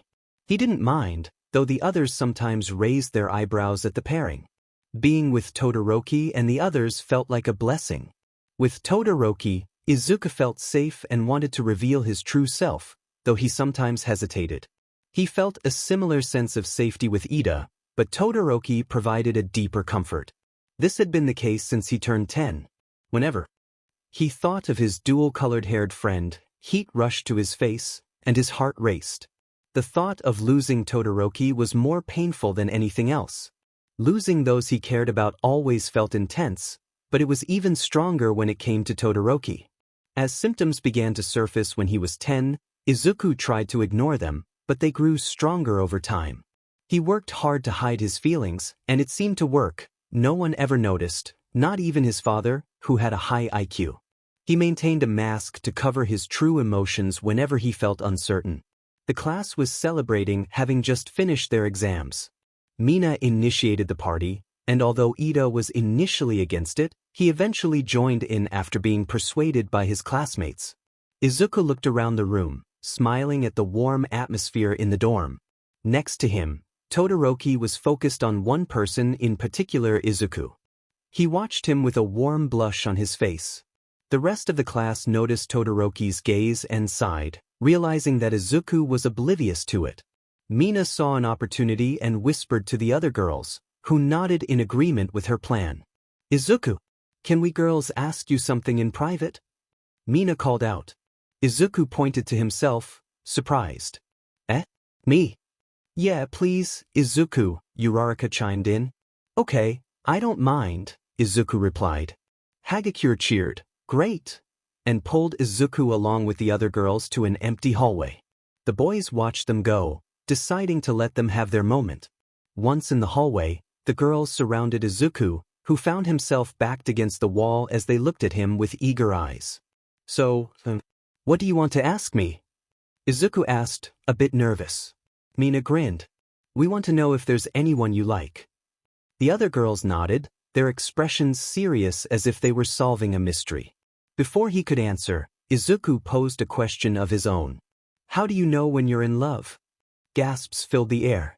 Jiro whispered, You don't know when you're in love? Izuku nodded, feeling a bit embarrassed. Another round of gasps followed. Is love when your heart races whenever they're close, and you feel butterflies when you talk to them? Is it when you feel safe around them and want to be by their side? Is it when the thought of losing them hurts more than anything, and just thinking of them makes your face heat up? I don't know if that's love, but is it? Izuku explained. Oh. God. Mina squealed. That's love. Izuku, you like someone? Really? Izuku asked, surprised. Azui nodded. Yep, that's love. Karo. Izuku's eyes widened, and he was momentarily speechless. Momo asked, so, now that we know you're in love, who is it? Yeah. Who? Hagakure added eagerly. Just don't tell anyone, Izuku said, his voice low. It's a stash. He was interrupted by Kaminari calling for the girls to join the group. They all groaned, frustrated that they couldn't hear the big reveal, but Izuku hurried back to his classmates. Hey, what were you talking about? Kirishima asked. Well, Izuku has a crush. Mina shouted, causing Todoroki to pale slightly. Izuku turned bright red. Mina. Right, sorry. I was just excited, she apologized, shooting a glare at Kaminari. But we didn't get to hear who it was, thanks to someone. Bad timing, Kaminari said with a nervous smile. Very, Jiro replied, crossing her arms. Izuku walked away from the group and was soon met by Todoroki. Realizing his feelings for his childhood friend felt strange, especially when he looked into Todoroki's eyes, which reminded him of a clear sky. He blushed and quickly looked away, hoping no one noticed, especially Todoroki. He announced that he was going to bed early, and his classmates wished him good night. Ida followed him, and as Izuku reached his room, he turned to Ida. Tenchan, is something wrong? Ida cleared his throat. Can I talk to you in your room? Izuku opened the door and gestured for Ida to come in. Ida bowed and sat on Izuku's bed while Izuku closed the door and took a seat in his chair, turning to face Ida. So, what do you want to talk about? Izuku asked. It's about your crush. Izuku's face turned bright red. What about him? So it's a boy? Izuku mentally kicked himself but nodded. Yeah. Are you going to judge me? Ida shook his head. Of course not. I just thought you would tell me or Todoroki. Well, about that. Since I've known you for many years, please don't tell anyone. Sho-chan. Ida smiled. Knew it. Wait, how? Izuku, you don't show much negative emotion, so Todoroki and I thought you were hiding something. It seems we were right. You don't want us to worry, but that makes us worry more, Ida explained. Sorry. I keep causing trouble for you guys. I don't want you to get hurt because of me. Losing one of you hurt so much. The nightmare I had months ago still haunts me. Seeing Sho-chan's and everyone's lifeless bodies was just so lonely and depressing. Ida walked over and patted Izuku's head. You don't have to worry about it. Anyway, I better go. And don't worry, I won't tell anyone, including Todoroki. Just tell him your feelings when you're ready. Izuku smiled warmly. Thanks, Tenchan. As Ida was about to leave, he paused at the door and offered some advice. Izuku, Todoroki is pretty popular with girls. You should think quickly before someone else catches his attention. You never know, maybe Todoroki feels the same way. I'll take your advice to heart, Tenchan. Thanks again. No problem. Good night, Ida said as he closed the door. Izuku lay down on his bed, staring at the ceiling, lost in thought. What now? Once Izuku left for bed, Todoroki sat in the common room, feeling anxious. He couldn't shake off the thought of who Izuku might have a crush on, but no one came to mind. Izuku was skilled at concealing his emotions. With a heavy sigh, Todoroki rested his head in his hands at the counter. The gloomy atmosphere he created caught the attention of the entire class. Hey, you okay? Shinso asked. No, Todoroki replied, still staring at the counter. Izuku has a crush, and I have no idea who it is. Shiro approached him. Really? Since you mentioned he hasn't been going out much, it must be someone from UA or even in this class, right? I think out of everyone, Todoroki cares for Izuku the most, so we need to help him. We have to make this ship sail, Mina declared. Is everyone in? The class nodded in agreement, and just then Ida emerged from the hallway. The class rushed over to him, while Bakugo and Todoroki remained in place. They bombarded Ida with questions about where he had been, and he simply mentioned that they had a brief discussion about Izuku's crush. Todoroki perked up and asked, "Who does he like?" Ida turned to him. "Sorry, Todoroki, but he wants to keep it a secret for now. I did advise him to confess soon, since his crush seems to be quite popular." "Wait, he's gay?" the class exclaimed in unison. "Got a problem with that?" Ida shot back, his tone sharp. They all gulped. "Nope, not at all. It actually fits perfectly with the plan to match Todoroki and Izuku together," Hagakure commented. Ida smirked. "That's a great idea." This hinted to everyone that Izuku had a crush on Todoroki, as they knew Ida wouldn't do anything to harm Izuku's feelings. Unfortunately, Todoroki seemed oblivious to the implications.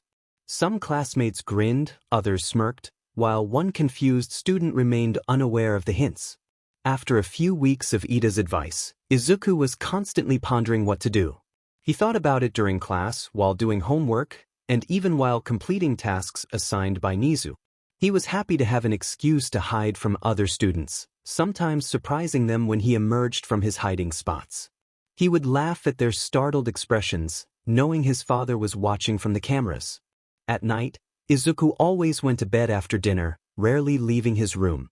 The only times his classmates saw him were in class, where he was always the first to arrive, or during school activities. They would ask if he was okay, and he would always respond that he was fine. Truth be told, Izuku was wrestling with thoughts about his relationship with Todoroki.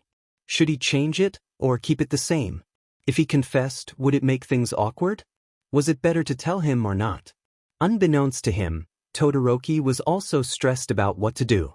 He often spaced out, sighing heavily, his eyes lost in thought. Everyone noticed his distraction, but they were unaware of Izuku's internal struggle. One day, Aizawa announced that their class would be doing more training, which didn't excite anyone. Izuku was also going on the training field trip that Aizawa mentioned, as he was the one who planned it. They were all heading to the beach to learn how to save people in the water and fight in aquatic environments. "Okay, we will have a training day trip," Aizawa announced. Groans echoed around the room, but he continued, "The training will be held at a beach." The mention of the beach elicited cheers from the class, which Aizawa found loud and annoying. He added, "Izuku was kind enough to plan this training. I think you all should be excited since he suggested both the training and the beach." The class paled as memories of their previous training camp flooded back. They thought, he really planned another one. Momo raised her hand and asked, "Why the beach?" Aizawa looked at Izuku, who smiled. "It's to help with your training in the water. For Azui, since her main focus is water, I'll have her set up on the beach on standby, but I'll also give her tasks to do. You all need to practice fighting in water, as heroes don't always get to choose their battleground." Momo nodded, understanding the reasoning behind the location. "When will the training start?" Ida inquired. Aizawa replied, "In 2 days, so you can buy what you might need for the trip. You will be staying the night and returning the next day. Remember to bring clothes to change out of your swimsuits. That's all." Aizawa left the classroom, and the room erupted into chatter. They began planning their shopping for swimsuits and other supplies. As they were about to approach Izuku, Ida stopped them. Izuku remained at his desk, reading a book. "You shouldn't," Ida said. "Why?" Shoji asked. Todoroki explained, "Because he can't go outside of UA due to the training camp. Nezu's orders, but he is allowed to go out for school purposes." "Oh, right, sorry," Ojiro apologized. The group walked away, and Izuku felt something in his pocket. He closed his book and took out his phone. There was a message from his father. "Izuku, I have your swimsuit in my office. Please pick it up later." Izuku replied with an "okay," and put his phone back in his pocket. He was about to resume reading when Mina approached him. "Hey, Izuku. Since the whole class is planning to go shopping for swimsuits, how are you going to get yours?" Izuku answered, "My father already has mine ready in his office. I just need to pick it up later." "Wow, expected of Nezu," Mina exclaimed. "But wouldn't you be lonely?" "No, it's fine because I'm going to stay with him," Todoroki said. Mina's eyes sparkled. "Really? That's good to know. But Shochan, what about your swimsuit?" Izuku asked. "Don't worry about it. I already have it in my room." I'll just use the old one that I've always used, Todoroki replied. If you say so, Izuku said.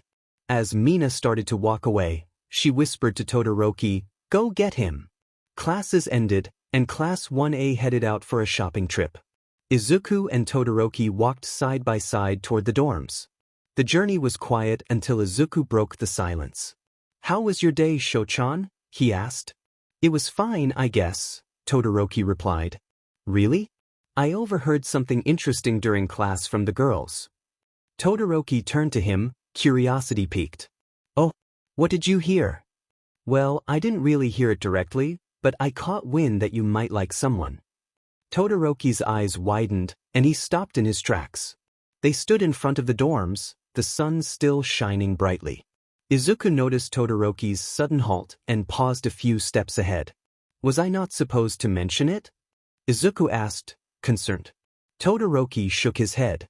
"No, it's fine. It's true that I have someone I like. They have a crush on someone else, but I feel selfish. I want him to be mine and mine alone." "I understand how you feel. Mina already announced my feelings to the whole class. I don't want to lose him, and letting him be happy is more than enough for me. Still, I wish I could be by his side. I've been thinking about confessing, but I haven't made up my mind yet," Izuku explained. Todoroki felt a pang of worry as he realized Izuku was on the verge of confessing to his own crush. It seemed better to face rejection than to watch someone else win over the one you cared for without them knowing your feelings. "Aizu," Todoroki said softly. "Yeah," Izuku replied. "I know you like someone else, but I'm selfish, as I said before. I love you," Todoroki confessed, his expression serious as he locked eyes with Izuku. Izuku's eyes widened, and tears began to fall. Todoroki panicked, realizing he hadn't meant to make him cry. "I'm sorry, Aizu. You don't have to accept my feelings. I know you have feelings for someone else. Just forget what I said," Todoroki apologized, stepping closer to his friend. Izuku wiped his tears and whispered, "That's not it. That's not it." "Pardon?" Todoroki asked, confused. Izuku spoke more clearly, "I said that's not it." He looked up at Todoroki, his eyes still glistening with tears. I love you too." Todoroki's eyes widened, a blush creeping onto his face. Really?" he stuttered. Izuku nodded. "You were so cool and distant, yet warm at the same time. I felt safe near you and never wanted to leave your side. The thought of losing you hurt so much. Mina and the girls helped me realize that what I felt for you was love. It felt strange. I've had these feelings since I was 10, but I didn't recognize them until now. After realizing my feelings, Tenchan encouraged me to confess soon since you're popular. I thought about it, but then I overheard that you had a crush. I felt like giving up. Your happiness is more than enough for me." Todoroki's face turned crimson while Izuku continued to cry, unable to stop the tears from flowing. "Aizu, please stop crying. I've liked you ever since we met, and it's nice to know that my efforts to win your heart worked. But how did I not notice your feelings for me? Anyway, we should head inside," Todoroki said gently. Izuku nodded, and they both entered the dorm. They changed clothes and decided to discuss their situation in the common room, knowing they had time before the rest of the class returned from shopping. Izuku's tears finally subsided, and he was the second to arrive in the common room. Todoroki was already there, sitting on the couch and waiting for him. Izuku took a seat on the opposite couch, and an awkward silence filled the air. "So, what happens now?" Izuku asked. Todoroki replied, "Well, I'm not sure. I was expecting to be rejected, so this is unexpected." Izuku chuckled softly. "I guess we both thought the same way. But I'm happy you accepted my feelings, Aizu." "Me too, Sho-chan." Todoroki smiled. "Then, since we both like each other, will you be my boyfriend?" He stood and moved closer to Izuku. Izuku beamed. "Of course." Izuku shifted to the right side of the couch, and Todoroki sat on his left. They talked about their day and other topics until Izuku began to feel sleepy from all the emotions he had experienced. Todoroki watched as Izuku's peaceful face rested against his shoulder, reminiscent of their time at USJ Slowly, he too drifted off to sleep on the couch. After a few hours, the rest of the Class 1A students entered the dorm. They were loud at first, but when the girls spotted the two sleeping on the couch, they quickly hushed the boys and surrounded the couch. "What do you think happened?" Jiro asked. Ida smiled. They probably confessed to each other and passed out after feeling a weight lifted from their hearts. "It's possible, and the only way to find out is later," Momo replied. "And Mina, stop taking photos." "No way. It's so cute." The ship finally sailed. Mina exclaimed, continuing to snap pictures while others joined in. "Okay, but we better start on dinner," Kirishima stated. The whole class agreed and headed to the kitchen. Ida smiled at his two friends and grabbed a blanket to cover them. After taking one last look, he walked off to join the others. As he walked away, he thought, "I'm happy for both of you. I just hope nothing bad happens to Todoroki when the UA staff hears about this. He has my prayers." When the students finished making dinner, Ida gently woke up the two who had been sleeping on the couch. Izuku was the first to stir, and he was met with the smirking faces of his classmates. Feeling a bit uncomfortable, he decided to shake Todoroki awake. Once Todoroki was up, he saw the same amused expressions that made Izuku uneasy and got to his feet. "Is something wrong?" he asked. Ida, who was one of the few not smirking, replied, "No. Dinner's ready and it's time to eat." "Oh, I see. Then let's head over," Todoroki said. All the students made their way to the dining room. They sat at their places and dinner was served. As expected from Class 1A, there was a lot of chatter. Some discussed the beach and the tasks they would be doing, while others bombarded the new couple with questions. "So, did you confess, Todoroki?" Mina asked excitedly. Todoroki nodded, prompting Mina to squeal and ask another question. "Did you accept his feelings, Izuku? You need to explain." Izuku began. "We were walking back to the dorms, and I asked Sho-chan about his crush, which I overheard from you girls during class. I was curious, and then Sho-chan froze, and we just stood there in front of the dorms. He told me how he felt about his crush, and I shared mine. It was a bit heart-wrenching because it seemed like he really liked his crush. I remembered Ida's advice about confessing soon, but when I heard how much Sho-chan liked his crush, I was torn between wishing for his happiness and confessing. Then all of a sudden..." "All of a sudden?" the girls echoed in suspense. Izuku started, but Todoroki cut in. "I confessed," Todoroki said calmly. The dining room erupted in squeals, drawing everyone's attention to the story. Todoroki continued, "I confessed because I thought it was better to be honest than to watch your crush with someone else without them knowing your feelings. I was a bit selfish, but when I confessed, Izuku started to cry." At the mention of tears, Ida immediately stood up from his chair and walked over to Todoroki. He lightly tapped the top of Todoroki's head, which Todoroki instinctively covered. "Ida, what was that for?" Momo questioned. Ida replied, "For making Izuku cry. Don't you remember my words when I offered my support? I said if you hurt him, even if it means making him cry, I will become your enemy." "I didn't forget, and also, Izuku was crying because he said he was happy," Todoroki stated. Ida turned to Izuku. "Is that true?" "Yes, it is, Tenchan," Izuku responded with a warm smile. "But thank you for worrying, Tenchan." Ida smiled back and returned to his seat to continue eating. The girls were still squealing about having the first couple in the class, while the boys focused on their dinner. As he ate, Ida remembered something he needed to tell Todoroki. "Todoroki, I have something to say, Ida." Todoroki looked up from his food. "Yes." Ida's expression turned serious, and the whole class felt the tension. He began to speak. "I hope you have a plan for what happens after telling the others." Upon hearing Ida's words, Todoroki's face slightly paled. The class exchanged confused glances, wondering what they were discussing. "Ida, what are you talking about? And who are the others?" Kirishima asked. Ida adjusted his glasses and explained, "Well, now that their relationship is official, Todoroki's family should be happy. After all, they tried their best to get Izuku to fall for Todoroki. But what about Izuku's family? Don't forget that he is the son of Nezu, which means the entire UA staff is his family, and they are protective of him. Especially his caretakers and Nezu. "I'm going to die," Todoroki whispered. "You're not going to die, Sho-chan. Papa and everyone else are nice," Izuku reassured him. The class sighed to themselves, thinking, he doesn't know how intense Nezu can be. "May you rest in peace, Todoroki."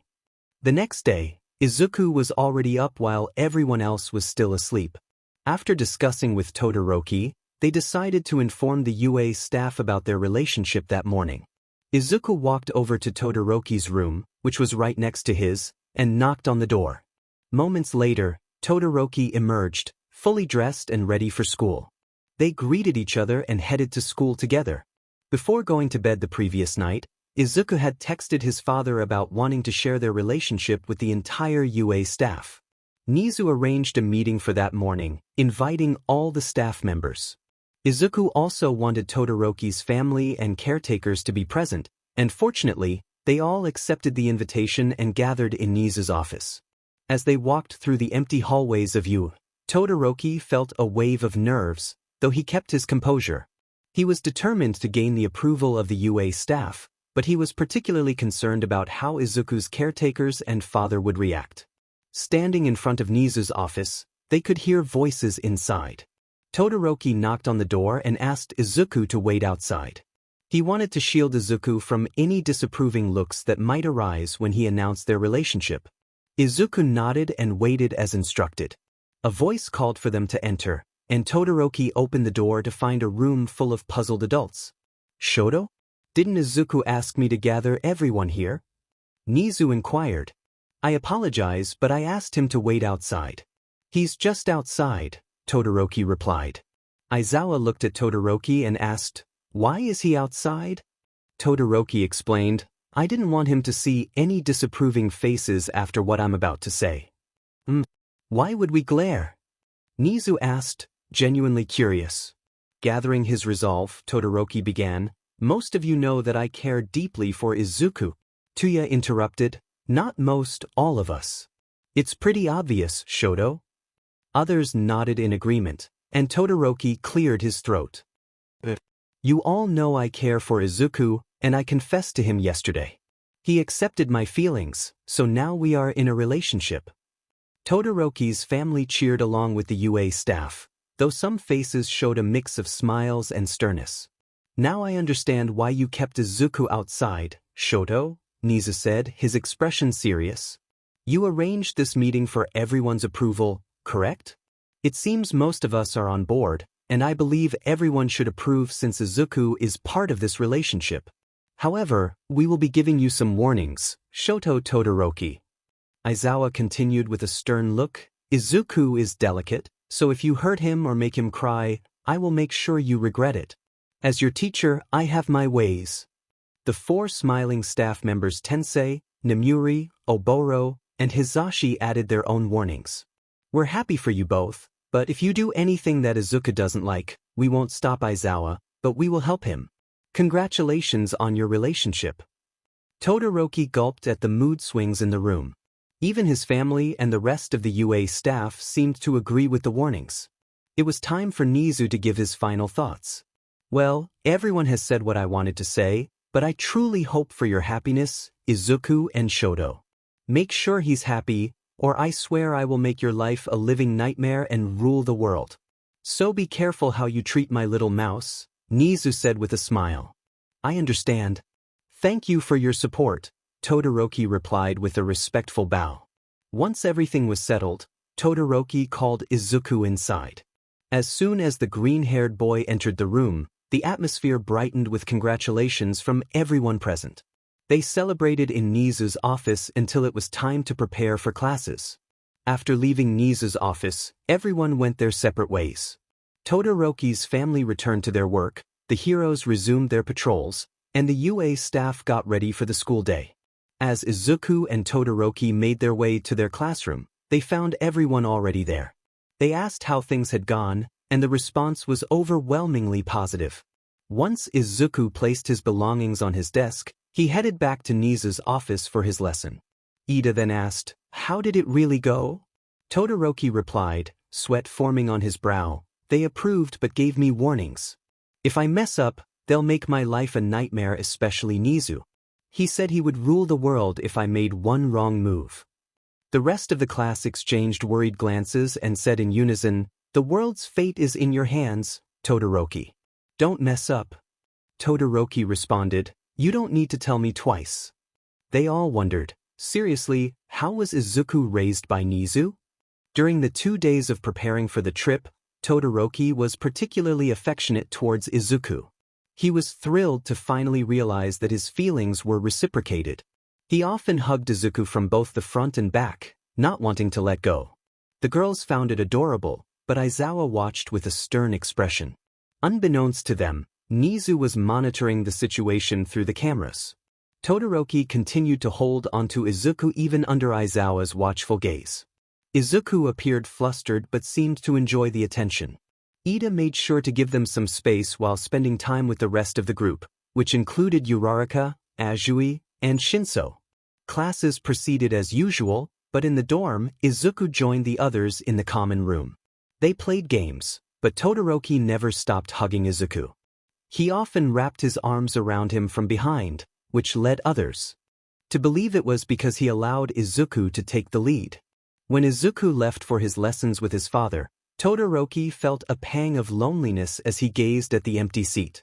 After 2 days of preparation, the class gathered in front of the bus at 4 a.m. Ida was directing everyone with his hand signals, while the students buzzed with excitement. Izuku stood with Ida, and Todoroki rested his head on Izuku's shoulder, eyes closed and looking content. The rest of the class waited for their teacher to arrive. When Aizawa finally appeared, he boarded the bus, and the students followed. Once again, they allowed Todoroki and Izuku to sit together, while the girls watched from the back. Izuku settled near the window, and Todoroki leaned his head back against Izuku's shoulder. "What's with you, Shochan? You always hug me from behind and rest your head on my shoulder," Izuku asked. Todoroki, still with his eyes closed, replied, "I have this feeling that you might go somewhere far, so I want to keep you close. I just have this uneasy feeling." "Well, I'm not going anywhere," Izuku reassured him. Todoroki smiled softly. "I know, but if you do, I'm not letting you go that easily." Izuku chuckled. "I understand." By the time they reached the beach at 7 a.m., Aizawa stepped off the bus, followed by the rest of the class. As Izuku exited, he gave Todoroki a quick kiss on the forehead before moving to stand next to Aizawa. Todoroki released Izuku, knowing he needed to address the class. "Okay, everyone. We're at the beach, and it's private, so no one else is around. You will be using your quirks in the water, and afterward, we can play games. If everyone shows improvement by 3 p.m., then Uncle Aizawa and I have agreed to let you enjoy the rest of the time. So please take this seriously, or there will be no food for the day. You have 8 hours to improve, and it's best to spend most of your time training. Therefore, you only have 20 minutes to eat and 5 to change," Izuku explained as he began distributing breakfast. The students groaned, but some squealed with excitement at the prospect of enjoying the beach after their training. Class 1A, not wanting to face Aizawa's wrath, quickly finished their food before changing into their swimsuits. The boys emerged first, opting not to wear shirts. Izuku changed into his swimsuit and threw on a jacket for modesty.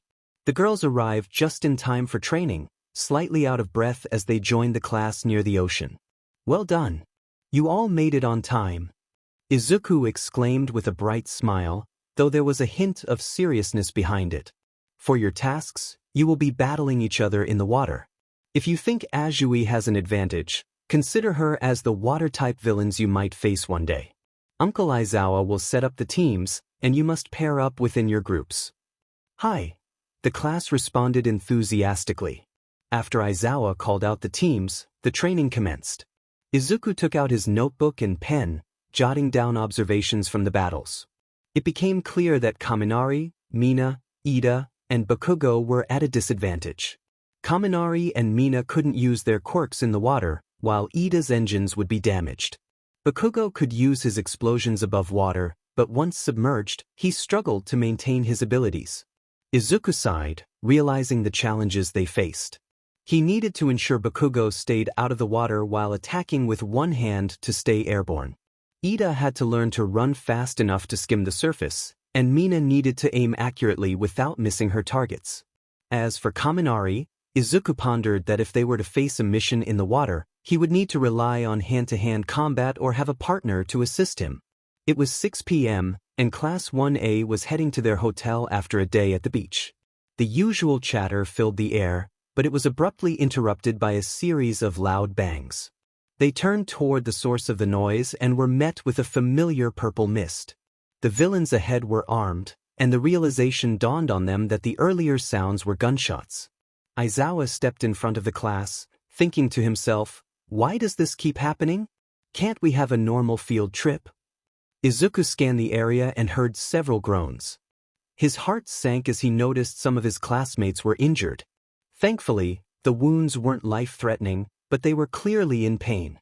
Momo was busy conjuring bandages to treat them, leaving her and the injured vulnerable. Panic surged through Izuku as he shouted commands. "Everyone who can fight, listen up. Some of our classmates are hurt. Momo is treating them, but that means they need protection. Please defend them while looking out for yourselves." A chorus of affirmatives rang out as they took fighting stances, forming a protective circle around Momo and the injured. Activating their quirks and keeping a close watch on the villains, they prepared for battle. The villains charged at them, but Todoroki quickly created an ice wall to block their advance. Unfortunately, Shigaraki used his quirk to shatter the wall, allowing the villains to pour into their space. Bakugo immediately retaliated with explosive blasts as they breached the barrier. Long-range quirks were unleashed in response, and Izuku positioned himself beside Momo, ready to defend her and their injured classmates at all costs. One of the villains, wielding a fire quirk, melted the ice wall while the heroes were occupied with the intruders. More villains surrounded the group, and Izuku's heart raced as he noticed Aizawa bleeding but still fighting valiantly. Despite being outnumbered, Aizawa held on to hope, having already sent a distress signal to Nezu and others. They just needed to hold out for 3 hours. Izuku assessed the situation and realized it was dire. It had only been 30 minutes, and everyone was exhausted and injured. They lacked the experience of the villains, who had the advantage in numbers and surprise. The odds were not in their favor. He knew Aizawa had called for help, but they were too far from UA and the city. They had to rely on themselves. In that moment, Izuku resolved to use his quirk, knowing the villains were likely aware of it due to Toga and Twice. He placed his bracelet on the ground, eyes closed. Ida and Todoroki rushed to stop him, but they were too late. As they reached him, he opened his eyes, locking onto the villains ahead. "Aizu, don't do this," Todoroki pleaded. Izuku didn't look back, offering an apology. "I'm sorry, Shochun, Tenchun, but I can't just stand by and do nothing." But Ida started to reason. "They should already know about me since Toga and Twice got away. Please, take them down while I erase their quirks," Izuku insisted. "Aizu." "Please," he repeated. Ida sighed, relenting. "Fine, but be careful." "Thank you, Tenchon." Todoroki still felt uneasy, but Ida urged him to shake it off. They left Izuku to focus on the battle, and Class 1A rallied with renewed determination. Although the villains had the upper hand in numbers, some of them were losing their quirks. The tide began to turn, but many foes remained. Izuku fought alongside his classmates, using hand-to-hand combat while erasing the villains' quirks. With each quirk he nullified, he began to glow a bright green. His eyes and hair radiated with light, becoming increasingly intense and blinding. The battlefield was filled with awe as they struggled to look at him. Despite sustaining minor injuries from the mutant quirks, Izuku pressed on. Momo was nearly finished treating everyone, but she would soon be too drained to fight. An hour had passed since the battle began, and Aizawa was receiving treatment from Momo. He returned to the fray, allowing some students to rest while they took turns fighting, knowing Izuku was there to support them. This plan originated from Momo, as Izuku was too focused on the fight to voice his thoughts. The strain of his quirk was beginning to take its toll, his vision blurred, and he swayed on his feet. Todoroki and Ida noticed their friend's glow dimming, and concern washed over them. They realized the drawback of Izuku's quirk. Each time he erased a villain's ability, it drained his energy. The villains continued to emerge from the mist, seemingly endless in number. As Izuku's light faded, the battlefield fell silent. He began to collapse, and as he fell, the hero's hopes seemed to wane. Todoroki and Ida shouted in alarm, but before he could hit the ground, Shigaraki caught him, gripping him tightly with a sinister smile. That took a while. What? About an hour? Shigaraki taunted. Todoroki glared, his voice firm. Give him back. How about no? Shigaraki replied, a wicked grin on his face. I sacrificed many villains to get him. He was bound to tire eventually. Give him back. Ida scowled. Shigaraki smirked. No. Sensei wants him, and I'm taking him. Sensei has been interested in him ever since Toga and twice mentioned him. So, goodbye. Shigaraki stepped through the portal, leaving the remaining villains behind and a group of heroes rushing toward the opening. They shouted for their friend to wake up and fight, but he couldn't hear them. He lay in Shigaraki's arms, cradled gently, and Todoroki felt a mix of worry and helplessness as his partner was taken away. The portal closed, leaving the heroes with a sense of defeat and a few low-level villains. Frustration bubbled within them for allowing their friend to be taken. Todoroki was the most furious, followed closely by Ida, who was overwhelmed with tears of frustration as he yelled out. He turned to the remaining villains, using them to vent his anger. He fought fiercely, and the others joined in, channeling their frustration into action. Izuku took charge when necessary, but they all felt the weight of their friend's absence.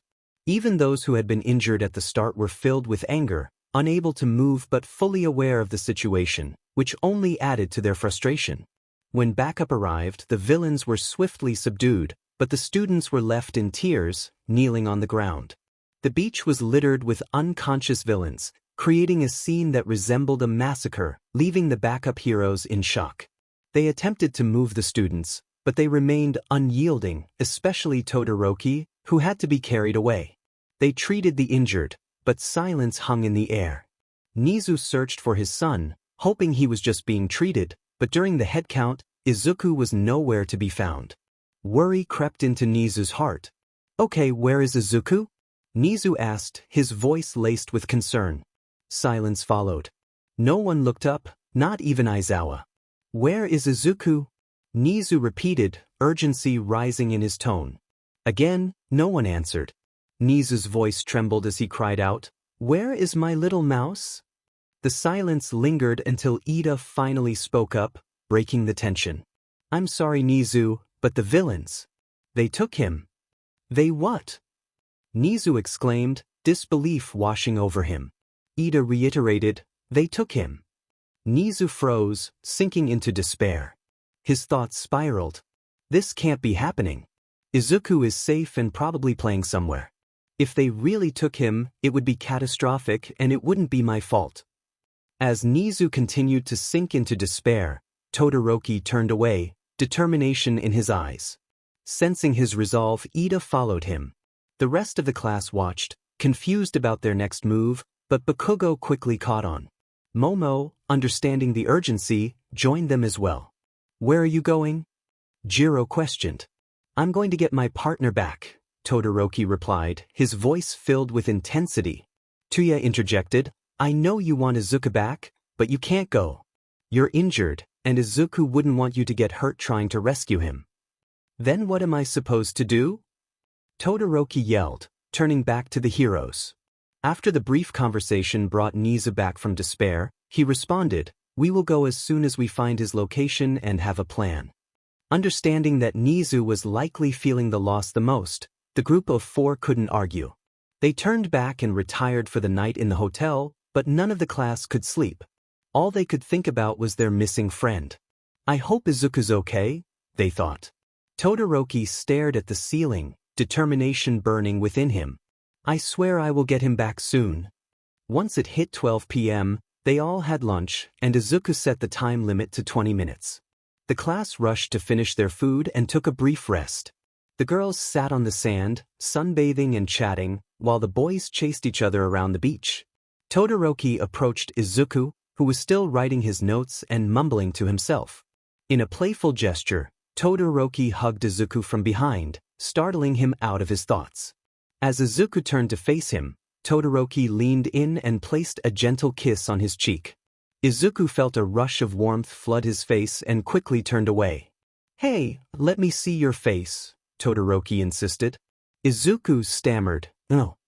Todoroki shifted to Izuku's other shoulder, catching a glimpse of the flustered expression Izuku was trying to hide. "Cute," Todoroki whispered, ensuring no one else could hear. They remained in that position for the entire break until Izuku noticed the time. He stood up, and Todoroki released his grip and followed him. "Okay, time's up. Back to training," Izuku announced. The class groaned but reluctantly made their way to the ocean, where Aizawa was already waiting with all the teams. As Todoroki passed by, Izuku quickly kissed his cheek, his face still flushed. When Todoroki felt the kiss, he turned to look for Izuku, but all he saw was Izuku running away, hands covering his face. Out of the corner of his eye, he noticed Izuku's ears were bright red. Smirking, he prepared for whatever challenge lay ahead. After the training session, the students felt exhausted. Izuku continued to write in his notebook while keeping an eye on his classmates, who were panting and gasping for air after running 20 kilometers on the sand. Satisfied with their progress, Izuku thought they should become accustomed to the water, preparing them for any future battles against villains. He strolled over to the group and handed out water bottles. "Good work. Have some water," Izuku said. "Thanks," Kirishima replied, grabbing a bottle and taking a drink. As the class refreshed themselves, the clock struck 3 p.m. Izuku looked toward Aizawa, who nodded in approval. Izuku smiled brightly. "Guys, since you all trained hard, you have until 6 p.m. to enjoy yourselves. After that, we need to head to the hotel for the night," Izuku announced. Mina gasped. "Does this mean we can enjoy the beach?" A giggle echoed in response. "Yes, that means you can have fun," Izuku confirmed. Why? The girls cheered, racing back to the ocean and dragging Izuku along by the wrist. The boys quickly followed suit, splashing water at each other. Meanwhile, Shinso decided to take a nap on the sand, unaware of the trouble brewing. Kaminari, Siro, Kirishima, and Mina playfully covered him in sand, shaping him into a caterpillar, much like Aizawa's sleeping bag. They giggled as they walked away, and when Shinso finally woke up, he found himself unable to move. He shouted for help, but no one responded. Izuku, being the kind person he was, approached Shinso and helped dig him out, prompting Shinso to chase after the culprits. Izuku and his squad watched from the sidelines, laughing at the chase. Todoroki stayed close to Izuku, playfully engaging with him. They both entered the water and swam together, later finding shade to sit and chat with the rest of the squad, with Todoroki always keeping a comforting arm around him. Overall, the 3 hours were filled with laughter and fun, but it was only the calm before the storm. In another location, the League of Villains had the unconscious green-haired boy in their base. He was cradled in the arms of their leader. The base resembled a bar, with glasses and various drinks lining the shelves. Behind the bar was their actual base, featuring rooms and cells. Shigaraki opened a door to a cell and placed the injured boy inside, leaving him alone in the cold room before locking the door behind him. He walked away without looking back. After a few days of unconsciousness, Izuku woke up in pain, confused by his dark surroundings. He was aware of the drawbacks of his quirk, realizing that his backup must have reached the beach long ago while he had remained unconscious. As he looked around, he noticed he was on the floor, and this place was definitely not a hospital. He attempted to stand, but the injuries he sustained from the battle still ached without any treatment. Wincing in pain, he managed to get to his feet, gripping his sides as he limped toward the front of the room. The room had only one door and no windows, leaving him with no escape route but the door, which could easily be a trap. He contemplated his situation and concluded that the villains had captured him. Toga and Twice must have informed their leader, and they wanted him for some reason. It made sense why he was in a bare room with no means of escape. Sitting back down, he decided to wait for the heroes to rescue him or for the door to open. As he sat on the floor, something fell from his jacket pocket. It was his phone. He quickly picked it up and opened it, relieved to find it still had battery. There was no signal, but he needed to hide it while trying to send his location to someone. He pressed the location button and stared at his phone, but then he heard footsteps approaching. Quickly, he tucked his phone back into his pocket and pretended to be asleep. The door opened, revealing Shigaraki and Kurogyri. The misty figure held a tray of food, while Shigaraki appeared impatient. "Why is he still asleep?" Shigaraki asked.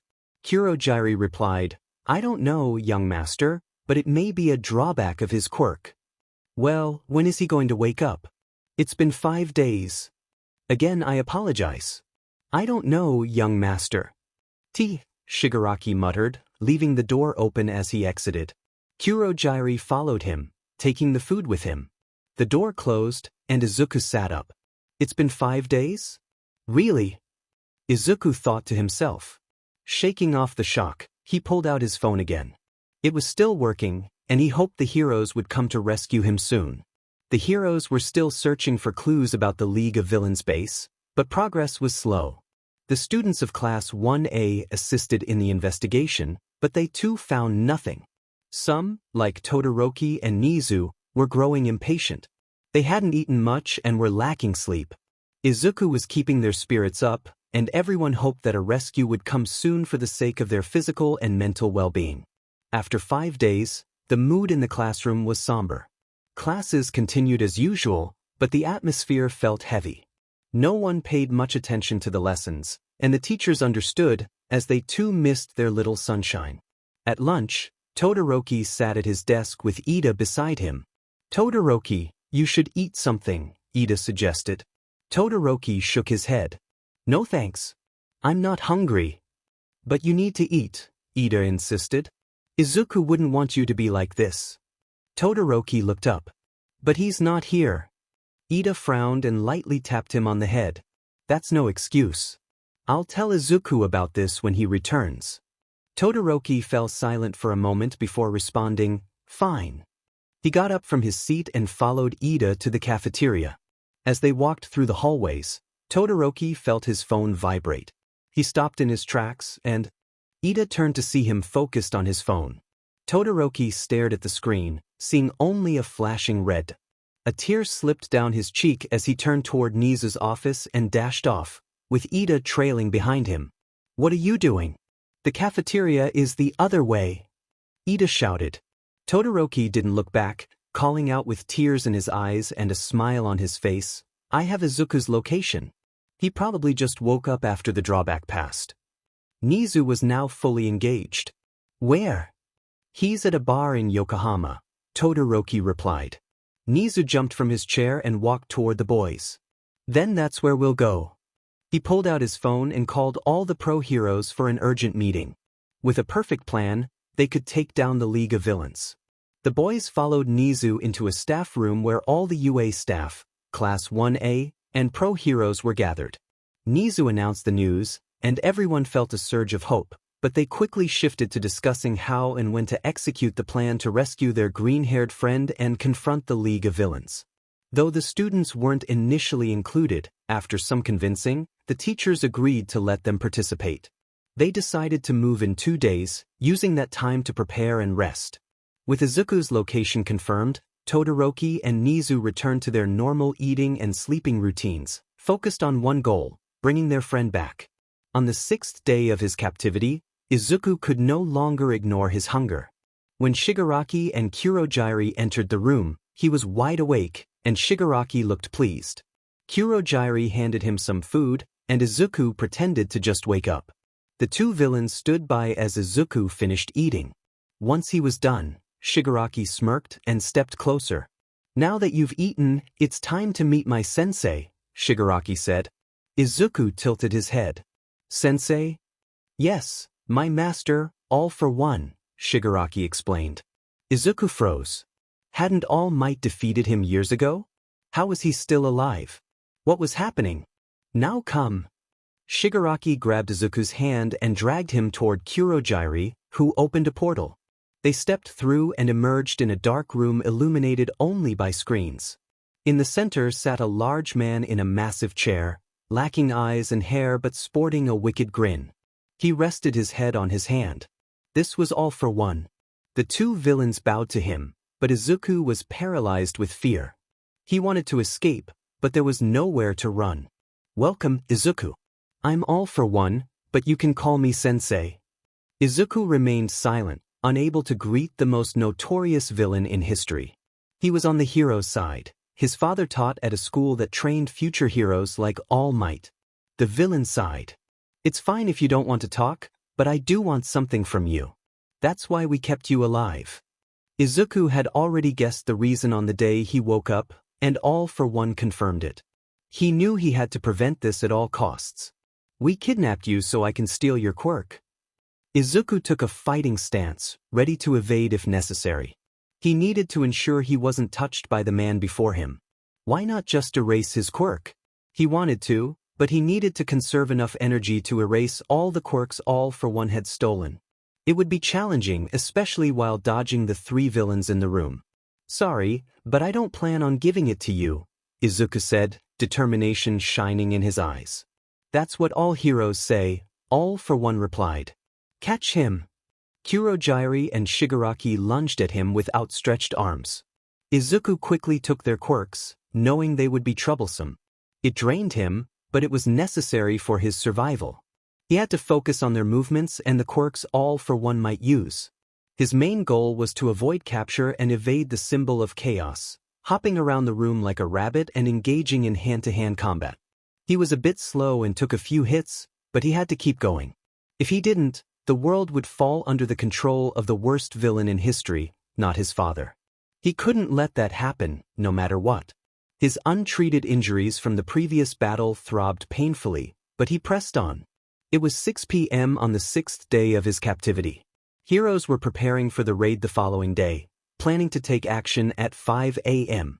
Izuku struggled to endure the next 11 hours, battling through his injuries, pain, and overwhelming fatigue. Could he truly hold on until then? With the pro-heroes ready for battle, they suited up in the early morning hours. It was 4 a.m. when the heroes woke Class 1A for the operation. Instead of complaining about their fatigue, the students quickly prepared themselves for the fight ahead. Todoroki was already awake when the pro-heroes entered the dorm. Eager to go, he waited patiently for everyone else to finish getting ready. Within 10 minutes, they donned their hero suits and headed out the door, following the pros to Nezu's office, where the mission team had gathered. "Welcome," greeted Nezu from behind his desk, surrounded by an array of controllers. The students exchanged curious glances, wondering why their principal had so many, but they kept their questions to themselves. If it involved the White Chimera, they knew he would do anything to protect his son. "Nezu, when are we going to start?" Aizawa asked, his voice serious and surprisingly alert. "Good question. We will begin once everyone is here. The only one missing is All Might," Nezu replied. They waited for the symbol of peace, who arrived late and panting at the door. Apologizing for his tardiness, he noted the time was now 4:40 a.m. The group set off for the location that had been sent to them. Izuku's phone had died, leaving him without his location, but thankfully Nezu had recorded it. Their plan was to storm the bar and capture all the villains, but their primary objective was to rescue the kidnapped Izuku. Rushing toward their destination, they hoped the villains would be caught off guard. With the element of surprise on their side, they also relied on their numbers. Todoroki led Class 1A, flanked by Ida on his left and Bakugo on his right, who preferred to take the lead himself. They sprinted across rooftops alongside some pro-heroes. Aizawa was with them, and Nezu was inside a robot, controlling it from within while a robot army followed behind. Civilians had been evacuated early by the heroes, who had found it inconvenient to do so at 1 a.m. Eventually, they made it out of the city, with the bar being the only location that remained untouched. Upon reaching the bar, the students positioned themselves on the roof in front of the shady establishment alongside their teacher. Their role was to support the heroes and possibly assist Izuku when the time came. The pro-heroes approached the bar, and All Might knocked on the door, jokingly announcing, "Pizza dovui." Toga opened the door, only to be swiftly pushed aside by All Might's entrance. Some students winced at the sight, while Todoroki remained stoic, as did those who had known Izuku for a long time. Heroes flooded the base, and the villains put up a fight, but they were quickly overwhelmed. Nezu, still inside the building, saw nothing but a typical bar. He commanded his robots to search the area, which took some time.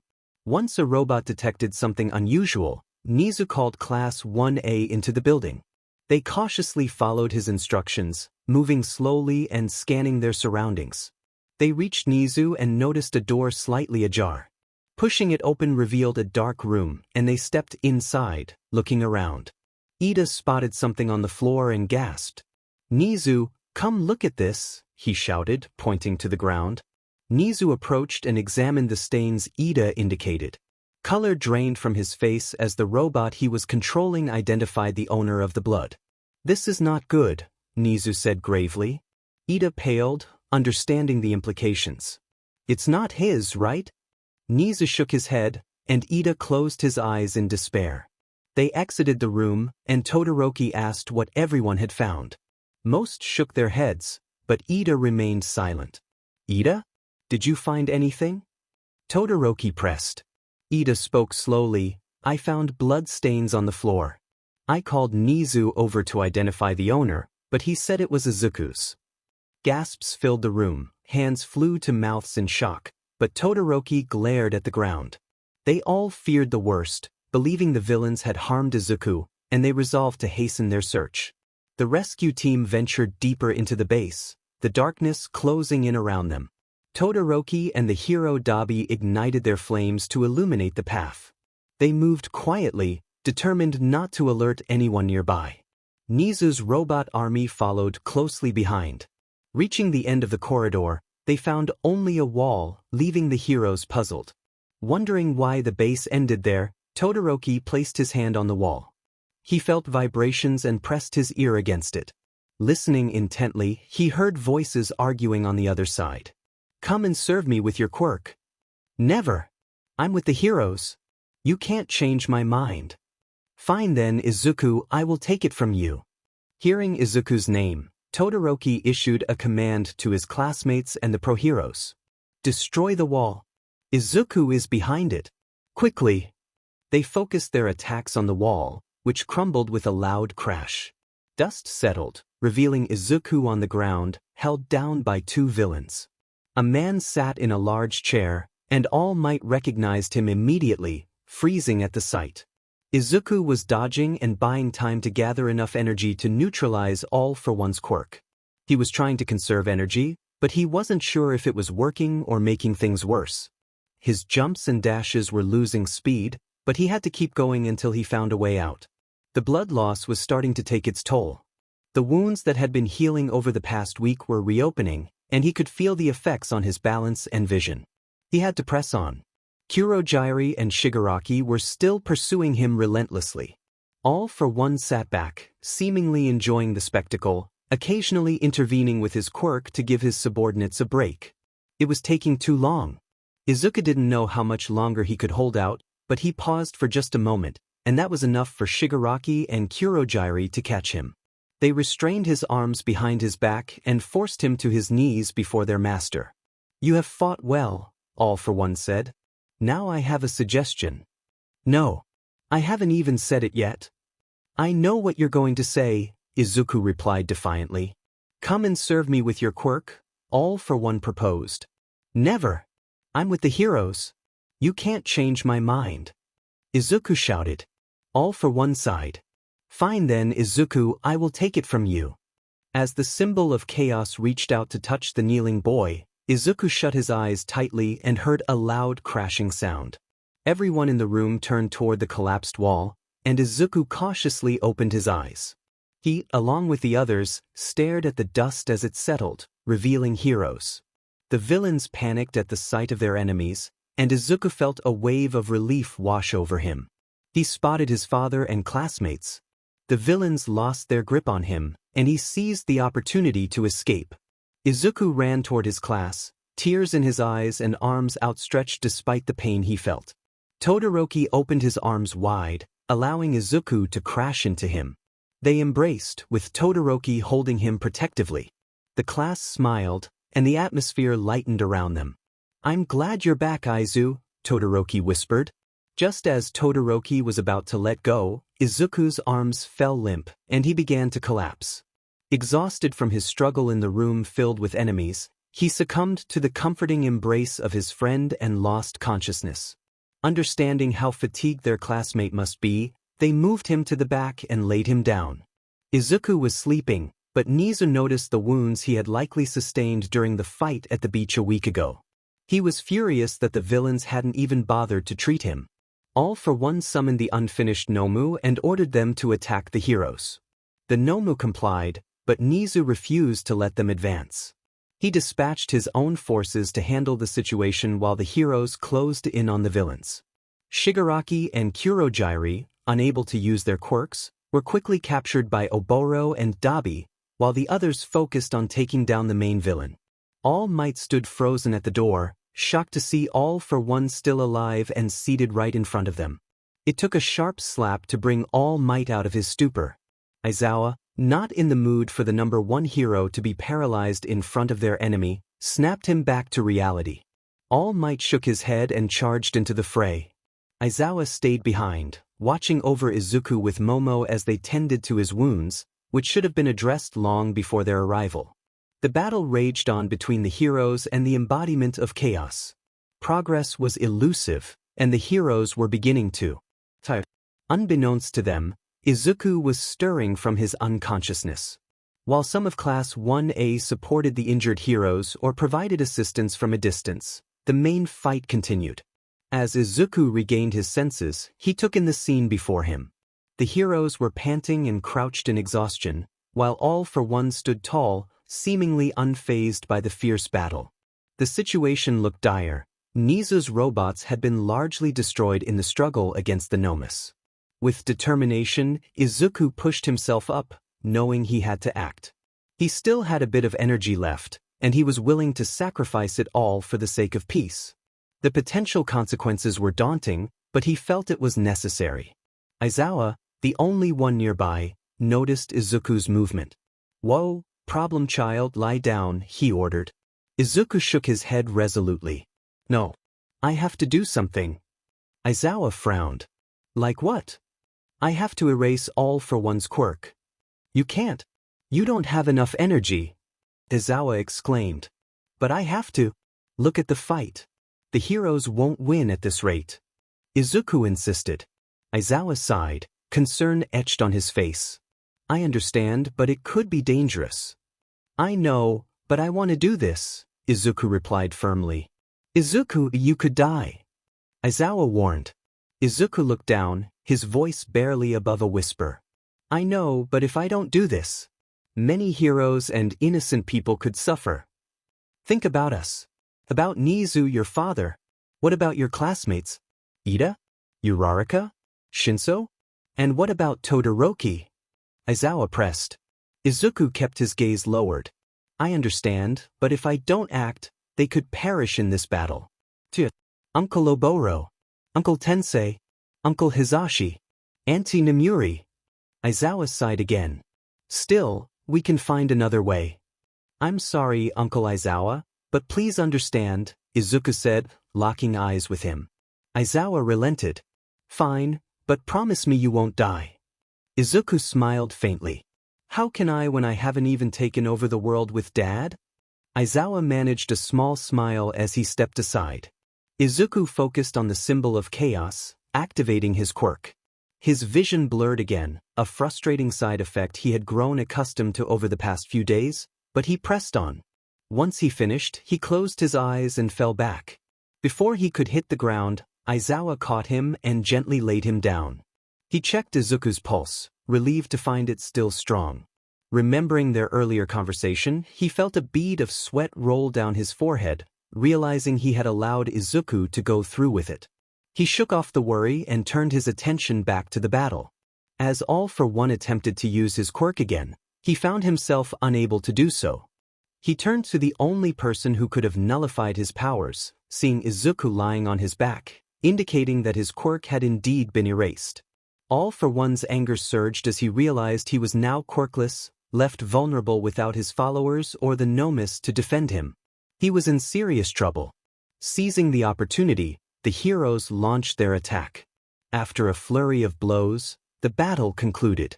They had witnessed All for One's quirk vanish, and many, including Class 1A, understood what had transpired. The broccoli had saved the day. They all smiled, knowing the fight was finally over. The injured were taken to the hospital, including Izuku.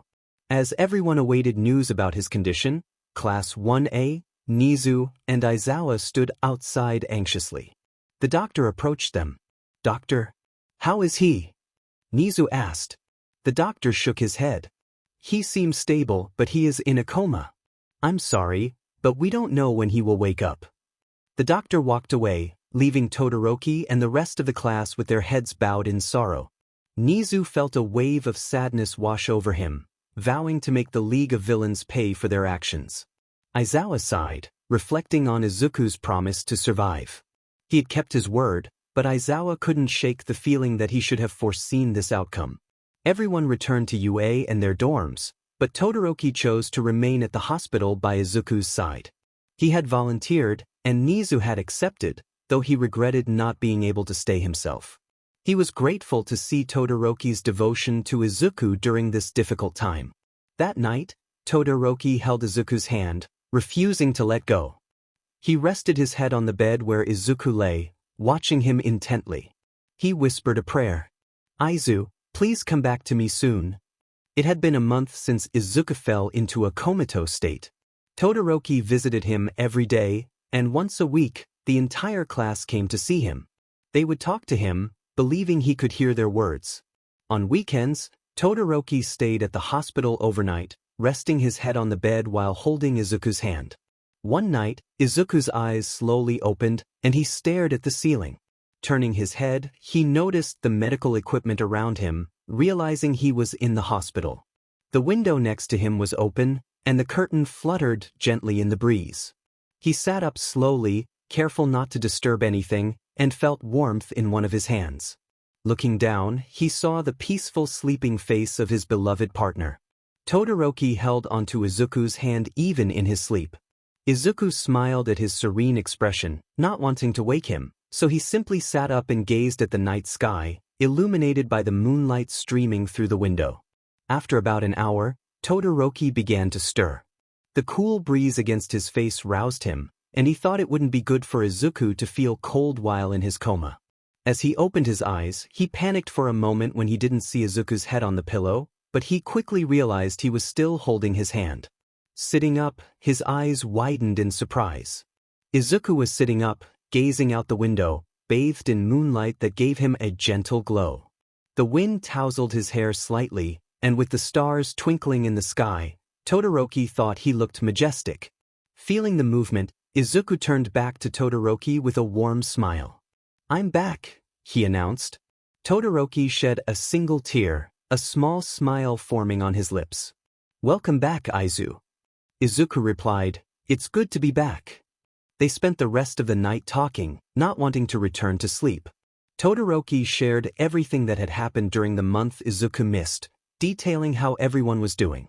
Izuku listened intently, eager not to miss a single detail. Todoroki explained how his quirk had improved in class and how their classmates had progressed, though he kept it brief.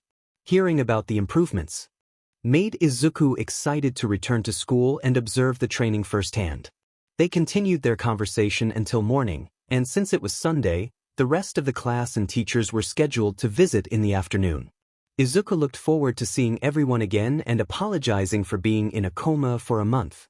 Before Class 1A, along with Nezu, Aizawa, Nemuri, Oboro, Hizashi, and Tensei arrived, Todoroki called the doctors to inform them of Izuku's awakening. The doctors conducted some tests and confirmed that everything was fine.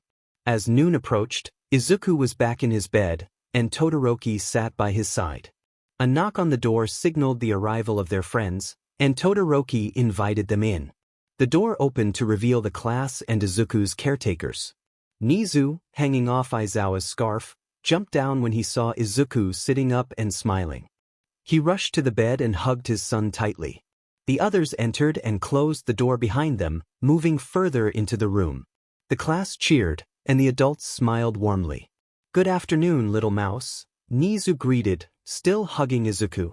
Good afternoon, Papa. How have you been this past month? Izuku asked, returning the embrace. Nezu released him and sat in front of Izuku. It was busy.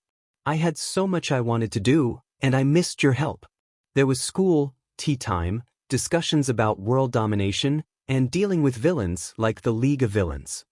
The cheer from Class 1A faded, and they all exchanged glances, except for Nezu and his junior, who were grinning at each other.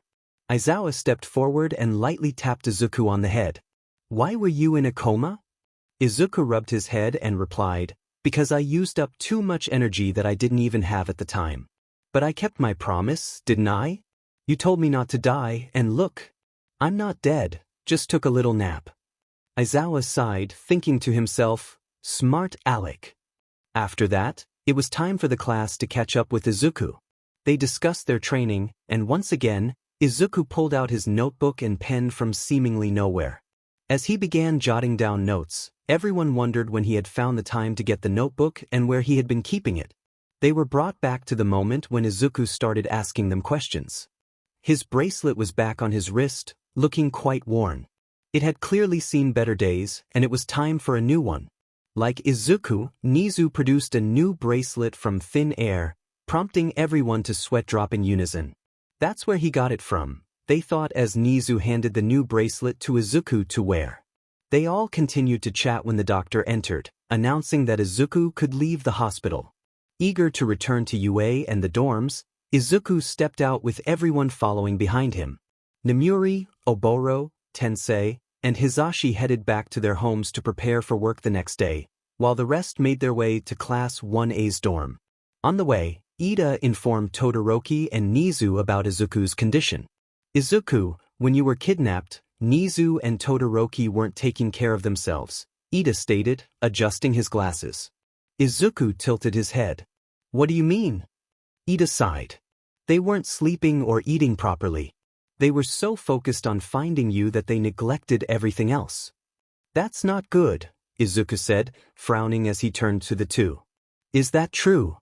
They exchanged nervous glances. No. Izuku looked to his classmates and his uncle for confirmation. They shook their heads, indicating they were not being truthful. Izuku smiled, but it held a hidden meaning, reminiscent of his serious training expressions. The class and Aizawa silently hoped for the well-being of those who had crossed the usually cheerful Izuku. Upon reaching the dorm, Izuku instructed Todoroki and Nezu to run 50 laps around UA.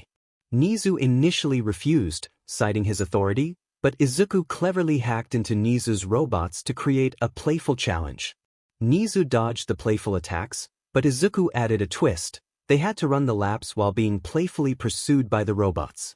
Nezu attempted to regain control of the robots, but Izuku's programming skills had surpassed his own. Realizing he was outmatched, Todoroki advised Nezu to comply with the challenge unless he wanted to face even more consequences. Reluctantly, Nezu joined Todoroki in completing the 50 laps while being playfully chased. The rest of the class, along with Aizawa, watched the spectacle unfold on a screen connected to a robot camera.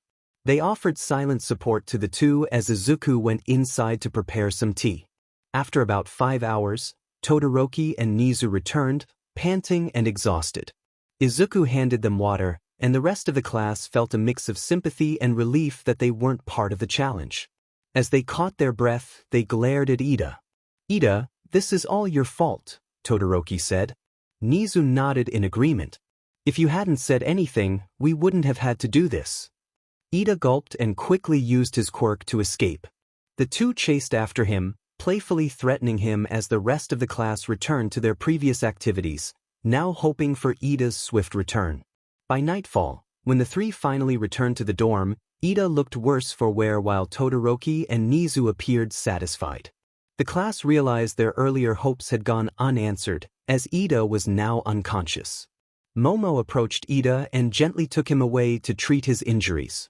At the end of the day, everyone headed to bed, preparing for the next day. School resumed its normal routine, and villains ceased targeting UA. The students enjoyed a more peaceful school year, training to become pro-heroes. With the knowledge that UA and their friends would protect them, villains stopped attempting to capture Izuku. Izuku continued to assist Class 1A with their training, which they often found grueling, but it ultimately made them stronger.